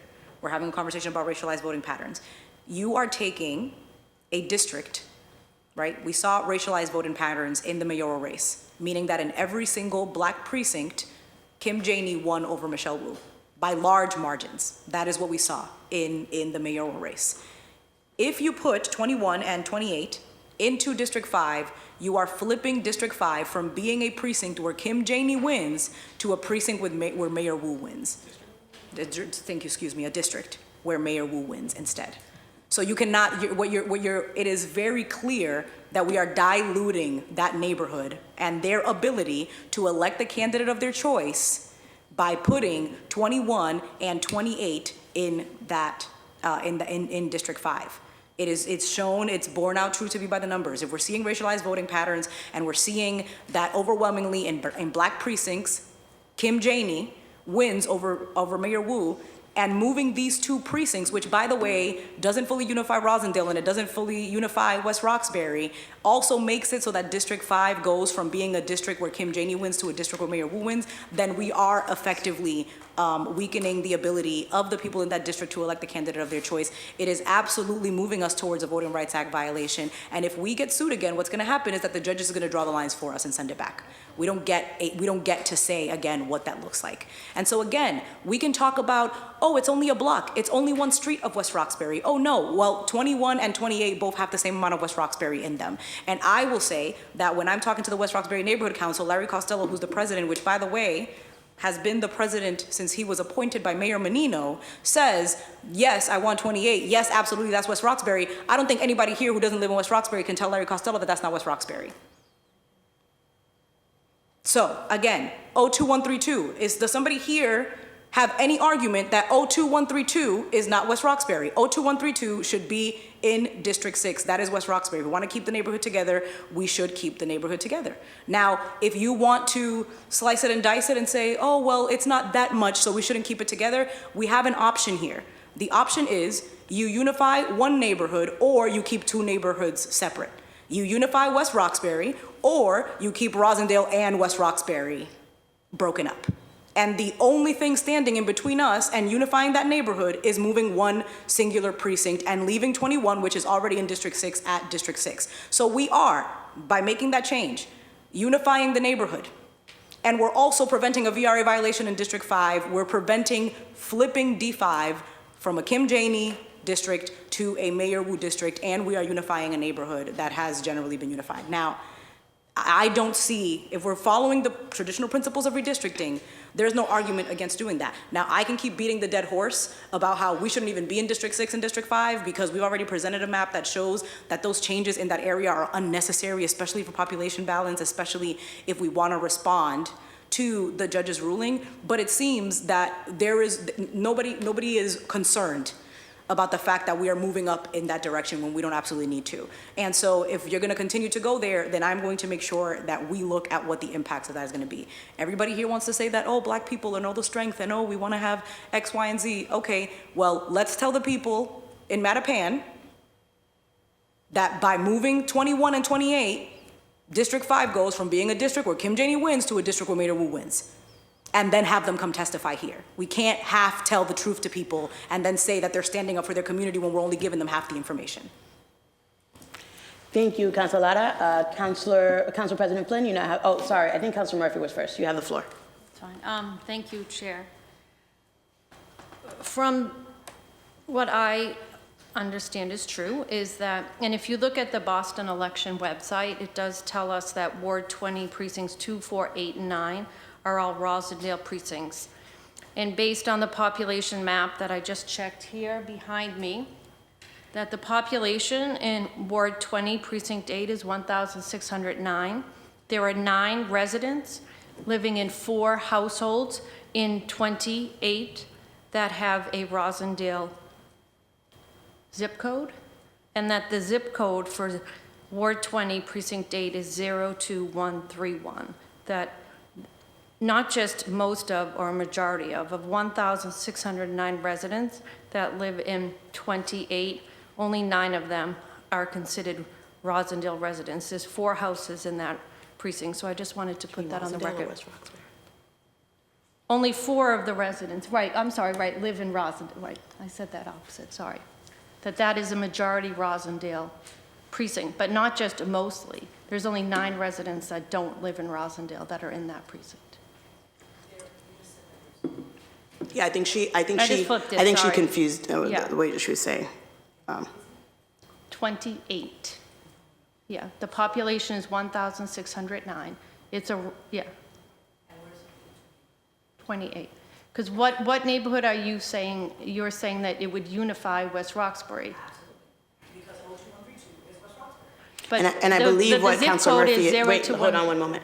I believe what Councilor Murphy is stating, that in 28,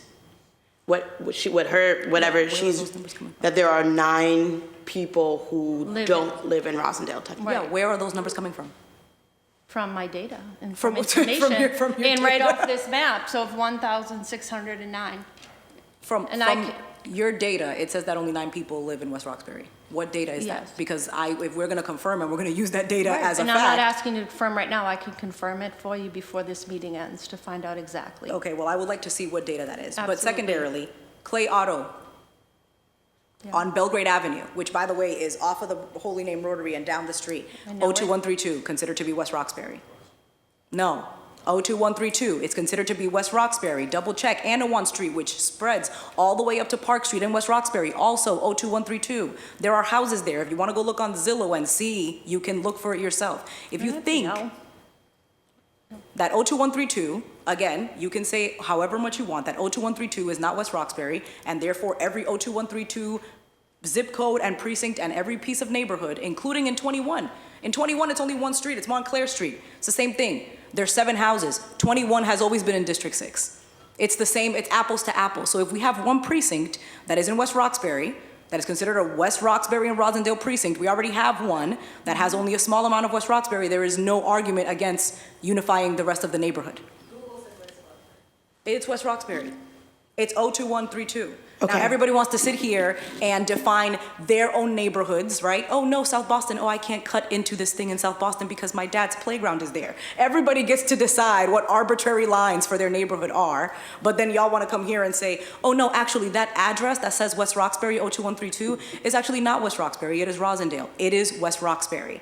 Now, again, we're unifying a neighborhood, and we are preventing a VRA violation in District 5. It's not just one thing. So you can argue, oh, it's not enough of West Roxbury to want to make a change, but the fact remains that if you leave 21 and 28 in District 5, it creates a Voting Rights Act violation by flipping the district to one where Kim Janey wins in the mayoral election to one where Mayor Wu wins in the mayoral election. So there are multiple arguments to be made here. There's not just one reason for them to be kept there.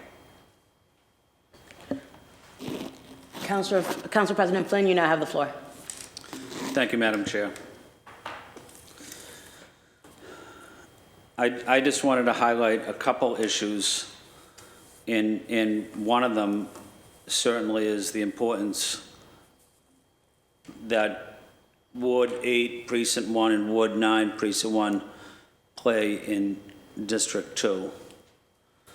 And that's critical that they're part of District 2, but also we were making excellent progress yesterday in uniting public housing in South Boston, making sure residents of color and tenants and immigrants are an equal part of the neighborhood as well, an important part of the neighborhood as well. So I want to stress that and want to let my colleagues know that if they've never been to any of these areas in South Boston, I'd like to take them there, and you won't see a more diverse community than the Mary Ellen McCormick Public Housing Development. The other thing I wanted to highlight is, you know, we made great progress yesterday, and it just seems like today we lost some of that momentum for whatever reason. But I think people elected us, our constituents elected us to make difficult decisions, not politically popular decisions, or not decisions that are popular with our communities, but what's right for the residents of the city. And what I'm hearing a lot is, you know, the politics being played in this decision-making process. So I think if we put politics aside and do what we think is best for the residents of Boston, even though it's unpopular, I think we'll be a better city for it. Thank you, Madam Chair. Thank you, Council President. Councilor Mejia, Councilor Braden, Councilor Mejia, you have the floor. Councilor Mejia, you have the floor. Thank you. I will reiterate, as I said before, I only won by 1 vote, and for me, nothing gives me greater joy than representing the people who put me here, and only them are the ones that could take me out. So I never do anything with any political calculation or fear of loss, because I don't have that stress or that worry in the way that I roll and how I talk and how I show up in this world. It is what it is. I do want to have a better understanding, because we have yet to answer the question, and I'm still trying to understand it.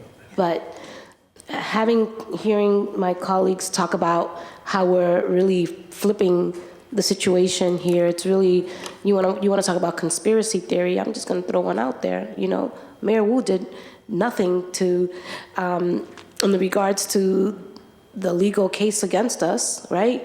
And now we are here carrying her water and trying to dilute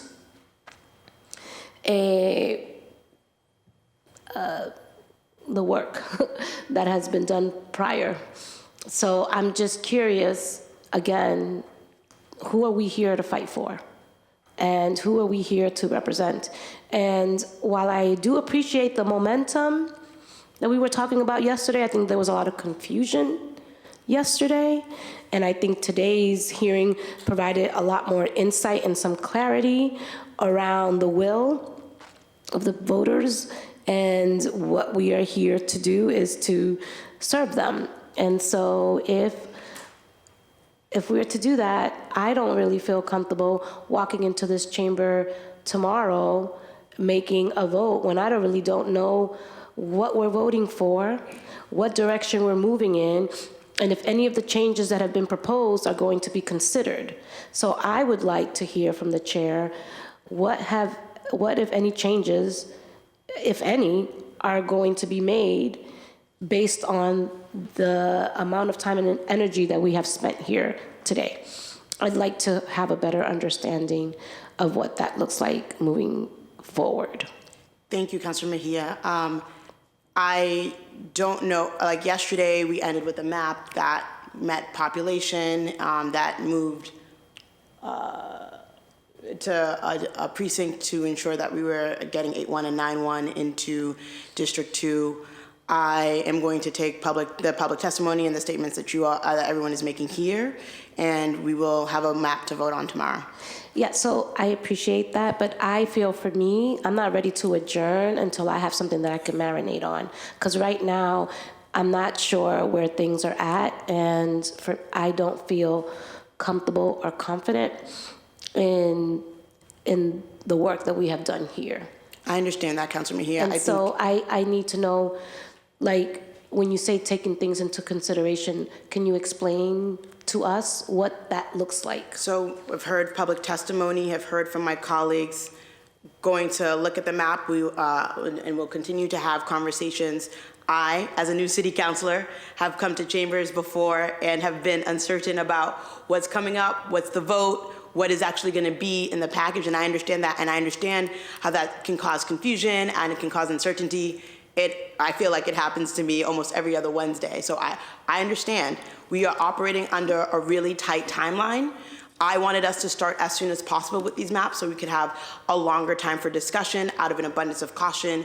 We delayed, and therefore we had even less time to really discuss the substance of the maps. And so I'm taking in all of the information that you all are giving me.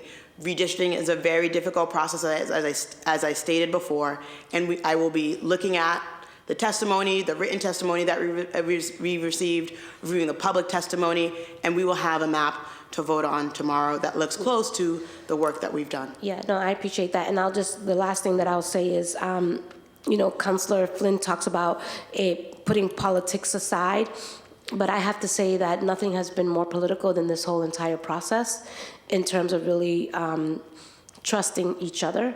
It's hard to trust people when sometimes your best interest is not what people's priorities are. And I am not, I'm disheartened by all of it, but I really do appreciate your ability for keeping us on task, despite all of the trauma and drama that we're all experiencing as we navigate this. But it is really interesting to see the difference in terms of what is before us now and who are the loudest voices and who are not. And so sometimes those who aren't saying much are saying it all in terms of the way that we're moving and who it is that we're fighting for. And I do appreciate Councilor Murphy grabbing her phone ready to make note of it because it's already public. I'm just teasing you, Councilor Murphy. I'm teasing you. Just relax. Can we just, no, I'm like, just we don't teasing need to you. personalize anything. So basically all of this to say is that, it's really quite interesting, and I hope that those who are paying attention to all of the dynamics that are happening in this chamber. Thank you very much, Councilor Mejia. I agree with a lot of what you stated, and it is the very reason why redistricting is a contentious process. It does lead to a lot of mistrust and distrust because voters don't know if people are thinking about them or if they're thinking about themselves, which is why, again, independent commissions for redistricting is the way forward so that legislators are not involved in drawing their own lines. I am an at-large city councilor. So in one way, the lines don't personally mean anything to me because everyone in the city of Boston can decide they want to vote for or against me because I'm an at-large city councilor. But I do understand how this is, and I believe Councilor Jackson stated this as well, it is a hyper-emotional process because folks were elected on these lines and they have feelings about them. So I appreciate your statements. Councilor Lara, you now have the floor. Thank you. I just want to have a conversation. I think there are changes that folks have been unwilling to make in the way that the map is drawn right now, particularly with President Flynn and his comments, although you're trying to keep South Boston and also keep the South End, and then Councilor Baker doesn't want to go into the South End but also wants to keep 1713, and we're having a conversation about compromise and people being able to switch, and nobody's budging here. So reiterate the point about 21 and 28. Although, of course, everybody's personal interests at every turn are brought into this process when we are shown the impact of our decisions, whether they're being made with personal lens or whichever, ultimately have to hang on how it impacts people.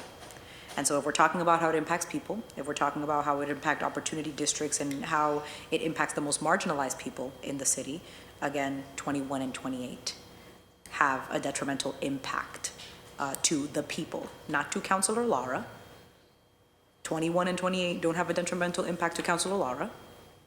They have a detrimental impact to people, to the people who are most marginalized in our community. And so we can say, yes, people have their own vetted interests, people have their own personal X, Y, and Z.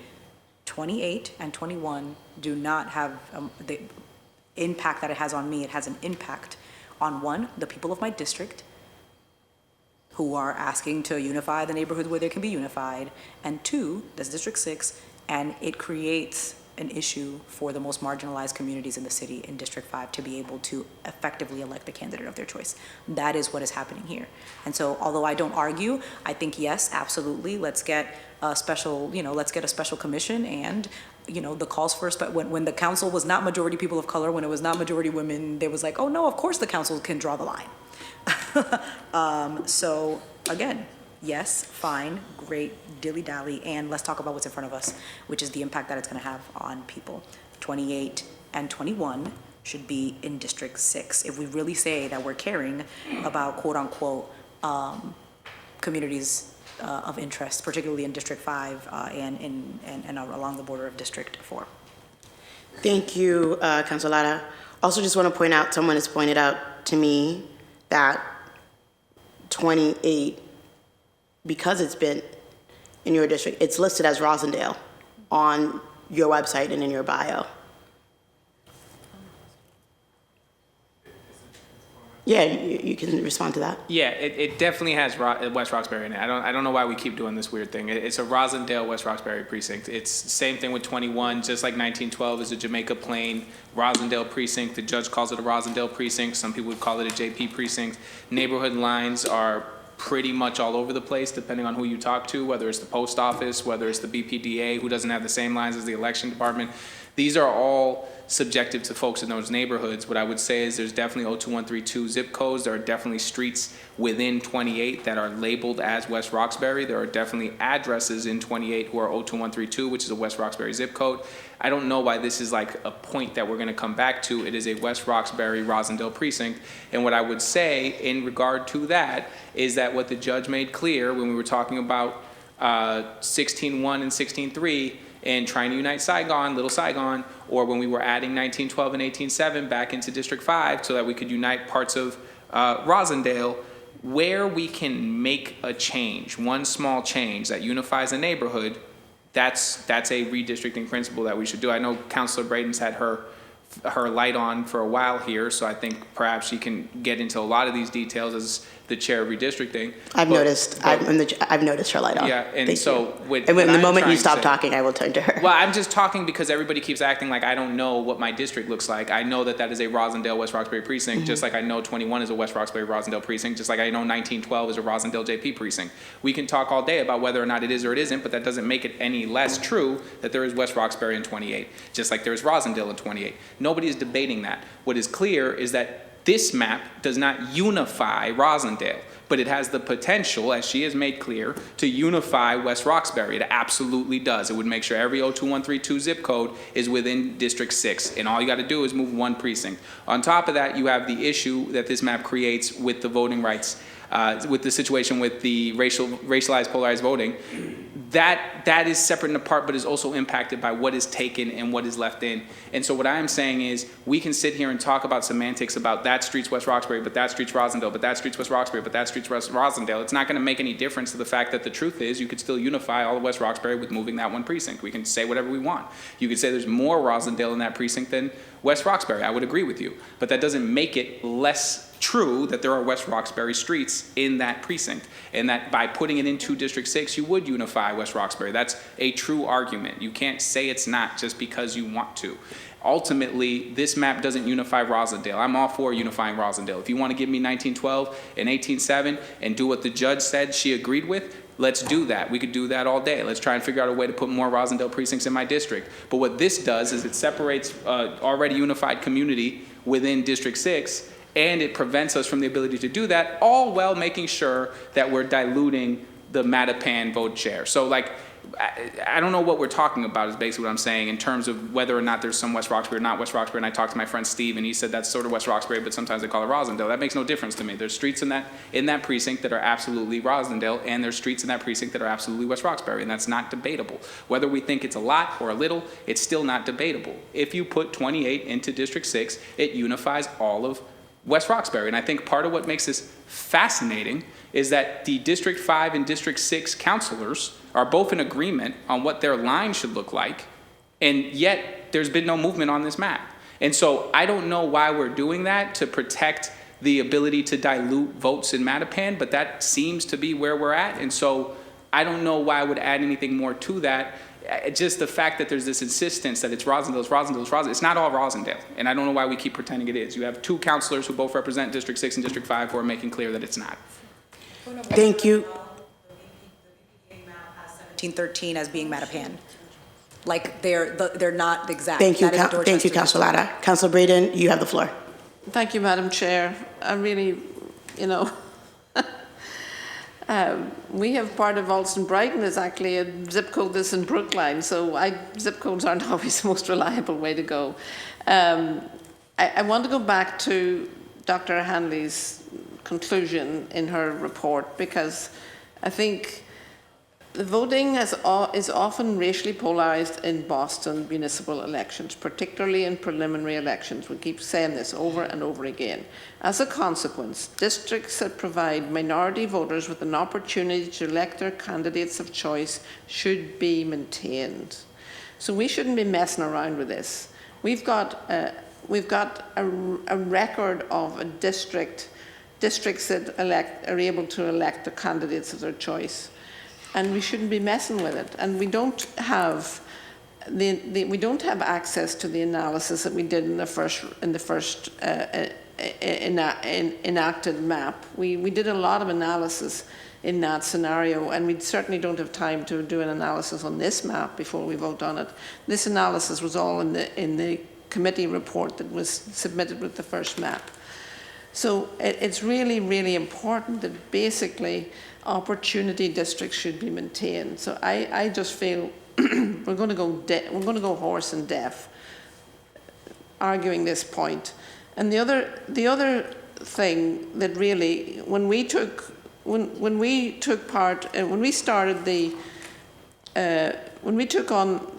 I first took on the chair, the first thing that we did was to reach out to the plaintiffs of the first lawsuits against the city and state redistricting. And decade after decade, the Latino Political Action Committee versus the City of Boston. They've been doing this for decades, arguing and fighting over this issue. So we made an intentional effort to involve the community advocates who have championed the VRA from the very beginning. And we're going, and this what we're doing with these districts right now is sort of going in the opposite direction. And it's very, very sad. After decades of work and effort from advocates to try and build opportunity districts in Boston, that we're actually reversing the tide in this moment. And it's very, very sad. And unnecessary, because we have a map. We can do equal populations here very easily and not drive a bus through our opportunity districts. Thank you, Councilor Braden. And I agree that we should be making sure that we are maintaining majority-minority districts, minority opportunity districts. Councilor I don't know who had their lights on first, so whoever. Councilor Baker? Thank you, Madam Chair. I've compromised, and people saying that I'm not compromising is kind of disingenuous. I have, 7 moves here now, more than everybody, and I've accepted precincts. It took a federal court action for you guys to pay attention to District 3, which I was part of, which I proudly helped to fund and will continue to fund. Don't forget, we won. You guys were wrong. Didn't pay any attention to me. Okay, Frank. No, I'm just getting it. I'm saying people are saying I'm not compromising. I know you have compromised. I'm compromised. You have compromised. I would like to go into. I'm not done, Madam Chair. I know, Councilor Baker, but I just want to make sure we are approaching the end and that we just try to bring the temperature down. Well, to say that I don't want to go into the South End. I've got 4 precincts in the South End. I want to come back to Dorchester. But the little snippy comments about people suing and this and that, it had to happen because this body was wrong. This body operated not in good faith. This body hurt people, and it's shown that they discriminated against people. And it was fine when 50% of the people that would have been in District 3 in the disunity map, 50% of the people would have been new. Everybody was okay with that. Not to even mention what happened to District 4, an opportunity black district. So let's be honest here. We're talking about 2 precincts. Honestly, my mind's scrambled. I don't even know what's going on with those precincts over there. I have no idea what's going on. But it's only a matter of time before we are going to